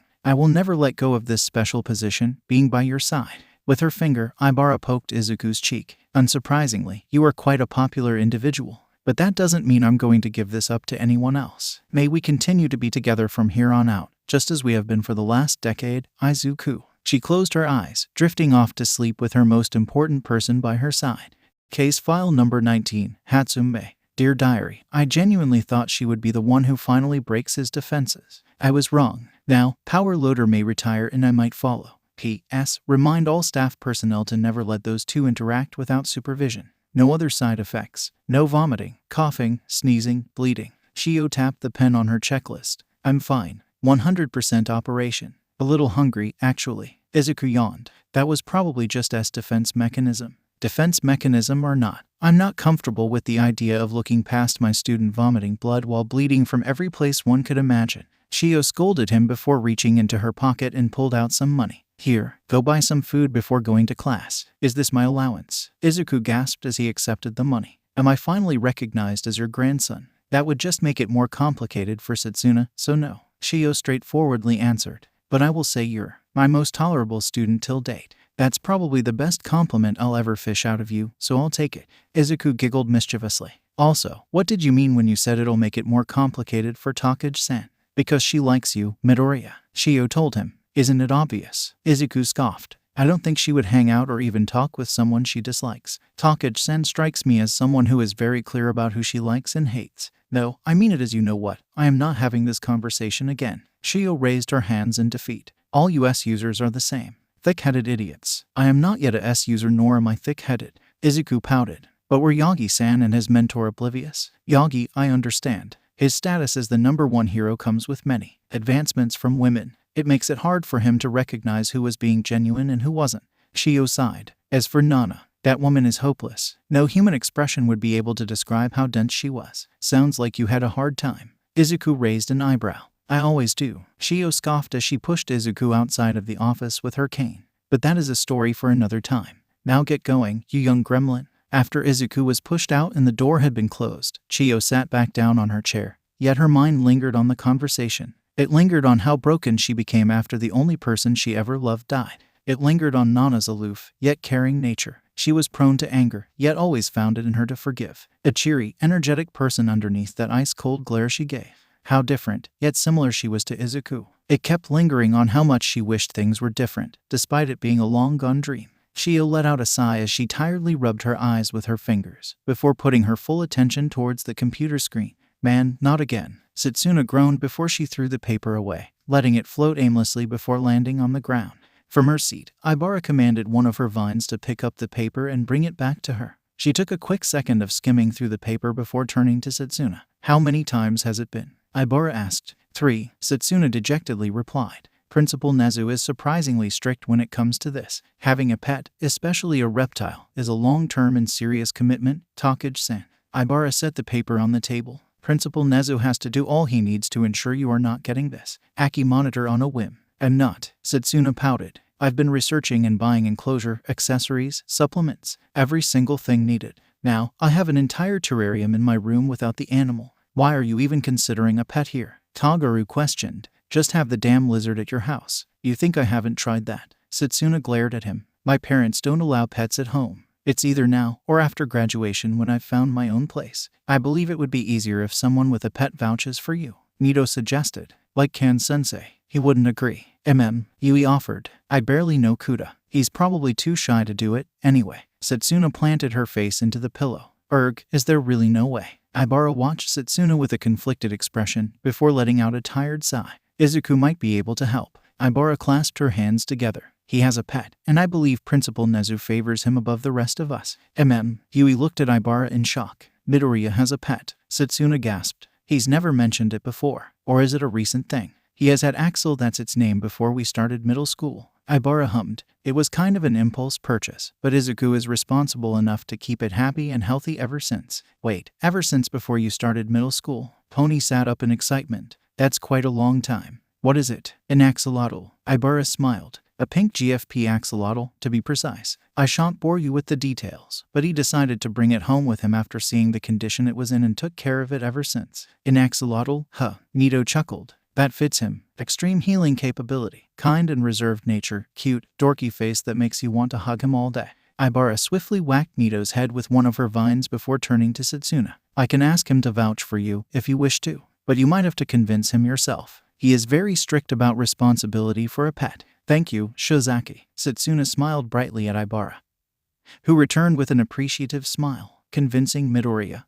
Maybe I should wear my hoodie. A resounding no was yelled among everyone, and Yui, who raised a comically large board with a red X. He who snitched. Damn it. Izuku clicked his tongue as he whispered a curse under his breath. He turned behind to find a group of robots approaching him.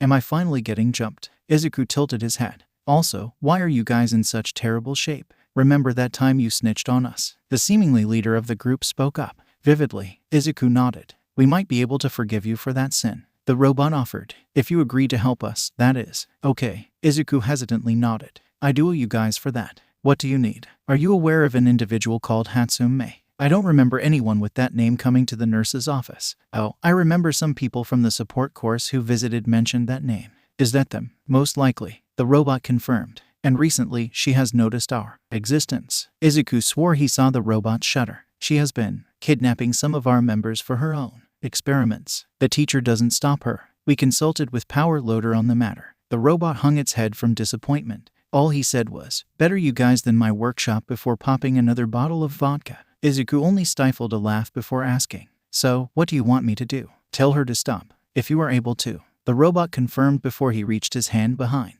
If not, we have this very poisonous syringe that you could. I'll talk to her. Izuku cut it off. Put it away. Or better, give it to me so I could throw it away. Is Midoriya here? Higari bursted into the staff room, looking around frantically. I need to talk to Hai. Quickly reacting to the loud shouting from her co-worker, Nimuri grabbed a plastic water bottle and threw it at his face. Barging quieter, Majima. Nimuri hissed quietly. He's sleeping. Higari squinted his eyes open as he rubbed the spot that the water bottle landed on his face and found a softly snoring Izuku sleeping on a couch, with Nimuri sitting on another chair next to him with a pile of papers on her thighs. Oh, sorry. Higari apologized. Why is he sleeping here, though? He's been helping Inui with some students' counselings. Nimuri explained. Some students find it easier if the one they talk to isn't growling all the time. I see. Higari nodded. How long until he wakes up? It's been 15 minutes. Nimari looked at her phone. So I'd say 15 more. I don't think I can wait that long. Higari sighed. Rather, I don't think she can wait that long. Are we talking about your prodigy? Nimari raised an eyebrow. We're talking about my absolute worst nightmare ever since I accepted this job. Higari clarified. But yes, Hatsum is cooking again. It's Friday, Majima. Nimari groaned. Why'd you let her cook? What convention is she trying to violate this time? I don't know, all of them. Higari cried out. Point is, I need Midoriya to stop her. Can you wake him up? Higari stopped and gulped as Nimari shot him the deadliest, most threatening glare he's ever seen. With a tired sigh, he left the staff room leaving a message. Please tell him to head straight for the support course after he wakes up. I'll try to. Slow her down. Izuku-kun. Achako ran towards him. Midoriya-kun. Although appearingly calmer, Tenya walked towards Izuku with a fluttering heart and a cheerful expression. Behind them, Tsuyu and Shouto followed with a smile. Good afternoon. You're Raka-san, Ada-san, Todoroki-san and Asui-san.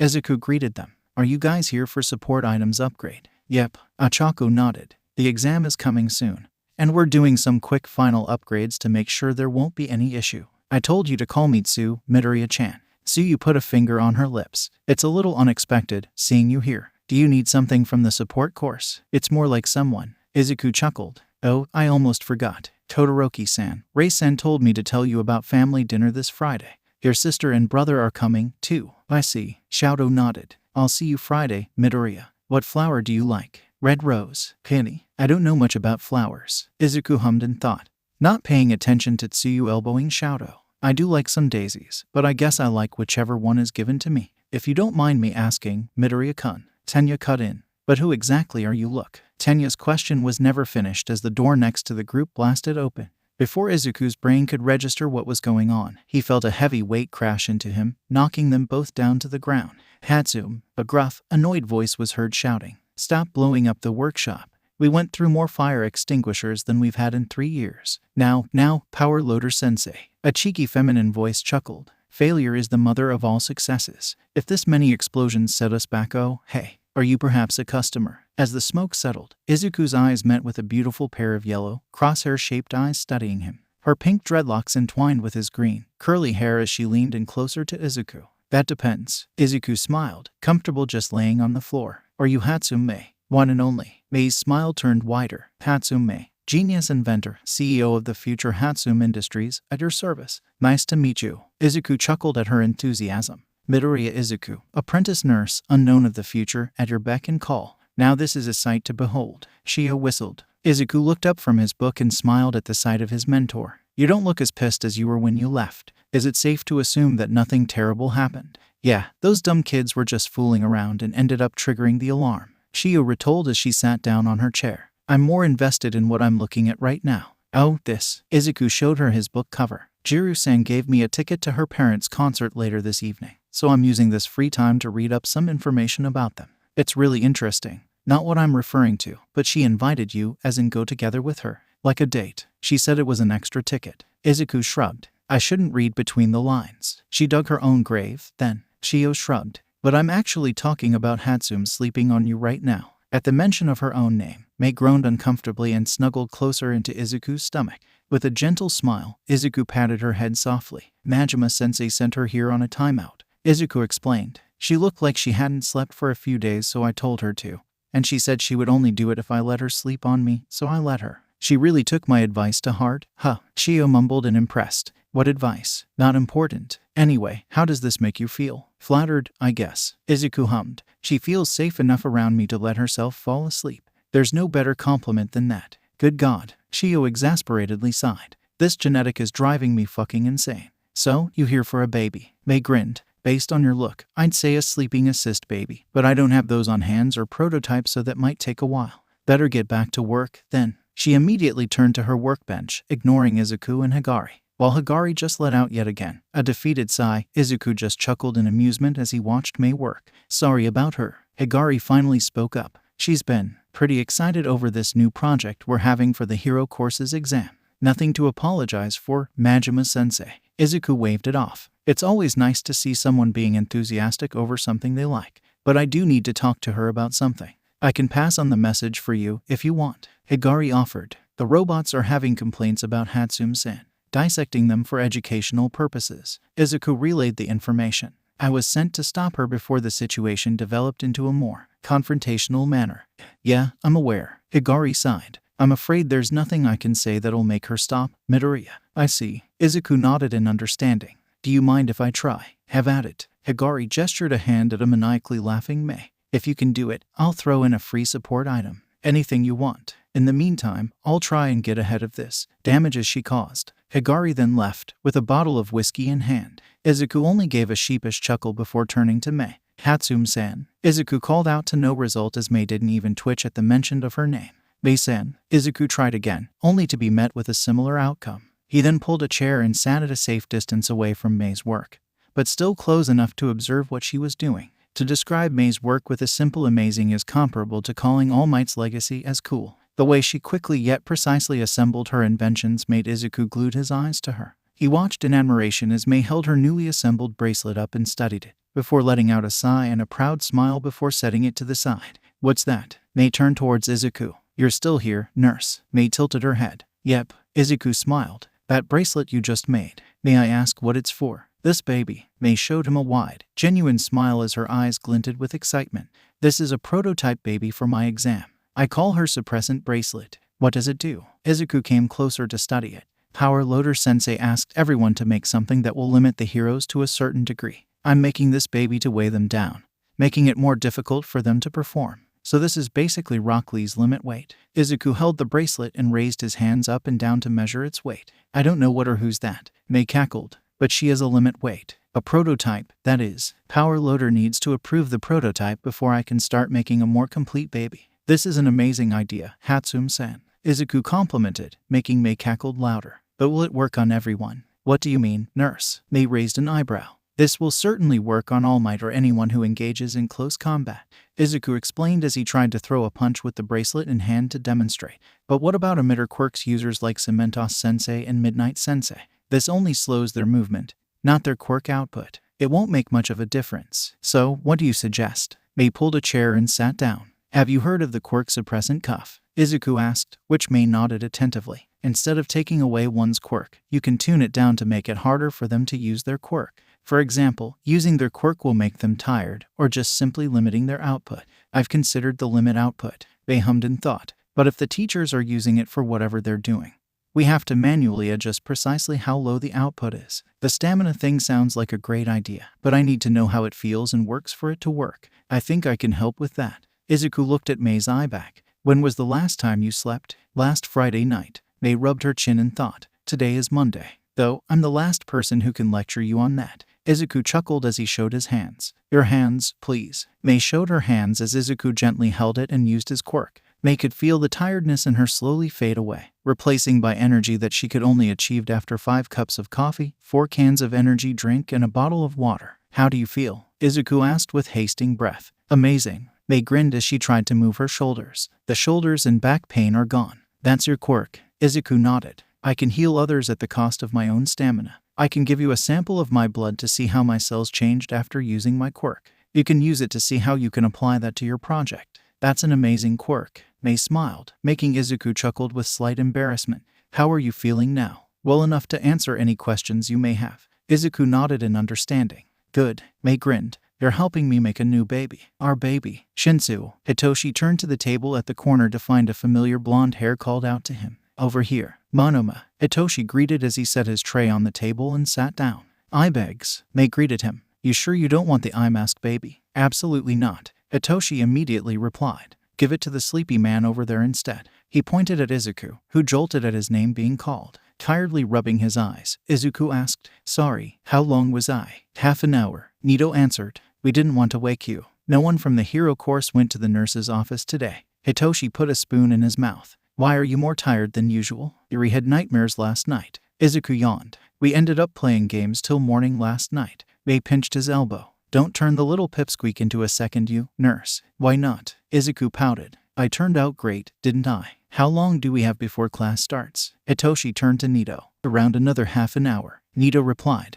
Good. Hitoshi activated his quirk, making Izuku go blank. Sleep and wake up when Hatsume wakes you up. Izuku fell asleep at the command. Mei gently set his head on her shoulder before returning to typing on her tablet. Shiuzenji-san. Nezu greeted her. Welcome, Nezu. Shio greeted back. Hiro said you called for me about an old friend. Indeed. Please, have a seat. Nezu smiled before reaching inside his table. Chiyo set her cane to the side and settled herself on a chair across Nezu.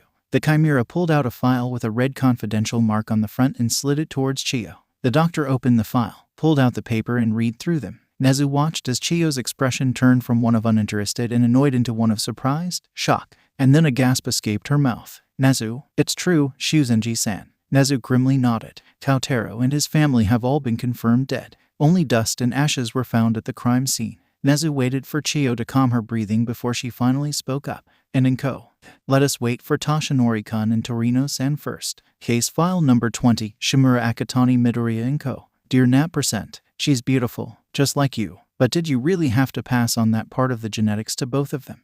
Izuku kept nervously switching glances between his book and his mentor.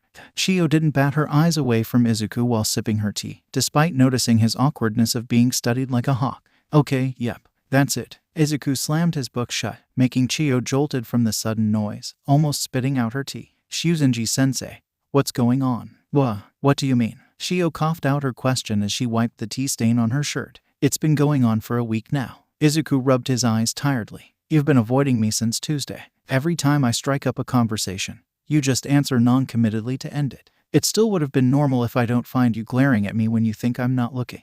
And it's not just you. Yagi-san, Torino-san, hell on earth. Even Principal Nezu keeps inviting me to his office for tea. What is this? Some kind of weird way you guys came up to ease me into being expelled? What heavens, no. Chiyo shouted out to clarify. Did someone threaten to expel you? Is it Aizawa? I always know that hobo-looking man will finally cross the line.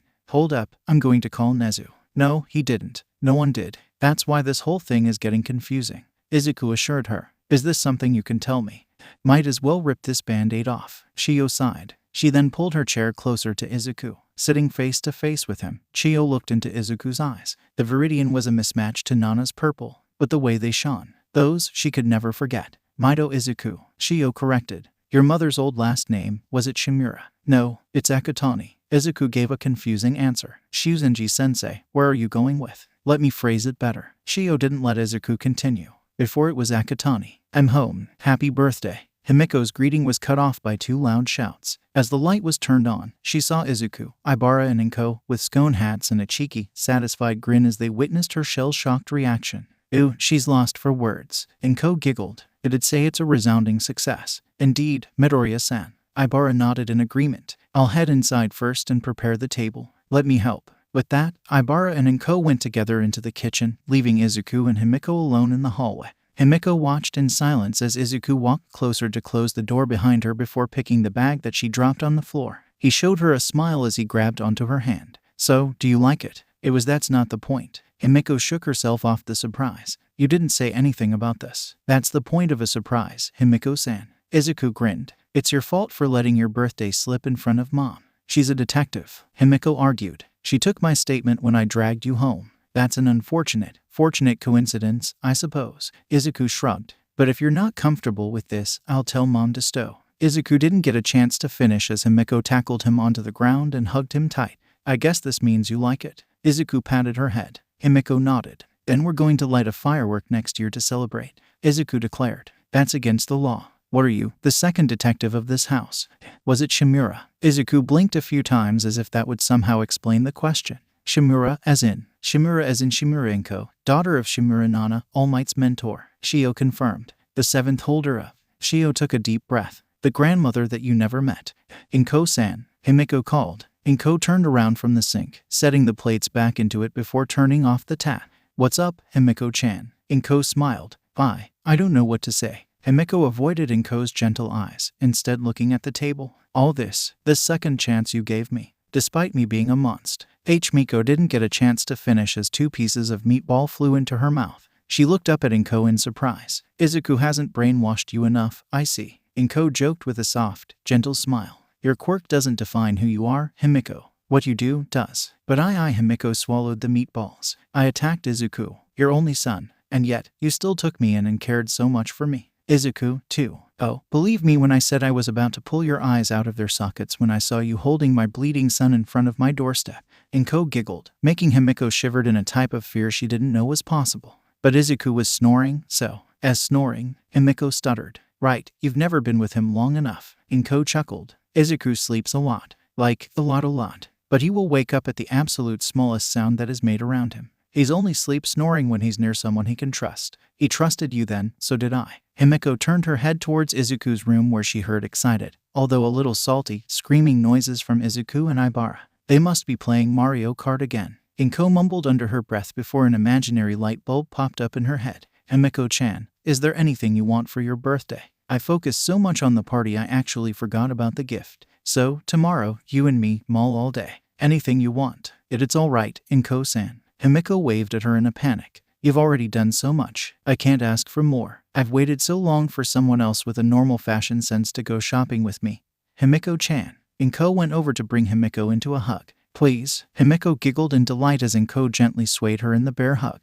You're saying my mother knows you? Izuku pointed at Chiyo. When she was a child, yes. Chiyo nodded. And Torino-san. Unfortunately. And Principal Nezu. He's her favorite uncle. Then again, he has the physical appearance of a plushie. And her blood mother, my blood grandmother, is actually Shimura Nana. Chiyo nodded. The seventh holder of the quirk that I am a candidate for inheritance. After this revelation, I'm pretty sure it's already yours. Izuku only nodded in response. He then slowly walked over and grabbed a water bottle, looked at it for a while before looking out of the window. And then he looked back at the water bottle. And then he looked out of the window. Chiyo watched as Izuku repeated the actions for another 10 minutes before he finally opened the water bottle cap. So he turned around with the open water bottle. Did you know when you took me in under you? No, I didn't, Chiyo assured him. Nezu and I didn't believe such coincidences were real enough to have happened. Hell, I didn't even believe it when I saw your mother at the hospital. Did she know? I haven't talked to her. Chiyo sighed sadly. But she knew I was taking you in.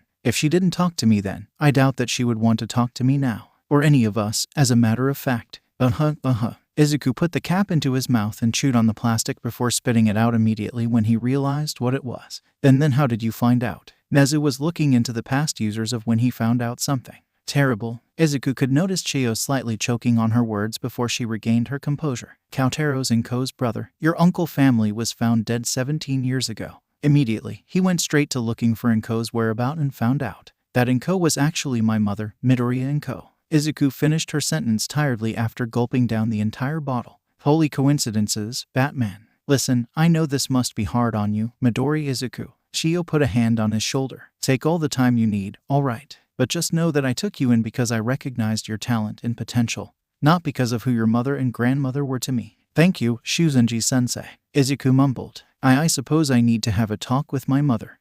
May I go home early today? Of course, dearie. Chiyo nodded. Izuku gave her an appreciative bow before grabbing his bag and heading straight for the door. Before he left, Chiyo called out to him. One more thing. Izuku turned around. Call me Chiyo if you want to. She smiled. I think we are way past last name now. Of course, Chiyo-sensei. Izuku smiled. Mom, the boy with dark, short hair asked, confused by his mother's sudden urgency when she pulled him and his sister towards a strange woman. Nana remained quiet, taking in another deep breath as she continued to walk towards the social worker. Mama? The girl asked, wincing slightly as she felt the pain of her mother's grip on her wrist. Nana bit on her lips so hard that it started to bleed. She focused on the pain instead, ignoring the screaming behind her head telling her to turn around with her children, returning to the happy, almost fairy tale-like life that she loved. The life that slipped through her fingers when she found her husband laid lifeless in an abandoned warehouse. Shimura-san, a lady in black suit next to a black limousine, called out to her, snapping her out of her hesitance. It's now or never. Nana let her lifeless nod answer instead of words. Letting go of her children's hands, Nana turned around and kneeled in front of them. Their tearful, shaking, scared, confused eyes broke her more than anything or anyone ever could. She shakily reached into her pockets and pulled out 2 letters, giving each to her children. She then spreaded her arms and pulled them into a goodbye hug. The last one she would be able to give them. I'm sorry, was all Nana could mutter as she tried to reel in her sobs. She kept her arms around them for another few minutes before letting go, fearing that any seconds longer would just make it harder. The social worker then led her children into the car with a kind and gentle tone before closing the door shut. Nana had to look away from the sight of them slamming on the glasses, calling for her. Will they? Was all she could get out of her throat. I'm sorry, Shimura-san. The social worker understood what Nana was fearing and apologized. But if what you said is true, then keeping them together will just make it more dangerous for them. We'll split them up into different families. She could only nod at that as the worker apologized once more before getting into the car. Nana's quiet sobs turned into desperate wailings as she watched the car slowly disappear from her sight. Collapsing on her knees once more, Nana continued to scream into the thin air. She screamed for her daughter, her son, and her husband. Please come back, she begged them. I'm so sorry. Mama is sorry. Please come back to me. But her wailing were not answered. Please don't leave me alone. The silence mocked her suffering. Mom. Izuku violently swung open the door. Jolted awake by the sudden noise, Inko fell off the couch from her nap. With a tired groan, she looked up in annoyance and found her son frantically went over to her. You're home early today. Inko cheered grumpily as she sleepily scratched her neck. Sorry, you, too. Izuku apologized as he helped Inko to sit back up on the couch. You usually come back right before dinner. I finished my cases early, and the captain didn't let me take on any more. Inko yawned.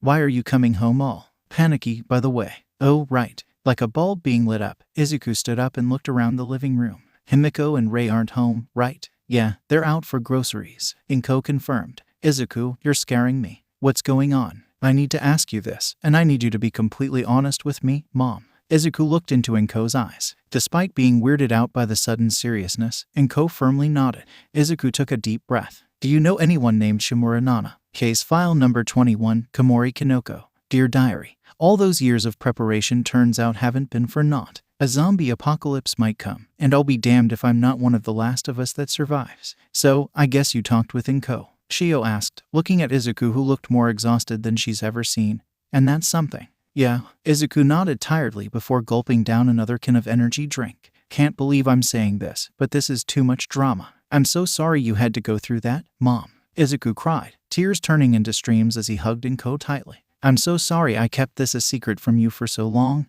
Izuku, Inko cried, flooding the entire apartment. I'm sorry I lied to you. Sitting on top of the table, Himiko casually sipped from the pack of tomato juice she bought from the store. Next to her, Rei kept glancing back and forth at the mother and son and Himiko, seemingly worried about the situation. Shouldn't we stop them? Rei created an ice barrier to block the water away from her and Himiko. It might affect the neighbors downstairs. If you want to get flooded out, be my guest. Himiko casually replied as she continued to tap on her phone. But the flood damage will be covered under insurance. Himiko cut her off. This isn't my first rodeo, Rei-san, and it won't be your last. As much as I want to sympathize with you, Chio put another can of energy drink on Izuku's table. I sincerely hope this wouldn't affect your work performance, especially since we have a lot to do this week. Oh, right. The hero course's practical exam. Izuku remembered. Just out of curiosity, it's not robots, is it? Very astute observation. Chio nodded proudly. Keep quiet about it, though. It's supposed to be a surprise for them. Messed up surprise you guys got going on. Izuku chuckled. What am I expected to do? Assist me with the injuries they definitely will have after their fights. Chio explained. Observe, analyze, and then go through with them what they could improve on or what they could have done better. Moral support, too, while you're at it. Some are definitely going to need it. Aye, Captain. Izuku enthusiastically saluted. I'm going back to class now. Also, I might come a little later this afternoon, Chio-sensei. It's fine. We have a staff meeting as well. Chio waved his concern off. But how come? I figure if I help clean up that corner of the forest that nobody ever goes to, the robots will be appeased for a while before they plot my assassination. Izuku explained. Turns out befriending Hatsum-sen is not what they ask of me, so. Again, how come? I think the leader of the pack said something along the lines of by being my friend. Harming Hatsum-sen means making me sad, which it does, which means Nezu-sensei will step in. But isn't plotting your demise also placed in the same category? At least they're able to enact vengeance on me before going down is what I heard. Izuku shrugged. I mean that robot is why All for One hasn't stormed this building yet. Chio sighed. You be safe out there. What the hell happened here? Was all that could come out of Kan's mouth as he looked around 1B's almost destroyed, mushroom-covered living room. Pieces of glass, tables, and chairs were scattered all over the floor along with some of his unconscious student.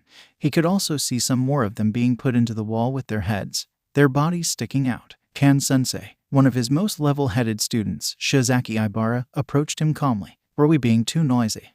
I was passing through so I decided to check in on you guys. Kan answered, still in awe of the chaos that was transpiring. Do you know what happened here, Shizaki? Izuku came over to visit us.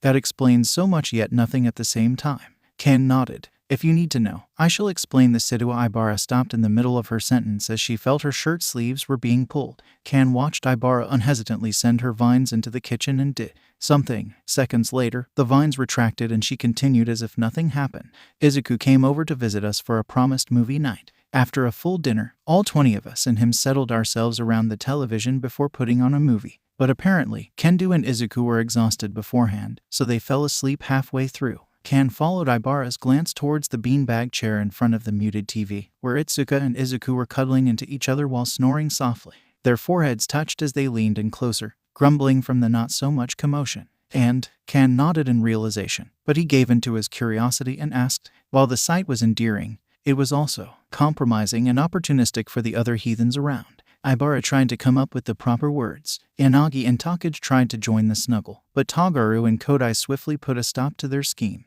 However, that caused a chain reaction as more attempted to do it while the others did all they could to stop them. And it led to this. Only half of it, I'm afraid. Ibara tiredly sighed. After the commotion settled down somewhat, Monoma thought it would be entertaining to open Pandora box. Which is? He asked, since we couldn't wake them up nor leave them in the living room. Whose room shall bear the responsibility of harboring them for the night? Oh, Kan said. I'm sure you can imagine what happened after. Ibara nodded. If that's all, would you kindly help me separate and carry them to my room? Before Kan could respond, screaming of objections were heard from the kitchen. Ibara immediately made her way towards the kitchen and closed the door. He swore he heard Ibara clicking her tongue very aggressively as she moved towards the kitchen with her vines rose up, readying for battle. Kan had to wonder if the exact same thing happened at 1A's dorm 2 weeks ago. Kanoko timidly looked around the empty, tree-filled forest one more time before she took in one final deep breath. She raised her hand in front of her and imagined filling a cup of water with spores, falling from the inside of her palm. Within a blink of an eye, mushrooms took over the place, the sole bench's back that was facing her, the trees, stems, leaves, the ground, even on other mushrooms. Kanoko gripped her skirt with her other arm to prevent herself from shaking and instead focused on the sensation of controlling her mushrooms in a specific area. I can do this. I can do this. I can control it. Kanoko muttered encouragement to herself. The mushroom's spreading speed slowed down slightly. Her cross-shaped pupils glinted in excitement at the progress. Kanoko held her breath to focus more on controlling her mushroom outbreak. She hated that name, by the way. Why couldn't it be something like Puffball's attack? As Kanoko got distracted slightly, the spreading speed increased. Kanoko shook her head in a panic before regaining the control back, slowing it down. Before Kanoko could let out a sigh of relief, her whole body stopped at one single sound. Hachu. From the bench, someone sneezed. A set of messy green hair slowly rose up from the couch, scratching his mushroom-covered head while yawning tiredly. Kanoko's heart almost dropped as she saw the guy's eyes widened at the sight of mushrooms on his body. She just used her quirk on an innocent person, another student, without permission. The realization hit her hard as she stood there, shaking like a leaf. Every time he moved his hands around to check for mushrooms that grew on his body, Kanoko's breathing turned more raspy and panicked. When he turned around and saw her, her eyes that were hidden behind her bang were filled with tears threatening to flow at any moment, probably when he screamed and yelled at her for good afternoon. A soft, kind, gentle voice spoke up, completely different from what she was expecting. Did I interrupt your training with my Godzilla-level sneeze? Catching a frog in her throat at the unexpected response, Kanoko stayed quiet. It's the season change, not a disease, so you have nothing to worry about. He chuckled. Then again, it's my fault for falling asleep outside. Thanks for watching over my sleeping human flesh, by the way. Kanoko nodded blankly as she took in the nonchalant attitude of the guy whose entire body was covered by her mushrooms. Though, I must say, being covered in mushrooms is definitely not on my bucket list. He giggled as he played with the mushroom that grew on his nose. An elm oyster growing near summer. What a marvel to behold. They're called Hypsizygus ulmarius. Kanoko immediately corrected him before she realized it and attempted to cover up her mouth. They are. He smiled. I need to find more books on mushrooms, then. They sound cool. They are cool. Kanoko yelled out before making a dash towards Izuku. And cute, too. Japan herself has around 5,000 varieties of mushrooms, yet only 100 of them are somewhat edible. Did you know that there are around 400 known species of mushrooms that live underwater? 400. Also, did you know? As Kanoko went on a rant about mushrooms, Izuku sat there while listening with a smile and a quiet sigh of relief. When he turned and saw Kanoko shaking like a leaf, he himself almost shut down until he remembered hound dogs training. Always approach with the calmest, softest tone while remaining safe distance, giving the other party some personal space to feel safe. Thank God for the training he took after he met Kuda and Satsuna. Izuku took another look at Kanoko. She wasn't shaking anymore. Her breathing was normal, maybe a little fast due to the lecture she was giving. From his position on the bench, Izuku could see Kanoko's eyes under her bang. Your eyes, Izuku mumbled, not noticing Kanoko flinching. Is that cross-shaped? Why yeah, I know. Kanoko chuckled sheepishly. her voice shaking as she tried to play off her insecurity. I think they're not so cute, too. Hiding them under the bang makes me feel better. Really? Izuku tilted his head while raising an eyebrow. That's a shame. I think you should show them. They look cute. WWW. Kanoko stuttered, her face turning redder and redder at the implication. I think they look cute. They're like cross-sliced of a cap of a shiitake mushroom, Izuku pointed out. They're really unique, but I guess it couldn't be helped if you don't like them. Izuku stood up, took a quick stretch. He then leaned by Kanoko's ear. I still like you whether you show them or not, he whispered. You're cute. Kanoko managed to blink 3 times to register the compliment before she collapsed on the mushroom-filled ground. Midoriya. Izuku's eyes fluttered open at his name being called. Turning to his right, he saw Kanoko's face was inches away from his. Lifting his head up from the table, Izuku let out a yawn before looking back at Kanoko. Komori-san, good morning. He smiled. Do you need something at the nurse's office? It's already lunch, Midoriya. Kanoko blinked. Did you sleep through morning classes? Is it? Izuku glanced at the time. My bad, then. Thank you for waking me up. Are you here for lunch? No sporblim. What are friends spore? Kanoko giggled as she set 2 lunch boxes on the table. It's my turn, I mean. I think the canteen is a little too crowded today, so I might as well come here and eat with you. Here's a box of katsudon with some shiitakes for some extra flavors. Shiitake happens, I guess. Izuku chuckled. Thank you for the lunchbox. Let me go to the washroom first. Be back in a minute. As Kanoko looked dreamily at the door where Izuku left, from her table, Chiyo quietly sipped on her tea before finally spoke up from the first time. You kids really need to stop using my office as a dating spot, Chiyo commented. It's annoying. You let Setsuna come here all the time. Kanoko pouted. I'm on her side of this war. Chiyo rolled her eyes. Of course I'm going to let her come here whenever she wants. Favorites who Yes, well, Chiyo shrugged. Every staff member has a side they're playing for. I need to even the odds for my grandniece. Yagi entered the nurse's office and looked around before turning to Chiyo. Young Midoriya isn't here, he asked. You just missed him, Chiyo told him as she changed the towel on Kanoko's forehead. He's on his way to the staff room. What for? You'll see, Chiyo hummed. What do you need from him? I figure after what we learned, I should at least have a talk with him. Yagi scratched his head. About everything. You, me, Torino-sensei, Nezu-sensei, and Nama-sensei, I suppose, Chiyo sighed. But hold that off until after the exam. He's already got enough going on as is. I understand that, but no, Seventh yelled out, trying to escape the black tendrils that were tying her down. Find him. Now, I need to talk to my grandson. I need some help here. Fifth called for help. Why are you even holding her back? Second asked. It's not like she can escape this realm and find the kid. He took a glance at First, who didn't comment as he put another licorice into his mouth. Can't she? That should be for the best. Yagi nodded in agreement before turning back out. Have a good day, Shuzenji-sensei. You, too. Chiyo waved him off. Make sure not to send any more students my way. Case file number 22, Shinsu Hitoshi. Dear Diary, I can't, even with all my years in the medical field, figure out why my assistant's condition isn't considered insomnia.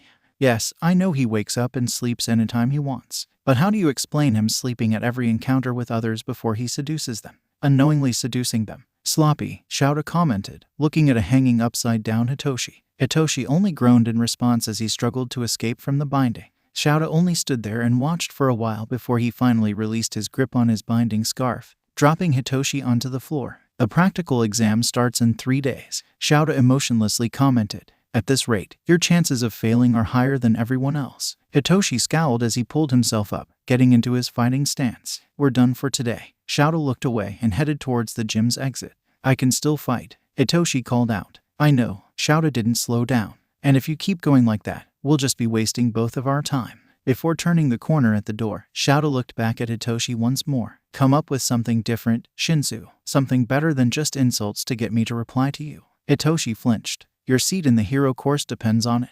Midoriya, Hitoshi called. Izuku, with his head on the table, turned to Hitoshi with a relaxed smile. Why haven't you transferred to the hero course? No one's stopping you now, right? Hitoshi watched carefully as Izuku hummed and thought for a few seconds before the nurse just shrugged. It just doesn't feel right just yet, Izuku nonchalantly answered, rolling his head side to side on the table. Besides, I prefer this current job, anyway. I'll leave the difficult and important stuff to you guys for now. Your job is important, too, Hitoshi mumbled, not being able to look at the cuteness next to him. I know that, Izuku chuckled, but you guys are the ones risking yourself out there. Best I can do now is make sure your injuries are well taken care of. As Hitoshi and Izuku exchanged compliments, They didn't notice the table they were seating at. The whole canteen they were at turned deadly quiet. Next to them, Chikuchi's mouth hung open with a bewildered expression while the table behind them, containing Pony, Nito, Setsuna, and Tagaru, dropped their silverwares at the newfound information. My Midoriya. Shaking off her shock, Chikuchi turned to Izuku. What did Shinsu mean by no one's stopping you now? He meant Aizawa-sensei refused to take him in because of his reluctance to throw hands. Hitoshi cut him off. It sounds bad when you put it like that. Izuku gently elbowed Hitoshi. I just didn't score enough in the entrance exam. But that's when Recovery Girl took me in under apprenticeship to have a chance at transferring. I have that chance now. I'm just still unsure whether I should take it or not. But if you were to transfer, Hitoshi scratched his chin. Would it be 1A or 1B? At a table nearby, Tenya's glasses crack. Tsuyu's ever-bland expression turned into one of shock, while Achako and Shadow leaned closer towards Izuku's table to hear better. That's an interesting question. Izuku hummed. I think originally, if I was able to get in the hero course, I'd have been in 1A. From a table far away, with her sound amplifier, Momo quietly cheered. But realistically, I think 1B would be a better and more suitable choice. Izuku smiled. Kan-sensei specialized in quirk training and controlling. I think he would be a better teacher for me, aside from Chiyo-sensei. That is, from another table far away. Itsuka shot her fist in the air in vindication. I see. Hitoshi nodded. So which class do you like better? Chikuchi shivered from the sheer tension she felt in the air. In terms of, just in general. Hitoshi shrugged. As in which class would you like to be in? Izuku absorbed the question for a few seconds before he finally spoke up. I think 1. HEYA little listeners. Present Mike barged in the canteen with a loud greeting. Why is the canteen so quiet? Shut up, Mike-sensei. Kyoyuka yelled. Quiet down, Yamada-sensei. Juzo chimed in. You do know the only reason you aren't on suspension or expelled right now is because of Nezu and I, right? Shio sighed tiredly. It's just a prank. Izuku pouted. You made Mike cry and Cementos recited the Bible out of fear. Shio hit Izuku with her cane. Even Aizawa flinched when he saw you. And that man had seen some messed up stuff. People take mushroom zombies too seriously. Izuku stuck out his tongue. Hiro-sensei likes it. The mushroom zombie wasn't what she took her likings to. Shio mumbled. But I'm tired of explaining stuff to you at this point. How's your family? Just as usual. Izuku shrugged. Mom did say she would love to speak to you again sometimes, when she is done with her workload. That is the police department that busy? She's just a workaholic. Izuku scratched his neck. Guess that runs in the blood. Shio smiled. Tell her I'll be waiting. Will do. Izuku nodded. I'm going to head home now. Do you still need me for anything? Not here. Shio shook her head. Swing by the gym and send any students who are still there home. Last thing I need is some blockheads get injured when no one's around. Sorry for the delay. Izuku apologized as he sat down on the arcade machine. There were some complications at the apartment. Whatever. The rough, scratchy voice came from under the black hoodie. Just pick a fighter and lose. That's big talk from someone who's never won before. Izuku chuckled tauntingly as he gently tapped on the buttons of the arcade machine. Isn't it already like 28-0 now? Shut up. The man groaned impatiently. Your win streak ends today, you hear? I'm going to dust that shitty combo of yours today. If you insist. Izuku whistled. As the fight was signaled by the announcer, repeated tapping became the only noises between the two. While Izuku was playing the machine elegantly, with every move he made was with precision and careful, his opponent roughly and harshly slammed on the button repeatedly, as if he was gaining extra damages if the button was pressed harder. After 3 minutes or so, the winner was decided. Shit. The man slammed on the arcade machine with his fist. Vandalism. Izuku calmly said. I guess that's 29-0. Yeah, and that fucking ends today. He groaned. I'll dust you next week. So, what do you want? My microscope is broken for some reasons, so a new one would be Nick. I meant food, noob. He jokingly slapped Izuku on the head. I lost, so it's on me, remember? But last time was on me. Do you want the food or not? Katsuden, if you kindly would. Izuku bowed. The man in the hoodie let out a tired sigh before he pulled out his phone and typed something on it as they both walked to an alleyway. Within seconds, a black portal opened up. There's a really good place, but it's in Osaka. He pointed at the portal. It should take 5 minutes of walking or something. There's a really cheap restaurant down the block. I'm not eating at that place. He cut Izuku off. Also, the police and heroes frequent that place a lot. I see. Izuku nodded as he gestured at the portal. After you, older cousin. Tamura scoffed before he walked through, not forgetting to leave Izuku another slap on the head. With another painful yell, Hitoshi threw a punch at the sandbag. The impact from his hook sent the bag swinging a little before Hitoshi held and hung onto it, trying to regain his breathing. I do hope you have a teacher's permission to use this gym. Hitoshi turned towards the door to find a familiar face instead of green hair stood there and waved at him with a soft, gentle smile.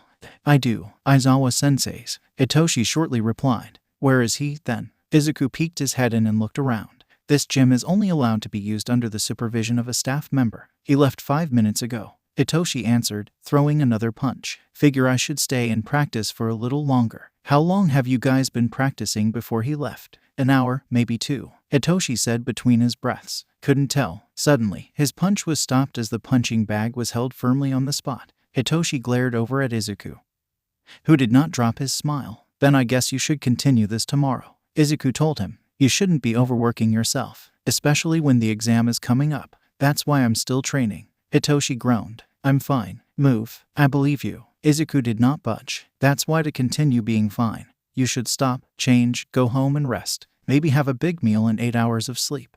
Maybe you should care more about yourself before poking your nose into others' business. Hitoshi said pointedly. Your eye bags look worse than mine. This, unfortunately, is a condition I'm living with. Izuku only chuckled soft-heartedly. Or at least, too busy to fix. Yours, on the other hand, seem like a self-inflicted condition. Please go home and rest up, Shinsu-san. Hitoshi remained his glare on Izuku for a few minutes before he finally relented and let out a defeated sigh. Izuku let out a brighter smile at the sight of Hitoshi unwrapping his gloves. Izuku took a quick look around the gym for any anomalies before making it back to Hitoshi. A one-on-one session with Aizawa-sensei. Huh? Izuku sat down on a gym bench and asked. That's new, from what I heard from Chiyo-sensei.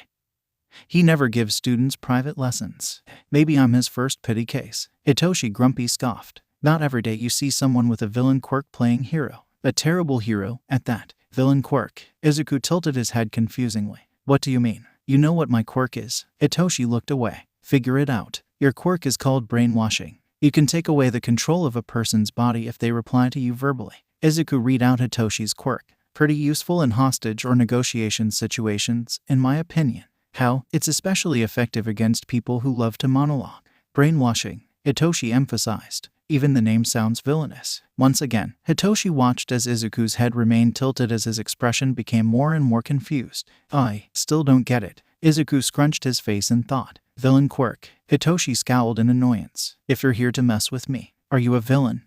What? Are you a villain? Izuku repeated. No. Have you ever used your quirk for anything villain-like? And no. Have you hurt anyone with your quirk, deliberately, before? And no. Then I still don't get it. Izuku continued as he scratched his chin and thought. How is brainwashing a villain quirk? Hitoshi remained still, even when Izuku had waved him goodbye as he left the gym. Please keep your phone on, Master Tamura, Kurogiri requested. It is crucial for me to immediately reach out if anything happens. Yeah.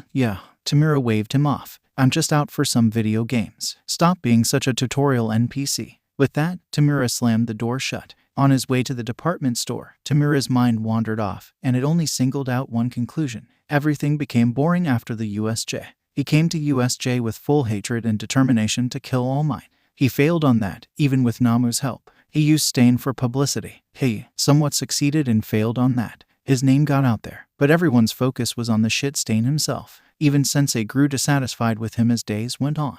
The man's focus seemed to be entirely on something else, or someone else, if he had to wager a guess. But none of that matters now. Not when he'd found a player too. Tamura grinned at the image of the fearless kid glaring at him. His refusal to dodge Decay to complete an escort mission. His counter to Decay itself. That strange, familiar feeling he had when he saw the boy for the first time. Tamura whistled happily, creeping out a few people nearby. Case file number 23, Ashido Mina. Dear Diary, maybe it's the fluffy hair. But that doesn't make any sense, though, since his mother and grandmother's hairs aren't fluffy.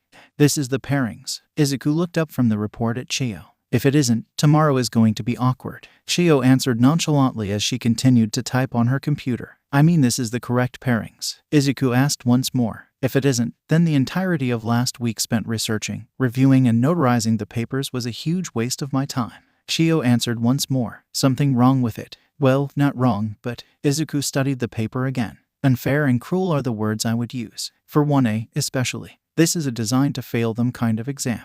Even by this year's standard. It is because of this year's standard that it is so difficult, Chiyo explained. With the constant rise of villains' attacks, the existence of the League of Villain and more importantly, the confirmed presence of you-know-who, Nezu and I agreed that we should prepare the students for more of what might come. In 1A's case, they survived the League's attack on their first encounter. 2 students there faced down the hero killer and came out alive, so we put them on a higher standard. I guess I see your point. Izuku scratched his head. I'm guessing you guys are already expecting some failures on their parts. We would like to be pleasantly surprised once in a while. Shio chuckled. Just out of curiosity, who did you put on the high chances of failing spot? Based on what I've read. Izuku hummed in thought for a while. Kirishima Ijiru-san and Sato Rikido-san will be overwhelmed by Cementos-sensei if they don't come up with a plan other than smashing their way through. Hantashiro-san and Mineta Minoru-san are a little hard to say. It really depends on Hanta-san's decision-making ability and Mineta-san's ability to fight against his urge. Please at least tell me he is on thin ice with how he acts towards some of the girls. This exam is to see if he truly wants to be a hero, or if he truly is here just for fame and lust. Shio groaned in distaste. That's all of your assessment. Just 2 more which, I believe, are just outright diabolical. Izuku continued. Bakugo Katsuki-san and Todoroki Shoto-san against All Might Sensei. I understand this is a learning opportunity for me as well. But even I don't believe I can do anything about full body paralysis or the vegetative state of a human being. He knows better than that. Shio shrugged. And for the last one, even if I agree with the reason here, it's just too much. Izuku sat down on his chair with a complicated expression. Yes, Kaminari Denki-san and Ashido Mina-san need to learn to strategize and improvise. But putting them against Principal Nezu, that's just plain cruel. I agree. So does Nezu. That's why we said we would like to be pleasantly surprised. I don't want to sound too negative, but that just sounds like you guys are looking for a miracle. We would be pleasantly surprised if a miracle appears. Shio sipped her tea. What's wrong with her? Tagaru leaned over and whispered to Nito. Beats me. Nito shrugged before turning over to Pony, who just shook her head as confusing as her friends. Witnesses said she's been like that ever since she got to class. Witnesses, Honuki, Shishida, and Shizaki, being the early birds they are, came to class early and Takage was already here, looking like that. There have been theories, as per usual. Nito rubbed his chin in thought. Maybe she's high on some drugs recovery girl prescribed to her. Juzo offered. That's a very real possibility. Nito agreed. But she is too unresponsive. Yui offered. Kei Kodai-san. Shouta blushed. That's not something you should say out loud. What did she say? Itsuka raised a curious eyebrow. And nothing. 1B's vice president quickly answered. You came to class earlier than all of us, Shizaki. Has Takage been like that ever since? I'm afraid so. Ibara clasped her hands together. After Izuku and I bid farewell earlier this morning, I came here and found Takage-san already sitting there with her blissful look. Suddenly, the center of attention snapped out of her dream world and yelled to Ibara. You saw Midoriya this morning? Setsuna asked with a bright, curious expression. How is he? He's, well, slightly taken aback by the sudden question, Ibara hesitantly replied. He yawns 3 times more than usual, but it is still an acceptable range. I mean, how do I put this? Setsuna crossed her arms in thought for a few seconds. Does he look different? So we're just going to look past the fact that Shizaki counts every yawn her friend makes. Fukudashi pointed at Ibara while looking at Ryuko, who just shrugged. All right. Ibara stopped herself and thought for a few seconds before she answered again. I believe he wore a necklace underneath his uniform. It is hard with his lab coat, so he wears it, huh? Setsuna sat down with a bigger, goofier smile on her face and once again wandered off to her own dreamland. Ibara and the rest of 1B who were listening in on the conversation turned deadly quiet. It took a few minutes before Tsuburaba finally let all hell loose. Oh, they're fucking. Tsuburaba dono. Shishida yelled. Please do not use such languages. I mean, Yosu came to Tsuburaba's defense as he quietly spoke up while looking over at Setsuna. He has a point. I assure you, Izuku did no such thing. Ibara yelled out with a blush. I was with him the entire day yesterday. So you and him foo. Tsuburaba was swiftly wrapped up like a mummy by Ibara's vines. We are going to fight you. Mina and the rest of Wana screamed, standing in front of them. The pro-heroes of UA replied with a devious grin on each of their faces. Sitting on Aizawa's shoulder, Principal Nezu cheerfully explained, due to the increase in villains' attacks recently, we've decided that we would want you to focus on fighting against others. More specifically, people who overwhelm you with both skills and experiences, so that you could get used to real combat. Nezu cackled, and we aim to implement that today and now. He then jumped off of Aizawa and put on a serious look. We aim to fight you to the utmost of our abilities, doing all we can to defeat you, just like the villains out there. Nezu looked over 1A. While some wore nervous, fearful expressions, others put on a brave, understanding, and confident facade. But we will have some limitations put on ourselves. To be fair, Howard Loader then handed each teacher a dark metal bracelet. This is a limit device that we will put on ourselves. Nezu raised the bracelet up high before putting it on his wrist. Hatsum-san and Midoriya-san has come together. They what? Momo yelled. To come up with this device. Nezu elaborated. The explanation seemed satisfactory enough for Momo to calm down.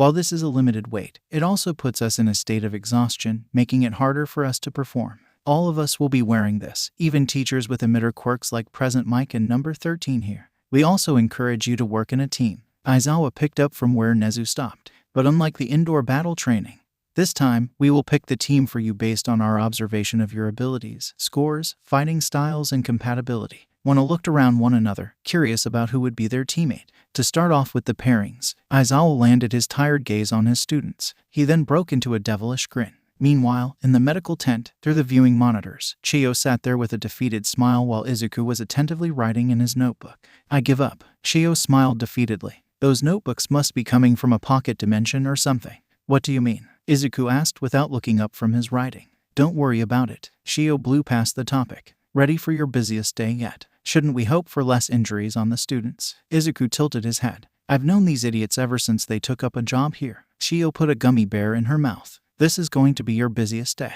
Izuku only replied with a soft chuckle before he closed his notebook and focused on the monitors, paying close attention before signaling the matches starting.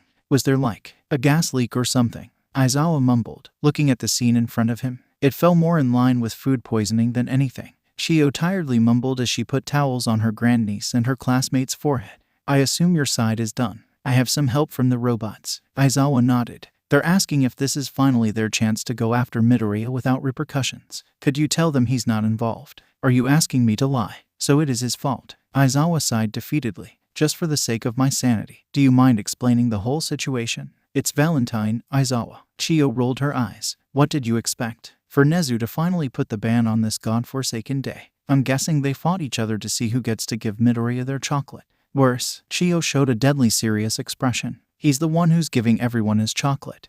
How is that worse? These hormonal goblins spend every neuron of their brains to figure out if the chocolate is just friendship or a love confession. Chiyo pointed at a dazed-looking Shadow, who looked up to the ceiling while lying on the bed with a small packet of chocolate still in his hand. Before Aizawa was able to say anything, Majima's voice echoed from the corner of the hallway. Shuzenji, he screamed in panic. Put your student on a leash or something. He's giving my class chocolates. Towels are in the box labeled 1H over there. Chiyo simply pointed at a box in the corner. Only take the fainted cases to me.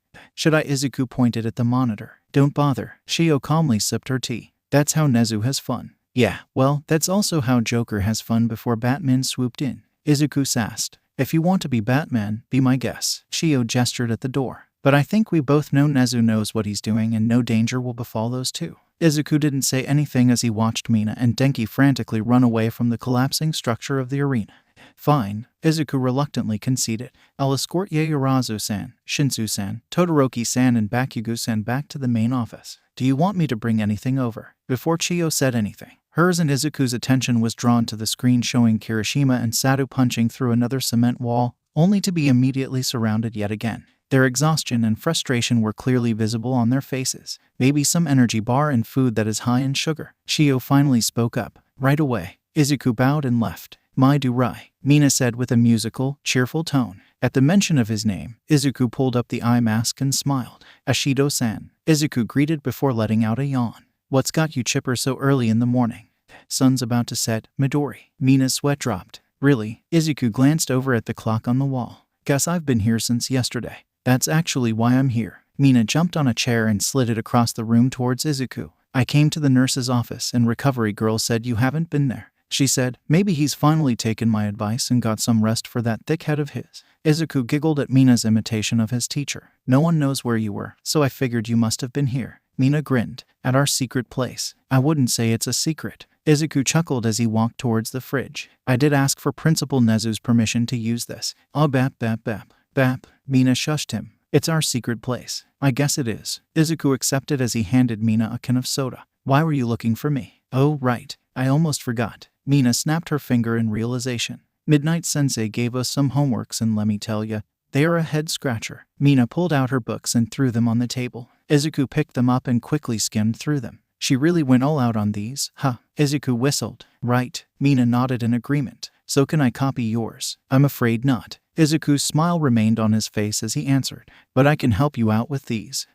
Responsibility. Mina pouted as Izuku gently hit her head with the textbook. Okay, fine. Educate me, please, Midoriya-sensei. With her eyes closed, Mina laid her head on the table. She blew raspberries in boredom, thinking of the upcoming tuition hours with Izuku. At least she got to spend time with Izuku in their secret room only they know about. Before Mina could lift her face up, a teasing, gentle voice whispered into her ears. "No one's going to find us in our secret room, Ashido-san." Mina froze up as Izuku whispered softly into her ear. "So you better stay awake and pay attention to me, okay? Because I'm about to rock your world." Mina shot her bright pink face up and turned to Izuku, who stood there and grinned with a textbook in his hand. "Got your attention? Good. Because this particular era of art history is going to change the way you look at the current world. So, in between the 15th and 16th century, thinking back about it, maybe Mina really should inform someone about this room, in case she ever died of embarrassment. You are the dancing queen, young and sweet." Izuku hummed the lyrics as he skipped happily back to Chio with a bag of sweets from Lunch Rush. "Only 17. Suddenly, another voice chimed in and sang with him. Izuku turned to his right in surprise and found a pink-skinned girl in a camouflage-patterned skin-tight suit, with a coat that had white fur along its collar. Pink, fluffy and messy hair that is comparable to Izuku danced with Mina as she matched Izuku's skipping rhythm as they headed to the medical tent. "You like ABBA too, Mr. Doctor?" Mina excitedly asked. "Who doesn't?" Izuku answered with a smile. "How are you feeling, Ashido-san?" "Tired, hungry, depressed." Mina slumped over. "I failed my practical exam." "I'm sorry to hear that." Izuku reached into his bag and pulled out a bar of chocolate. "Here, for hunger." Mina accepted the sweet with a short nod and held it in her right hand as she ate it bite by bite. As for the tiredness, Izuku showed his right hand. Knowing what the nurse's quirk was, Mina got the idea and decided to grab Izuku's hand. They held onto each other's hands in silence, with the only sound occupying the atmosphere were the wind softly breezing through them while their footsteps hit the soft dirt. Being the hyperactive and social butterfly, Mina decided she wanted to break the quietness. "So, I don't think I caught your name, dude." Mina laughed. "Maybe I should have asked that before we held hands like this." "Midoriya Izuku, at your service." "Nice to meet you, Ashido-san." Izuku smiled. "Do you still feel tired?" "It's a ton better now." "Thanks a lot, man." Mina grinned. "Principal Nezu really drove us to near death right there." "Speaking of, how is Kaminari-san doing?" "He's disappointed, for sure. But he got Jiru to take care of all that, so I bet he'll be up and running soon enough." "Kaminari-san and Jiru-san? I didn't know they were a thing." Izuku whistled impressively. "Well, not yet," Mina emphasized. "But a romance expert like myself definitely sees something between them." "What about you?" Izuku asked. "Anyone to vent to, Miss Romance Expert?" "Again, not yet." Mina pouted. "It sucks, man. Stuck here for remedial lessons instead of having fun at the summer camp with everyone else. My life officially sucks. I guess you'll be seeing me a lot during summer, then." Izuku chuckled. "Oh my, what is this, Midoriya-sensei?" Mina showed a teasing grin as she leaned in closer, holding Izuku's hand tighter. "Are you perhaps trying to graduate with me?" Mina expected Izuku to at least blush and turn away. She couldn't be more wrong. At the sudden flirting, Izuku only raised his eyebrows in surprise for a quick second. He instead leaned over closer to Mina. "Hasn't that always been the plan, Ashido-san?" Izuku whispered teasingly. Midori." Mina stuttered. I was just kidding. As a matter of fact, you are the person I want to graduate with the most." Izuku ignored her and continued. At his word, Mina's blush became redder and redder. Suddenly, Izuku turned his face away and let go of Mina's hand in her shock. "We're here." Izuku pointed at the medical tent. "I'll have to return back to work. Make sure you do well for your remedial lessons, okay, Ashido-san? It'd be a shame if you couldn't graduate with everyone at the end of your third year. See you." As Izuku disappeared behind the tent, Mina flopped down to the floor with her heart thumping in her chest. Maybe staying back wouldn't be so terrible, after all. Himiko ni. Himiko looked up from her phone at her brother's call. "What's up, Izuku? What does it mean when you say you want to graduate with someone?" Himiko immediately spat out the water she was drinking. From behind the kitchen, Ray dropped the plates she was washing onto the floor. Inko continued to type on her laptop without any reaction. "Jay, just to be clear." Himiko coughed. "What do you think it means?" "I assume it means you want to graduate school with someone important."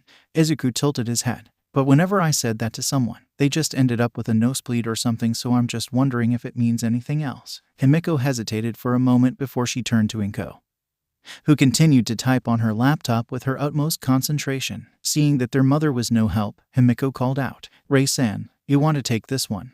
"Oh my, look at all these dishes that I dropped." They heard Ray's voice from the kitchen. "I better clean these up before someone gets hurt." Himiko realized that she couldn't trust anyone anymore. She let out a defeated sigh and was about to explain to Izuku what it really means.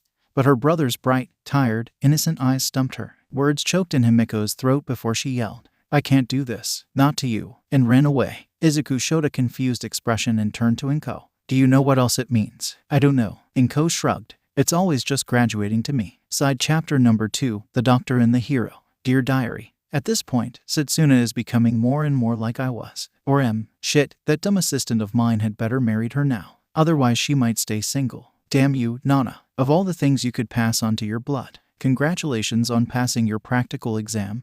Takage-san. Izuku congratulated her as he passed her a can of cold energy drink. You did amazing against Nezu-sensei. Thanks, Midoriya. Setsuna tiredly mumbled as she accepted the drink. You did amazing, Setsuna. I'm proud of you. Shio chimed in. We'll go to any restaurant you want later. Anywhere you want. Even if they only sell those Dino nuggets you like so much. Especially then. Setsuna chuckled with her face covered with a towel, trying to hide her embarrassment. Thank you, Granny Kai. I love you. Love you too, dearie. Shio showed a rare smile. You want to come with us, Izuku? Thanks for the offer, Chio-sensei, but I shouldn't intrude on your family time.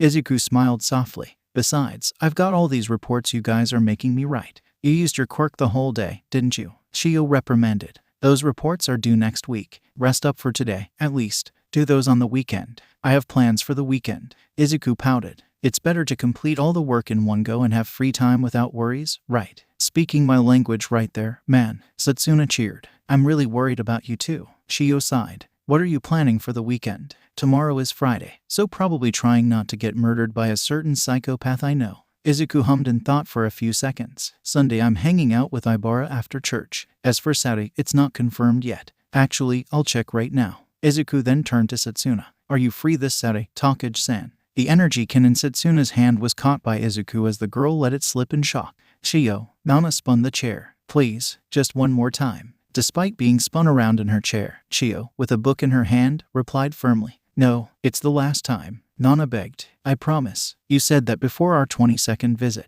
Shio countered. In a week. I just want to see if I really want that dress. Nana pouted. Come on, just one last time. Why don't you just go alone? Shio scrunched her eyebrows in annoyance. I can't make these types of decisions on my own. I need someone else's input. Nana hugged Shio from behind. I also want to spend more time with my best friend. Please. Shio was thankful that Nana was too busy coming up with excuses that she didn't see her blushing up a storm. Quickly regaining her focus, Shio quacked Nana's head with her book, making the hero release her. Tomorrow, 10 a.m. in front of my apartment. Shio sighed. You're driving. Yippee. Nana cheered. I know you love me enough. Yeah.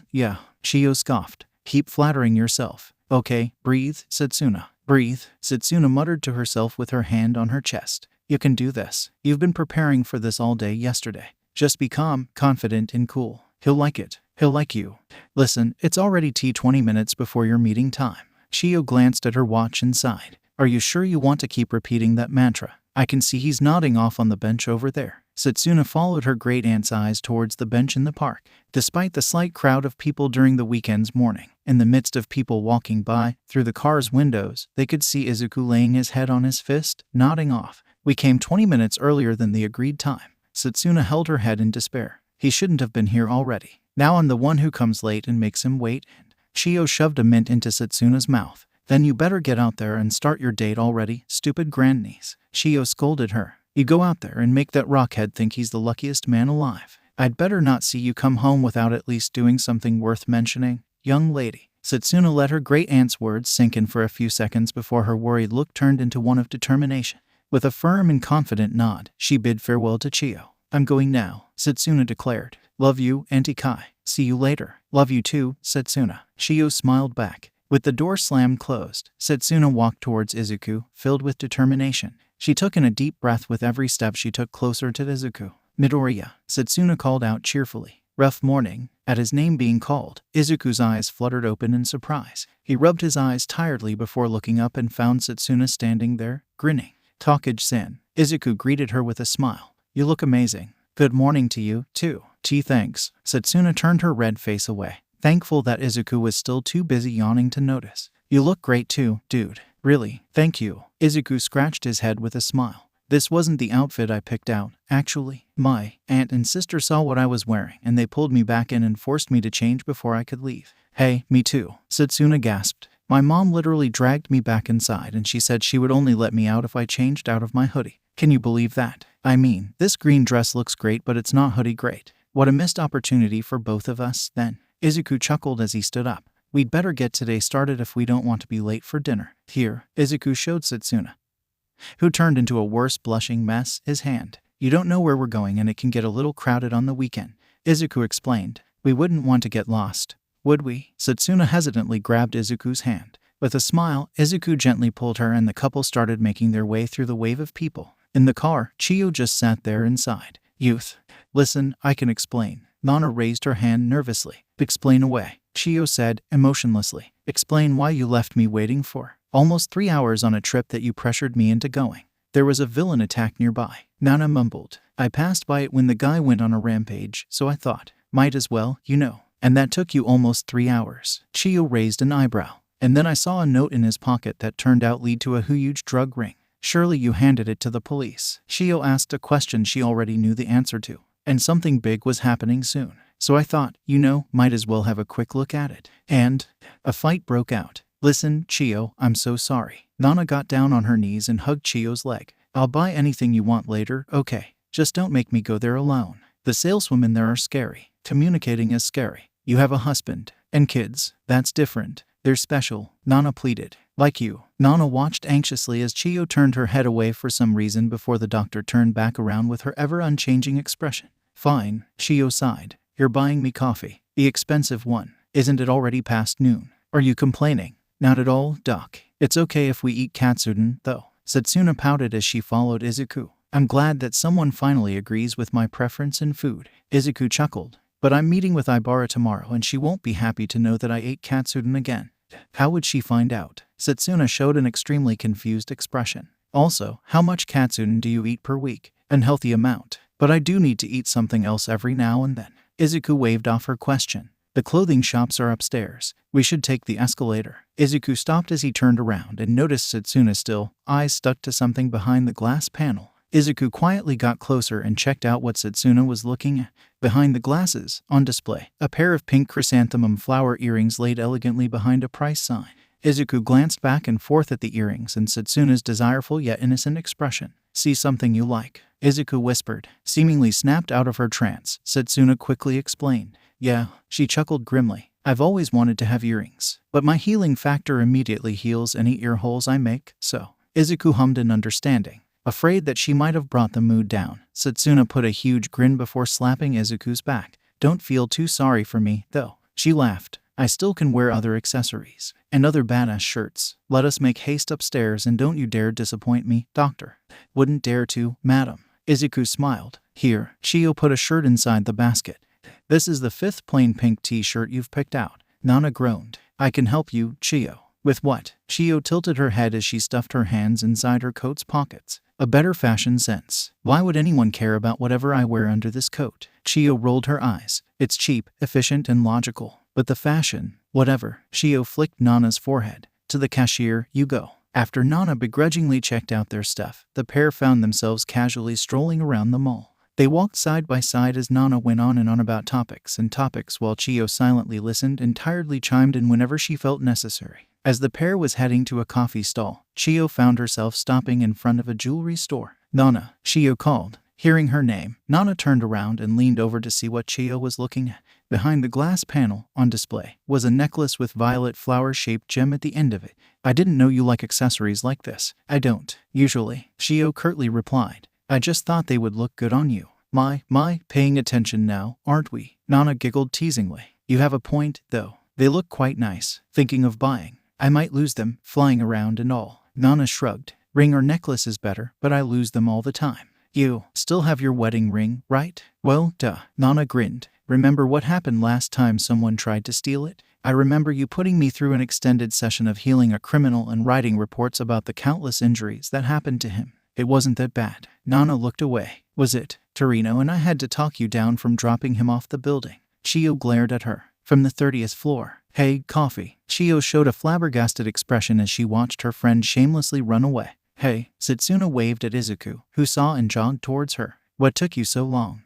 It got a little bit crowded. Izuku scratched his right cheek. Afternoon, Chiyo-sensei. Afternoon, dearie. Chiyo nodded. Ready to go. Actually, is it okay if I meet you guys there later? Izuku asked. I need to run home and do something real quick. Is everything okay? Chiyo asked. Everything's fine. It's just something I should do before dinner. Izuku waved off her concern. It won't take long. I promise. It's no problem. Setsuna gave him a thumbs up. You're lucky I'm kind and understanding. Other girls won't be as nice. I asked because I know you're not like other girls. Izuku smirked. See you later, Takage-san, Chiyo-sensei. As Izuku ran off and disappeared into the crowd, Chiyo turned back to her car. Blushed profusely inside the car, Setsuna. She called out loudly. It's embarrassing. Nana-sensei, Toshinori asked through his hastened breath as he noticed something different. Is that a new necklace? Nana took a few seconds to register Toshinori's question and looked down at her brand new necklace. A soft smile crept onto Nana's lips as her finger softly went through the violet gem. Quite a keen eye you have, Toshinori. Nana's sweet smile turned into a grin. You must be popular with the ladies at UA. And Nana-sensei. Toshinori blushed. Nana laughed out loud at her apprentice's reaction. After wiping the tears from her eyes, Nana sat down. It's from Chiyo. Nana smiled. That tsundere of a doctor gave this to me yesterday before driving off as quickly as she could. I've never seen Torino laugh so hard ever before. It was amazing. I see. Toshinori chuckled at the description. What do you think about that, Nana-sensei? I think it's sweet. Nana chuckled. She acts cold and aloof all the time, even if we all know she's the biggest softie deep inside. Really? Toshinori showed a surprised expression. She was kind of difficult whenever she had to heal any of us after class. That's just her way of saying she cares. Nana grinned. What kind of teacher is glad to see their student injured? Torino-sensei and Nezu-sensei laughed at my broken arm last month. They're just a bunch of psychopaths. It's getting late, Izuku. Chiyo glanced over at the clock on the wall. Come on, I'll drive you home. Before Izuku could answer, Setsuna quickly interrupted. Give us a few minutes, Auntie Kai. Setsuna smiled. I need to talk to him about something. She then turned to Izuku. Come on, Doc. To the park we go. Although surprised by the sudden development, Izuku nodded and followed behind Setsuna. The adults of the house sat in silence, at least until they heard the sound of the front entrance being closed. As soon as they were sure the kids were out of ear range, Setsuna's grandmother broke the silence. Think she'll confess? She better. Setsuna's mother sighed. It's infuriating to watch them not being a couple. Just calm down, now. Setsuna's father calmed them down. They still have 3 years ahead of them to find out more about each other. She'd better be sure if she's doing that. Chiyo mumbled under her breath. I don't want either of them rushing into things and regretting it later. You want her to calm down and wait forever like Yudi. Chiyo gave her sister the deadliest glare. Right, sensitive topic. So, spill. Walking in front of Izuku, with her hands behind her head, Setsuna asked. Spill what now? Izuku asked back. Whatever you want to tell me. Setsuna suddenly turned around with a grin. They stopped under the illuminating streetlight, surrounded by cicadas' noises that signaled the approaching summer. The dreamy night sky hung above them, engulfed every and all unrelated things around. The scene was as if Setsuna and Izuku were standing on a stage, under the sole stage light that shone over them. A stage of their own. Guess I couldn't hide it well enough. Izuku showed an admittance smile. Not like you did a great job. Setsuna grinned. You kept glancing at me during dinner, especially whenever the mall trip was brought up. So, what's your secret? Setsuna watched with a thumping heart as Izuku hummed quietly to himself for a moment before he let out a sigh and reached into his pocket, making her heartbeat spiraled even further, until all her attentiveness was focused on how her face was burning as she saw the tiny red box. It's not very secure, Izuku admitted. It's actually very rushed work. My mom knows a blacksmith who does jewelry. I asked her to turn these. Izuku opened the box. Setsuna immediately recognized them as the pink chrysanthemum pair that they saw at the mall. Into clip-ons. Izuku scratched his neck awkwardly. It's one solution to your healing issue, but as I said, these aren't very secure. Wait. Setsuna stopped Izuku. She then reached into her pocket and pulled out an almost similar box to Izuku with the only difference that it was in green. I actually have something for you, too. I thought it would make a nice thank you, since, she took a deep breath, since you're the first person I've opened up to. The person who didn't look at me differently because of my quirk. The person who helped me open up to my family about my issue, my insecurity, my fear. You were there with me through all of that, Midoriya. I can't imagine what it would have been like had it not for you, or what it would be like if you aren't there anymore. The word stuck in her throat as she looked at his softened expression. With an internal sigh, Setsuna's lips curled upwards into a smile as she held the necklace up. Thank you for becoming my friend, my Izuku. Izuku blinked a few times before his smile softened even more before holding the earrings closer. Thank you for letting me be your friend, Setsuna-san. They both chuckled softly, smiling as they walked back together side by side. Neither said a word as they headed back, but not even a tinge of awkwardness was seen between them. Case file number 24. Isamu Academy High School. Dear Diary. Yet again, today I learned that boys' affection isn't limited to UA. as students, but it's good, since we know we can at least trust them if the HPSC ever acts. Young Midoriya, I am here with a gift. All Might opened the door with his ever-enthusiastic, wide smile. Immediately, his stomach was hit with a cane that made him sputter out some blood before steam emitted from his body, returning him back to his skeletal shell. See Chiyo, sensei. Toshinori coughed out the choked blood. Why did you? Chiyo pointed towards Izuku's table, where he was nodding off on the table. Toshinori felt a sharp headache rang through his head before he shook it off and turned back to Chiyo. My apologies, he whispered. At least you're aware. Chiyo rolled her eyes. Now, what's that about a gift for him? Toshinori reached into his pocket and pulled out 2 tickets. My surrogate niece asked to come to Island as a surprise for her father, an old friend of mine. Toshinori explained. I never attended the Expo before, so I figured this would be a nice opportunity to bond with young Midoriya. Maybe tell him some stories about Nana-sensei if he is interested. For some reasons, a sense of pride overwhelmed Toshinori's senses. That sounds nice. Izuku smiled. I'll go with you. Thank you, All Might sensei. You are welcome, young Midoriya. Toshinori coughed. Were we too loud? Chiyo asked with concern. No, I just heard Island, so. Izuku scratched his head while chuckling. Also, you really shouldn't be letting me sleep like this. It's still working hours. You work outside of your working hours, dearie. Chiyo sighed. I think you deserve rest more than anyone. Oh, speaking of rest, Izuku remembered and turned back to Toshinori. Has the activity already ended?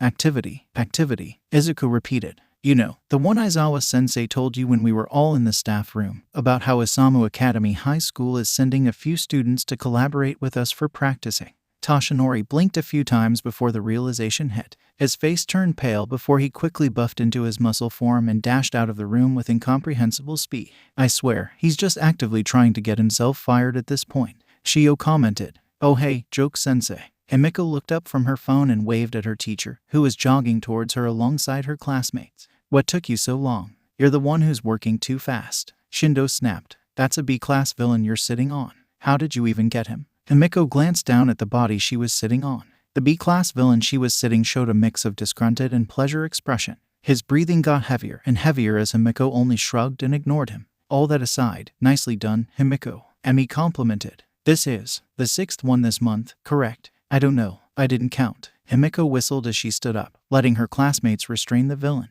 I'm going to be late for dinner with Izuku, though. Can I leave? Before Emi could answer, the villain suddenly started to chuckle, gaining the attention of everyone. You caught me again, Himiko-chan. The villain maniacally laughed with a red face. Oh, to get noticed by such a beautiful, energetic young girl. How popular I am. And to be ignored like I'm not even human turned me on so much. You, Himiko-chan, really are the perfect woman for me. I can't wait to break out and find you again. Despite the rising tension, Himiko just shrugged as she continued to type onto her phone. Good luck with that, then, she answered enthusiastically while continuing to walk away. Oh, ignored yet again. The villain showed a blissful expression. I wonder, will you show me that expression next time if I bring your brother's corpse? In a blink of an eye. Every word the villain was about to utter stuck inside his throat as he felt the sharp end of the knife glazing his neck. Himiko's nonchalant expression that he taunted was now replaced with indescribable anger and hatred as she stared straight into his eyes. Her wrist that was holding the knife was firmly held by Emi, whose laughing expression was now replaced with a dead serious one.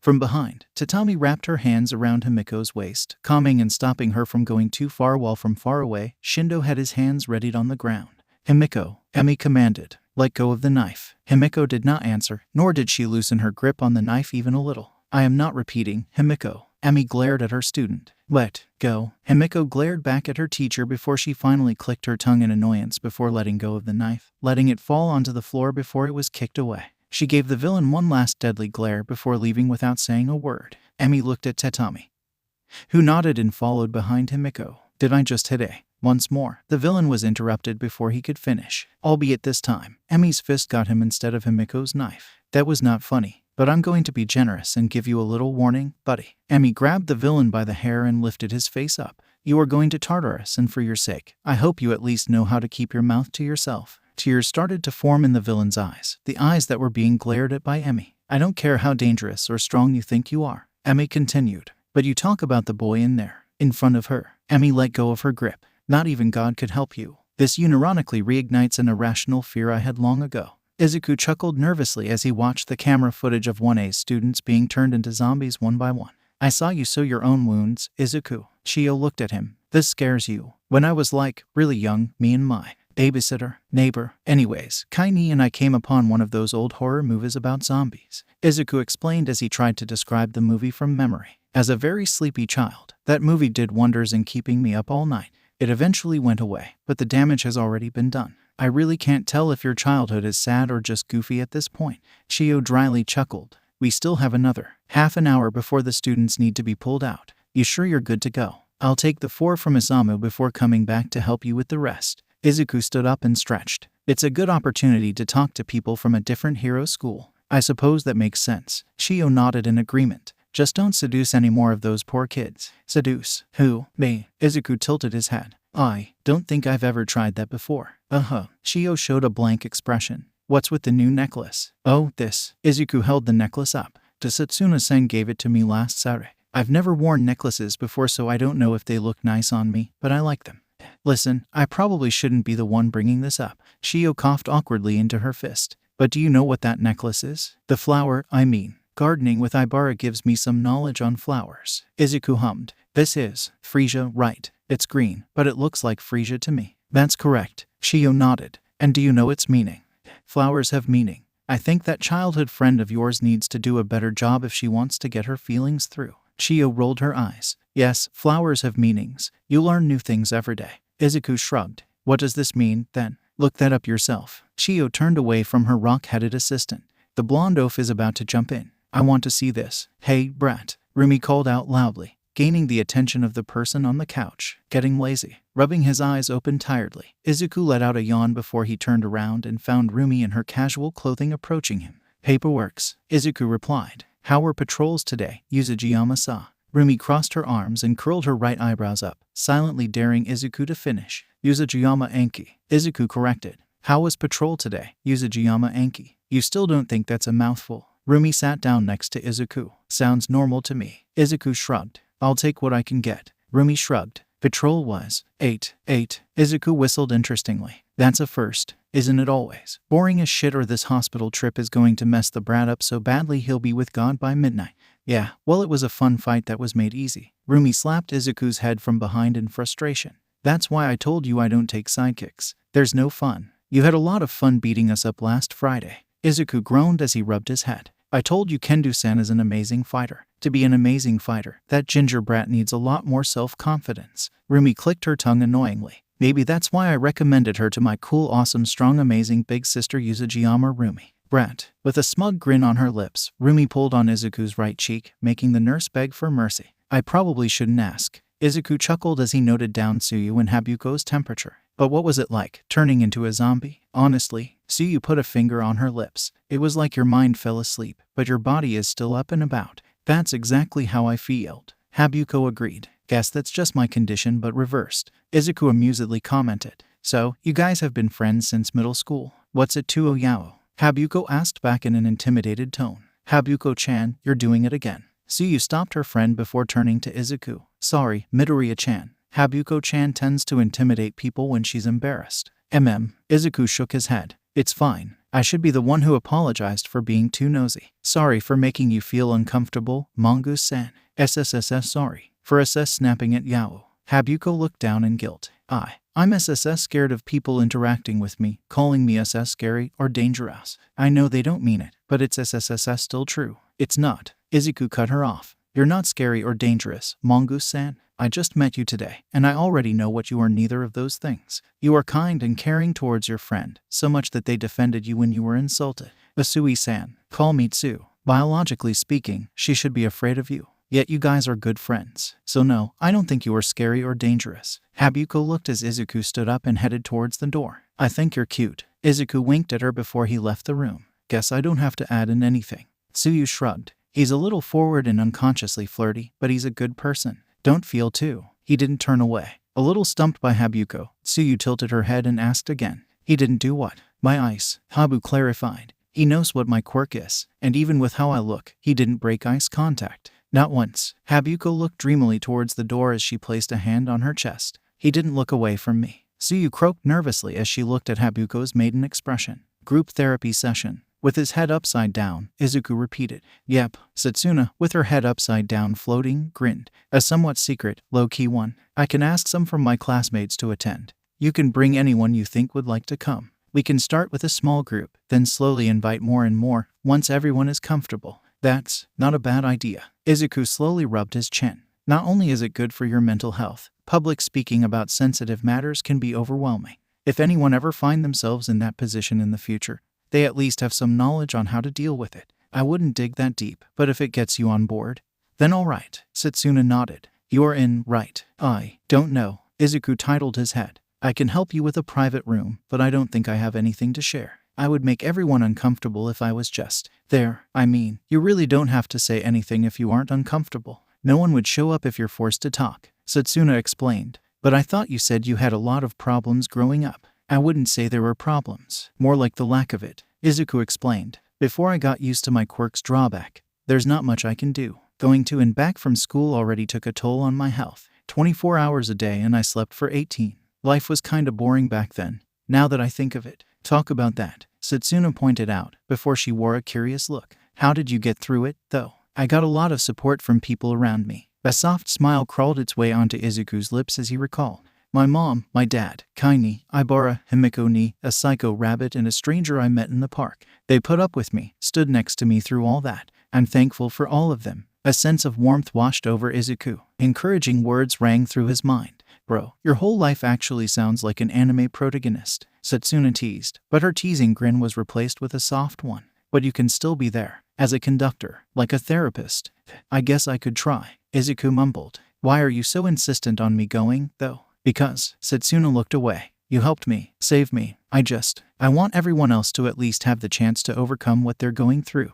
Guess I'll have to be there, then. Izuku smiled gently before he looked around. Speaking of saving, are those robots gone? All this hanging upside down is making me dizzy. Let me go check. Setsuna floated away. Tatten-san didn't suffer any major injuries. Only a few bruises and scratches, so I already healed him. He's talking with a few from 1A.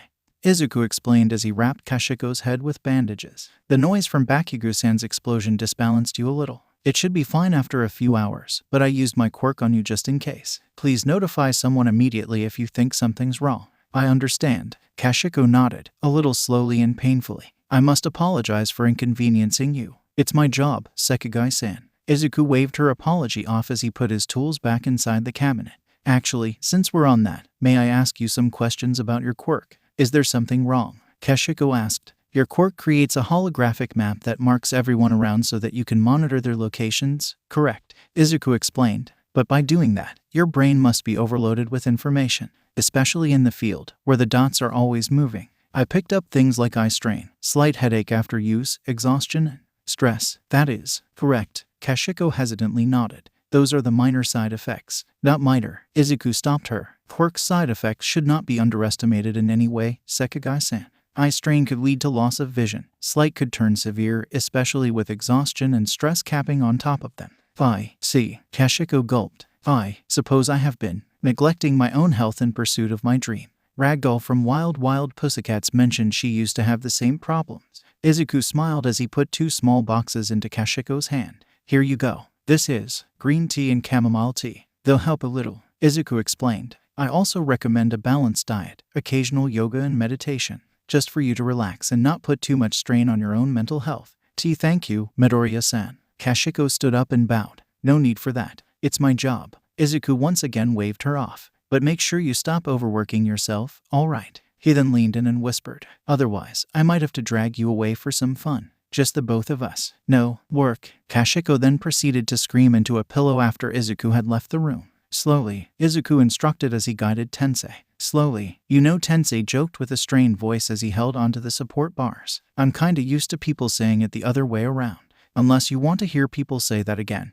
Izuku replied emotionlessly as he continued to guide Tensei's steps. Do it slowly. Physical therapy isn't about doing it hurriedly and painfully. It's about doing it correctly and painfully. Grinding his teeth together to stop the painful groan from coming out, Tensei lifted his knee up. He then lowered it slowly, with every strain of movement making his leg hurt more and more. From the corner, the Ida family watched with bated breath as their eldest son tried his hardest to walk straight forward. Every step Tensei made caused their hearts to thump louder and louder. Every painful groan he made felt like a knife had pierced their hearts. Eventually, when Tensei had finally reached the end of the practice bar, he fell down onto his knees. As the Ida family rushed towards their son, Izuku quietly watched with a soft smile as he wrote down some notes. I think it is safe to say with confidence that you are progressing exponentially well, Ida-san, Izuku declared. With practice, you'll move on from the wheelchair to a cane and soon enough, nothing else is needed. The head of the Ida's family, the father, stood up and bowed towards Izuku. Thank you, Midoriya-kun, he said with a shaking voice. We don't know how we would be able to repay you for this. I didn't do anything, Ida-san.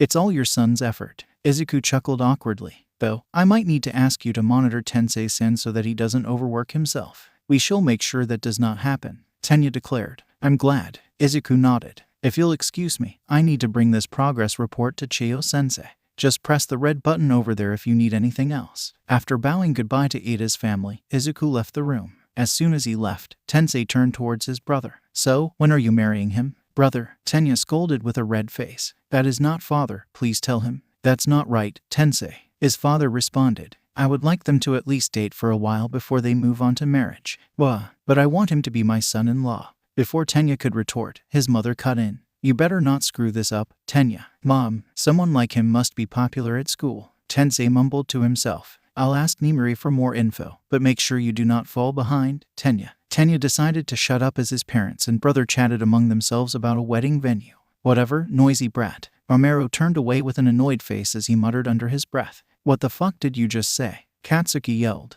Look me in the eyes and say that again, zombie bastard. As the two devolved into further argument amongst each other, Izuku, who just came in the room, turned to Chiyo and whispered, How close are you to knocking them out? Quiet, Chiyo whispered back. I'm adding the anesthesia. Deciding that it is best that he deal with the situation instead, Izuku approached them. As soon as he saw Izuku was getting closer, Katsuki turned quiet before he turned to face the wall. Fujimi-san, right. Izuku looked at Romero. Are you feeling better yet? I'm fine, Romero mumbled. Those explosions weren't nothing. Fuck you say. I don't see any more signs of concussion, so there's nothing to worry about. Izuku gave a quick diagnosis. But I would still recommend resting up for a little bit. School closed at around 3 more hours, and your friends are still healing up as well. Are they? They're fine. Just exhaustion. Any wounds and injuries have already been dealt with, Izuku assured him. It's not my place to say this, but your friends don't blame you for what happened. As a matter of fact, they blamed themselves more for not being able to help more. Idiots, all of them, Romero complained, but the smile on his face wasn't hidden well enough for Izuku to not notice. Thank you, Midoriya. Midoriya Izuku. Izuku introduced himself. Thank you, Midoriya. Romero repeated. I guess UA isn't filled with stuck-up, arrogant assholes. Big words, coming from a loser. Katsuki clicked his tongue. Your shitty control of your shitty-ass quirk caused all this mess in the first place. You, Bakugo Katsuki. Before Romero or Katsuki could get further into the argument, Izuku's harsh, commanding voice made them flinch. If you are healthy and have nothing positive to say, I suggest you leave the room for people who actually need some rest. Izuku glared at him. I have better things to do than listening to you insulting my patients all evening. Shock, anger, and pain flashed across Katsuki's face before he stood up, pushed past Izuku and left the room. Izuku's glare followed Katsuki's back for a while before he finally let out a tired sigh. Still hasn't changed much after all that time, huh? Izuku mumbled solemnly. Naomasa sipped the coffee from his cup as he gave the report another quick glance over. Suddenly, the door to the room swung open and a face that was all too familiar to him stormed in. Detective Midoriya. Naomasa greeted without even looking up. Cut the pleasantry, Tsukachi. Inko asked with a harsh tone. Where's Izuku? Interrogation room D. Naomasa answered. Sansa is in there with him. I believe they're fangirling over Maruko. He's not under any trouble. His face is too familiar in this precinct to even question him about anything. Naomasa rolled his eyes. What I'm more surprised about is how I'm always the one responding to whatever happens to him instead of you. Cause God knows what I'll do to him if I am there. Inko chuckled unamusingly. So, what happened this time? Naomasa handed the report to Inko before he started to explain. There were reports of a group of young men harassing a young lady over her mutant features. Naomasa glances over to the security tape, showing 4 young men in a cell. According to the report of the patrolling officer, Izuku was nearby and saw what happened. He then grabbed an empty bottle, filled it with water from a sewer nearby and threw it at the 4 before he used some not very Christian words. Naturally, those 4 chased after Izuku, causing a big scene. Big enough that Maruko responded and brought all of them in. Inko completed the explanation with a sigh. That boy really couldn't get himself out of any sort of trouble. It's like he's actively looking for them. In his defense, he said he was out for groceries. Tsukachi, we take turns going out and buying groceries. Nothing like this has ever happened to me, Rei or Himiko. Whatever the reason is, he did a good thing. Naomasa chuckled. We brought him more as a witness and for the victim to thank him. Also, everyone was complaining about how you never bring him to work anymore. Because I don't need to anymore. Yeah, well, you better bring him home fast. Naomasa pointed at one of the camera's footage. I think the captain is about to give him a gun. Got all 3 invitations ready? Chiyo asked. Yep, yours, Nezu-sensei and Yagi-sensei. Izuku pulled out 3 tickets. Remind me, why do I need 3 again? Nezu is for an invitation to the party along with a free suit. All Might for maximum privilege and mine for you to invite whomever you want. Why don't you just give this to Satsuna-san? She's going on a different vacation. With her parents, Chiyo explained. Take your childhood friend with you. Ibara has a service she needs to attend. And Himiko-ni doesn't do well with a big crowd. Izuku scratched his head. Who would be interested in going to the Eye Expo? Suddenly, one of the drapes of the patient's beds was pulled open, revealing a heavily eye-bagged May with a bright smile and a weird gadget in her hand. Did you say Eye Expo? The greatest tech convention ever existed, even features many legendary support items from heroes in the past. The dream palace of all engineers and technicians. The forbidden land that only permits the best of the best. Good morning, Hatsum-san. Izuku calmly greeted her. Did Majima-sensei send you here to get some sleep again? Yep, and instead of sleeping, you sneaked some gadgets in and worked on them again, right? Izuku guessed as he grabbed a chair and sat down by May's bed. Right on, nurse. I see. Izuku nodded, before he took the gadget out of May's hand, making her pout. I'll hold on to this until you wake up, okay? Killjoy. That's part of the job, sadly. By the way, I happen to have an invitation to the Eye Expo. Izuku chuckled as he held May's hand. Since I have little to no idea what's going on there, and you seem to know a lot about it, would you come with me to Eye Island and show me around? For real. May brightened up again. For real. I'll go over the details with you later, though. Before May could say no, a sense of warmth and comfort washed through her as her eyes became heavy and heavier, until she eventually felt a soft cushion on her back before she blacked out. Night, Hatsum-san. Izuku whispered before he released his hold on May's hand and put a blanket over her. Chiyo, who's been watching the whole interaction from the beginning, finally spoke up. It's eerie how easily and efficiently you were able to deal with her. Chiyo commended. You talk like I was an assassin. Might as well be. Midoriya-san. At his name being called, Izuku turned around and found Momo, in her sportswear, jogging towards him. Yaoyorozu-san. Izuku waved. Are you here for your morning jog? Very astute observation. Momo giggled. I didn't expect to find you here, though. Did you get enough sleep last night? She leaned in closer, inspecting Izuku's eye bags. More than usual, fortunately. Izuku leaned in closer, letting Momo inspect his eyes closer. I'm overflowing with energy now. Gee, that's great. Momo stepped back with a red face, startled by Izuku's action. Since you're here, how about we go on a run together? Absolutely. Izuku cheered. We would be glad to have you with us. A swift silence washed over the scene as Momo let the words sink in. She tilted her head in a menacing way before asking. Before Izuku could answer that, an all too familiar voice to Momo called out to him. Sorry for the wait, Midoriya. Itsuka jogged over with a smile. I couldn't find my shoes anywhere. The smile on Itsuka's face was immediately replaced at the sight of Momo. With Izuku in between, the 2 ponytailed girls shot glares at each other. Kendo-san, Yaoyorozu-san. They exchanged pleasantries very monotonically, with Izuku standing in between with a huge smile. Kendo-san invited me to run with her. I thought this would be a good opportunity to see if she's overworking herself again. Izuku explained cheerfully, unaware of the bloodthirst. It would be delightful if you could join us for breakfast later too, Yaoyorozu-san. Yeah, it would be delightful. Itsuka agreed with a smiley face and a welcoming tone. The emptiness in her eyes showed clearly. Normally, I would hate to intrude. Momo chuckled deviously. But who would be able to say no to such an invitation? Wonderful. Izuku clapped his hands together before he turned to face ahead. We better get started on this run, then. I have to be at the office before lunch. As Izuku was about to take off, something came to his mind.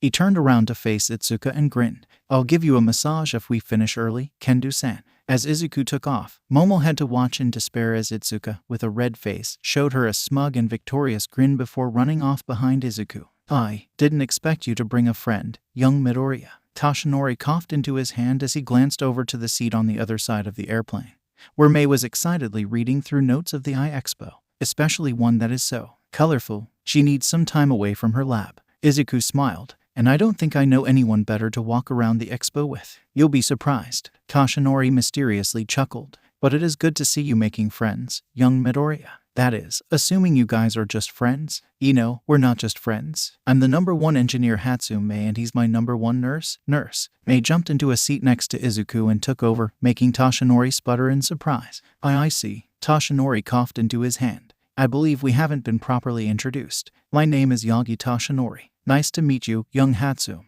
Mei, with her usual maniac smile, stayed quiet and blinked while still keeping her stare on Toshinori, making the man feel uncomfortable. After a minute or so, she turned to Izuku. Did you know All Might's name is Yagi Toshinori? Thankfully, Izuku acted swiftly enough to take a blanket to cover himself and Mei from the blood that Toshinori coughed out of his mouth. Weird that this kind of revelation happened twice, huh? Izuku mumbled to himself.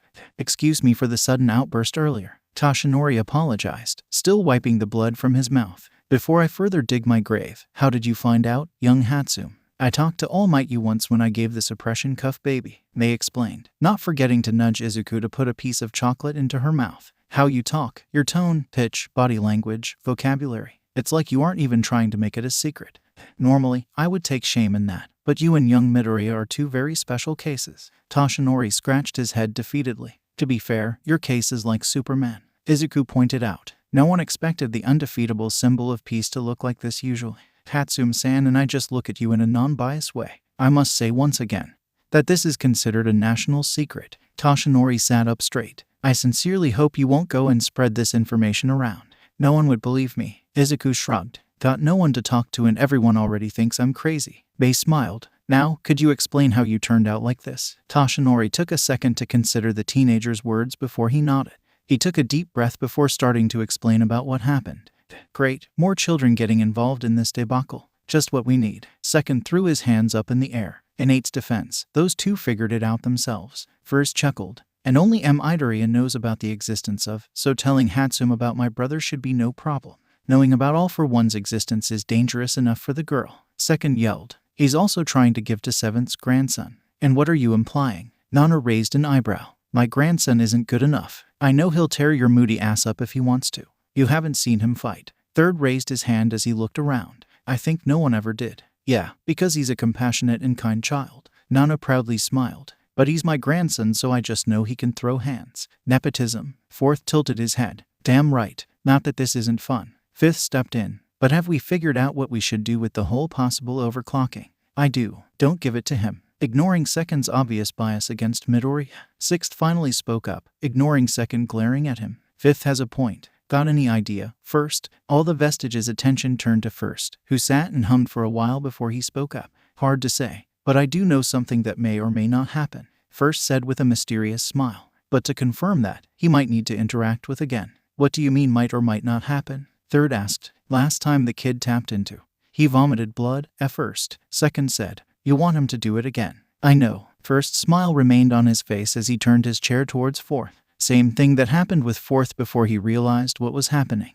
And that's how I have this injury in the middle of my stomach. Toshinori rubbed the side of his stomach with the injury. Any question? Couldn't nurse heal you? Mei looked back and forth at Izuku and Toshinori. We tried that. Toshinori looked at Izuku. But it didn't go well. For young Midoriya. I mean, I could try again. Izuku shrugged. My boy, we thought it was a defense mechanism from your quirk. Izuku played around with his wording. I could try and work around it somehow. Maybe something would change this time. I'm game if you are.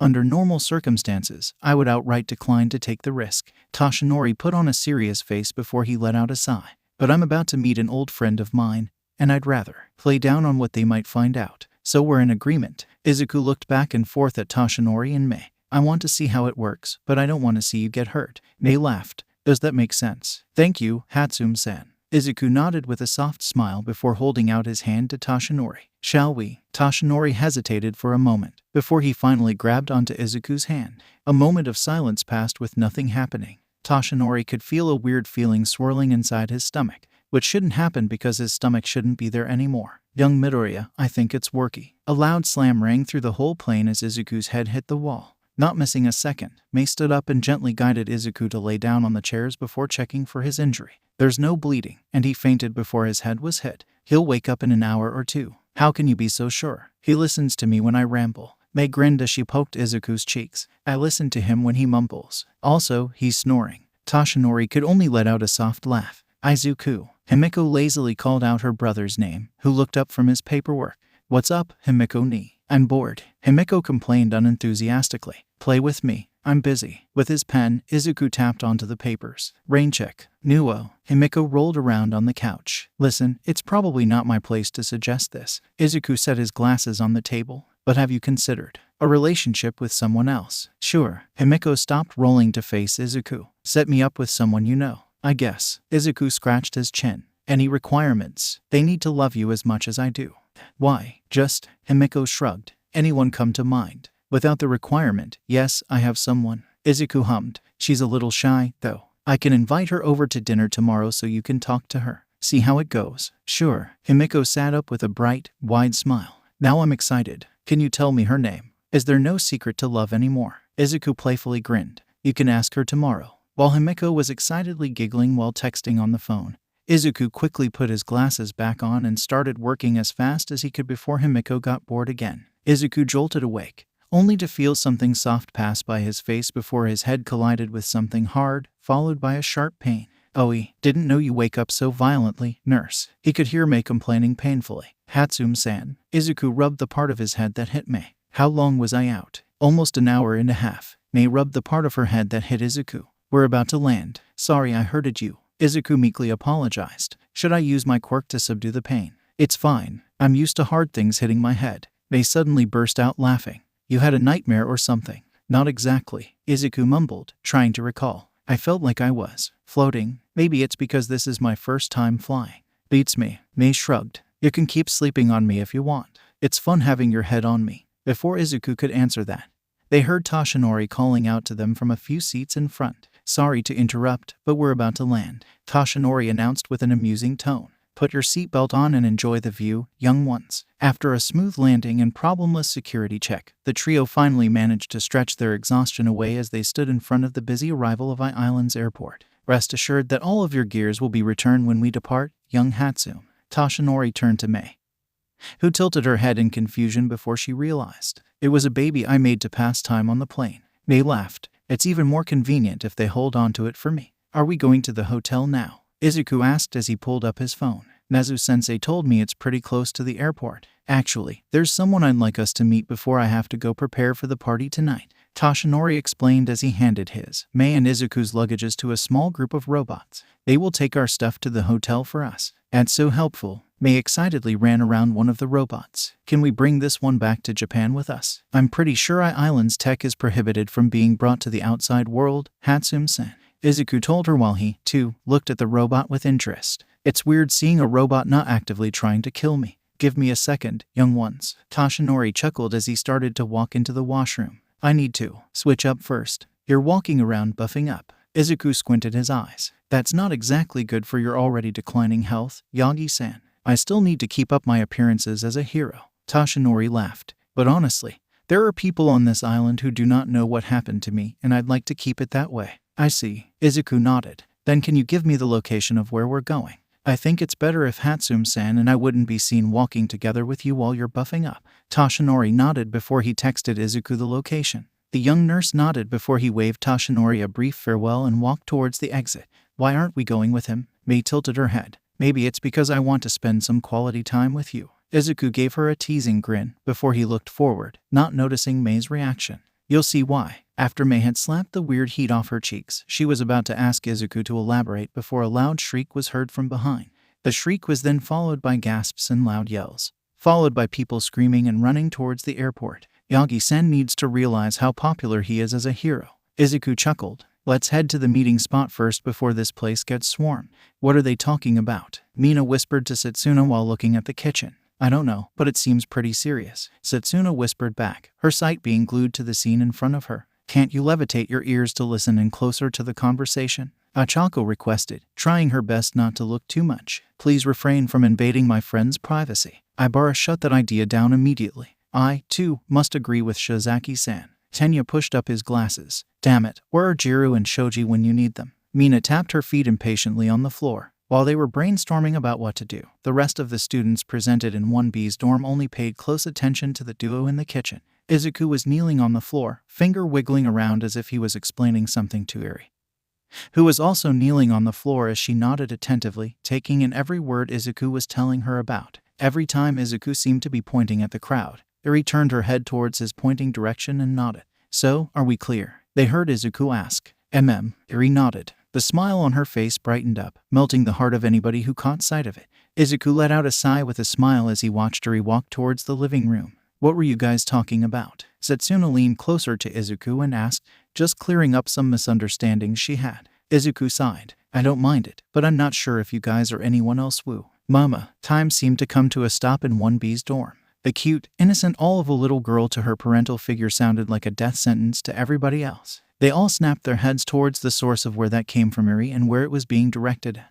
Or more specifically, who. Ryuko blinked a few times, registering what Eri just called her. She blinked to confirm she wasn't hallucinating or dreaming, nor was she under the influence of one of Kanoko's mushrooms. Even Emily inside her head was rolling back memories footages to confirm what they have heard. Ryuko mama, Eri confirmed once again, clearing any doubts or hope anyone else had. What is it, beloved daughter? Ryuko's usual monotone was replaced with a sweet, heartwarming voice as she answered to Eri. Being acknowledged, Eri's smile somehow brightened up more as she leaped into Ryuko's embrace, snuggling closer into the ashen-haired chest. Ryuko wasn't a fan of physical contact, usually, but then it was like she had ascended. Eri-chan. Ryuko looked at her class's president. It seems unlike the weak-minded rest, the martial artist was still able to stand after being hit with such a defeat. Yes, Itsuka-san. Eri tilted her head cutely. Why did you call Ryuko mama? Itsuka stuttered, still trying to make sense of what just happened. Surely, there must have been some misunderstandings. No misunderstandings, Eri confirmed once more, shutting down any wiggle room. That's what Izuku-san told me. Ryuko had to admit that she felt bad as she could see Itsuka's as well as anyone around mental being crumbled into the dust that had been blown away with the wind. Izuku walked towards them, his hand rubbing his tired eyes. What did we just talk about? About how Ryuko-san is my mama. I'm positive that wasn't what we were talking about. But it was. Eri pouted. You told me that a mother is someone who cares greatly for their children. Someone who hugged their children every time, loving them unconditionally. That still doesn't explain why you just called Yanagi-san mama. Beloved, please. Ryuko patted Eri's head. Our child might imitate your sleep schedule from time to time, but I have never once seen her make an error in judgment. You're not helping, Yanagi-san. Izuku covered his face with his hands. Ryuko mama's hair color is the same as mine, just like you and Enko-san. Eri leaned up closer to Ryuko's hair, trying to prove her point. And she loves me as much as you do. She's my mama. Izuku looked like he wanted to say something, but decided against it and just let out another tired sigh before turning to Ryuko. I'll tell her to stop if this bothers you. Beloved, I love that you care deeply about my feelings. Ryuko glared at him. But I shall strangle you if you attempt to halt the child. Eri looked back and forth at Izuku and Ryuko with a smile on her face. See, parents fight sometimes. Eri giggled. You guys are my parents. Can we bring mama to dinner with us tonight? Please. Izuku blinked a few times before he looked at Ryuko, who just showed a smile as she hugged Eri closer. I would be honored to accompany you to dinner, beloved husband and daughter. While the sweetness was happening at one corner, no words could be used to describe the agony the rest of the room was going through. Despite blood coming out of his mouth, Shaoto was seen ticking checkmarks in his theory book. Hey, All Might Sensei. Izuku greeted him. I see you've managed to squeeze past the crowd. Sometimes, I underestimate how popular I am. All Might laughed. Now, where is that girl? Uncle Might. Following the voice, the three of them turned behind, catching a young lady bouncing towards them with some sort of red, hopping device. The blonde lady then retracted the device and leaped into All Might, who caught her with a soft smile on his face. Young Melissa. He chuckled. You've grown plenty since I last saw you. As the two hugged and talked, Mei whispered to Izuku. Is she his daughter? I can see some resemblances. Izuku nodded. But Chiyo-sensei told me Yagi-san's never been in any long-term relationship before, so surely having a daughter our age certainly doesn't add up. All right, some introductions are necessary. All Might turned towards them, with Melissa standing next to him, eyeing Izuku and Mei curiously. This is Melissa Shield, daughter of a good friend of mine. I consider her my niece. Melissa, these are Midoriya Izuku and Hatsume Mei. They are students of UA. You guys are Uncle Might's students. That's amazing. Melissa gasped. Are you guys in the hero course? I'm actually in general education. Izuku smiled as he extended his hand to shake with Melissa. Hatsume-san is in the support course. We just happened to have invitations and All Might Sensei offered to escort us. Are you in the support course too? That red jumping baby of yours was so cute. Mei jumped in. Is there a weight limit? Distance per jump? Is it all kinetic energy with a spring? Or that's just a facade for a booster hidden underneath? How do you keep it upright so you won't topple or fall while you're on it? How? Hatsume-san, slow down. You're scaring her. Izuku gently grabbed Mei by her shoulders and pulled her back, making the pink-haired inventor pout. It's fine, Midoriya-kun. Here, let me show you. Melissa giggled as she pulled out the stick and extended it to its full form. This is my Hopping Bunny MK5. The first prototype was for my second-year project, and so long as I don't use it during rush hour anymore, they'll let me keep using it. As Mei and Melissa got lost in their own conversation, All Might walked closer to Izuku and whispered, "How worried should we be?" Izuku only shrugged. "Good evening, everyone." Nezu clapped his paws together, silencing the small chatter of his staff. "I'm sure you have many questions over this emergency meeting." "Yeah, Rat," Shio grunted. "It's a Friday evening. Some of us need our beauty sleep. I'm certain that would matter to you no more, Shuzenji-san," Nezu said as he pressed on the remote controller. The screen slowly came down before it came to a stop. The light from the projector flickered a few times before an image showed up. As soon as the image came in, Kan stood up abruptly, sending his chair flying backward. Shio and Aizawa only raised an intrigued eyebrow, while Nimiri and Yamada squealed in delight. Ectoplasm nervously glanced at Anan, whose aura was radiating from. Snipe and Yagi only scratched their chin with their own thoughts, while Cementos and Hound Dog barely showed any reaction. Before you asked, yes, this image is real. No, I did not send anyone to follow him to take this picture. This picture was forwarded to me by an anonymous source, someone who just happened to pass by them when they were outside. She looks familiar, Aizawa commented. Indeed she does, Aizawa-kun. Nezu nodded. Miss Seiko was one of the students from Sei Academy who took the provisional license exam with her class. Good lord, that kid is good, Snipe muttered before turning to Chio and Nimiri. He bagged someone he barely had an interaction with beforehand. What are you teaching him? Just what a young man needs to be popular. Nimiri winked. Don't look at me. I want him to stop. Shio groaned. Do you know how infuriating it is to watch him flirt with every single living being? That stuff is too genetic for me to do anything about at this point. I think we're straying from the main issue here. Yagi raised his hand. As unethical as it is, we do have our own betting pot about who young Midoriya would end up with. But where do we go from here if he dates someone who isn't present in the pot? I have taken precautions regarding potential problems as such. Nezu laughed. That pot would go into his wedding fund. An official donation from UA. Then why call us here? Aizawa questioned. Seems like you've already got all this figured out. Quite the contrary. Nezu snickered. Now that potential outside forces have been taken into consideration, I shall give all of you one final chance to put down or change any names you'd like. The upcoming situation with the HPSC would be quite a hassle for me to open another meeting like this again without them breathing down my neck. Speaking of, how's that operation going? Howard Loader raised his hand. I know you're still waiting for the items from my part, but how's the rest of the operation going? Quite swimmingly, Nezu nodded. Of course, we're still pulling as many strings as possible, but considering what we've already had, I'd say it's quite good. Miss Star has agreed to cover should there be any complication. But then again, this plan would only succeed if young Izuku is able to manage his task. Have you told him about what's about to go down? Like, any of it? Nimiri asked. No, and I will not. Nezu shook his head. I'm banking on him pulling through this on his own. I fear that any input would affect his decision. That's really unlike you to leave it to chance, Shio commented. It's always down to the most minuscule details with you. You doubt he will pull through? Nezu grinned. Sneaky rat. They seem close, Izuku absent-mindedly commented as he followed behind Melissa and Mei. Uncle Might has been Papa's best friend ever since they met in the US, Melissa smiled. The brain and the muscle. He was the best man at my parents' wedding. Papa is the one and only support technician for Uncle Might. Just like you and me, nurse. Mei chimed in. Are you asking me to be your maid of honor? Izuku smiled. I would be honored, Hatsum said. Before Mei could stand there and ponder on that feeling in her chest, Melissa's cheerful clap caught both of their attention. Here we are. Melissa turned around with a huge smile. Behind her showed a large convention with people here and there, walking towards different exhibitions. The Islands Expo, or so we call it, the Expo. Within a blink of an eye, Mei was nowhere to be found. Izuku and Melissa frantically looked around trying to catch sight of a blurry pink figure dashing around at the speed that would put Ingenium and All Might to shame. Should we, I don't know, call her? Melissa warily turned to Izuku. Let's just walk around ourselves. Izuku shrugged. I'll call her occasionally to make sure she won't get kicked out. I see. Melissa nodded with a fond smile before it turned into a teasing one. You guys really are close, huh? Is there something going on that I should know? We're friends with many similar interests. Izuku nodded before he turned to Melissa and winked. Then again, wouldn't hurt to spend some delightful one-on-one time with you, Shield-san.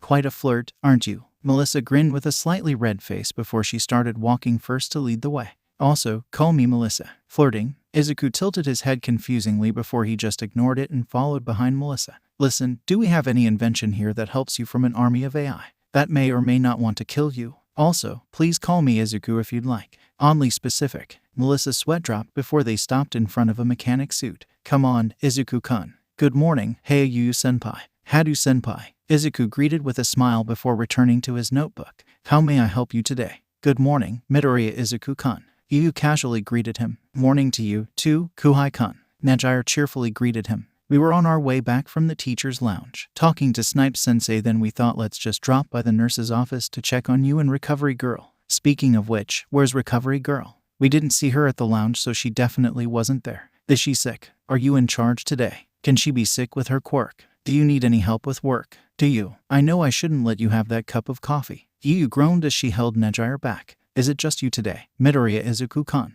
Chiyo-sensei finally takes a day off after I volunteered to look after the office for a day, so yes, it's just me. Izuku yawned before he continued to explain. I was actually about to head to the storage room to grab some supplies. Would you mind helping me out if it's not too much trouble? Of course, Nejiire, halt. Yu put a hand in front of Nejiire as she carefully inspected Izuku's eye patches. How much did you sleep last night? 8 hours. Izuku looked away. Last night. Yu raised an eyebrow. Izuku whistled. That's what I thought. Yu sighed. Nejiire, help me tie him into a bed with your freakish strength. 8, Captain Yu. Nejiire saluted before she effortlessly picked Izuku up by his collar and put him onto one of the beds. I'm fine. Honest. Izuku pleaded. I've got work to do. You've got some sleeping to do, young man. Yu glared at him. Nejiire and I will take care of the storage things. Rest your eyes a little until we've got back. But.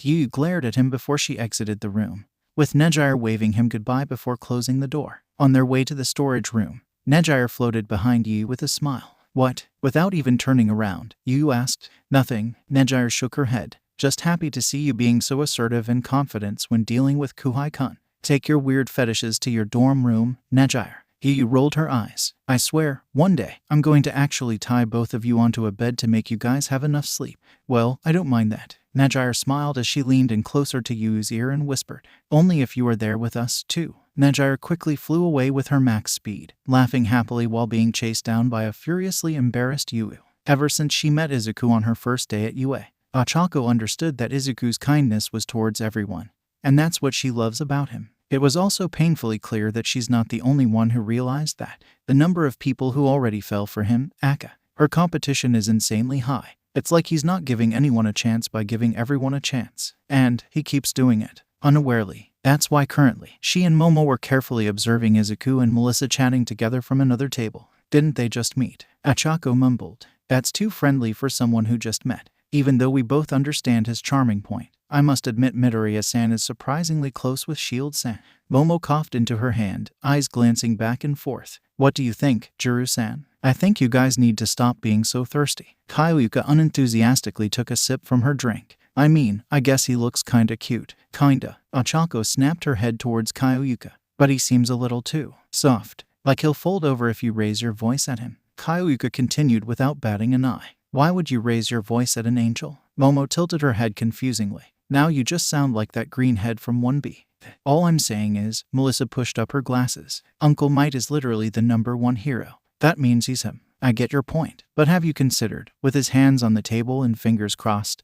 Izuku looked straight into Melissa's eyes. Recovery Girl is literally the reason why the previous generations of heroes are still up and active. Even All Might owes his life to her on multiple occasions. That's a valid point, nurse. But if you think about it, May uncharacteristically sat still in her seat. Without the existence of support engineers like Dr. Shield, a lot more lives would have been lost. All heroes have a costume and at least one support gear on them. I'm surprised you didn't use Deternat as an example. Melissa turned to May. I mean, I don't particularly a fan of them, but they are the most popular and well-known support company. The CEO is weird and a little suspicious. May shrugged. He said half of his salary goes towards charity for quirk-related victims.